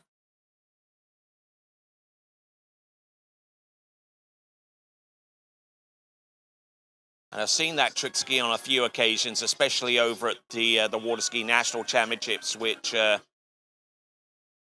last took place over in the ski club of the Palm Beaches, and I was part of the webcasting crew for the 2 previous ones over at Mystic Lakes and also at Water's Edge.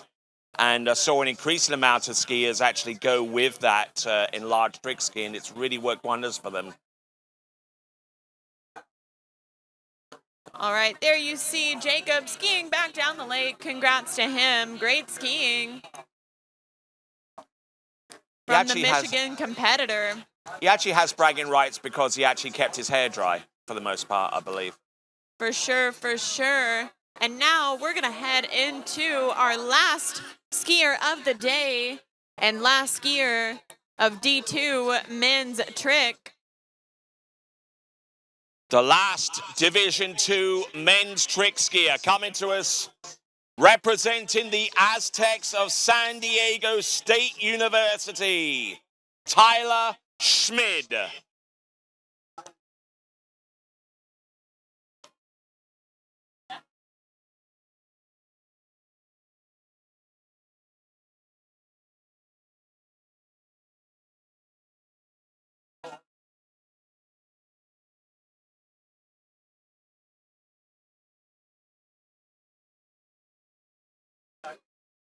Hey, Brian. All right, so let's just stick around for one more skier, just one last athlete, at least in the regular collegiate nationals, and then we'll wait a few hours before just before the sun sets, and then we will send out our jumpers this evening as part of the Friday night flight. Right here, held in conjunction with the NCWSA National Collegiate Waterski Championships. San Diego State send in their last athlete. Yeah, exciting stuff going down tonight. A lot of those night jumpers are former collegiate skiers, so strapping back on their jumpers in the dark.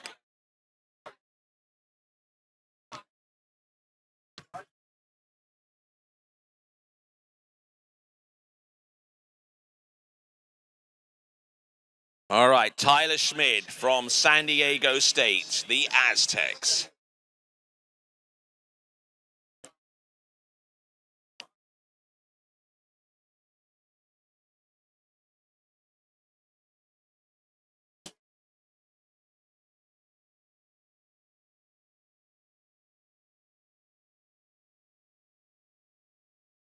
Okie dokie, here we go, setting the boat speed. Let's put our entire focus upon one skier, our final skier of the day.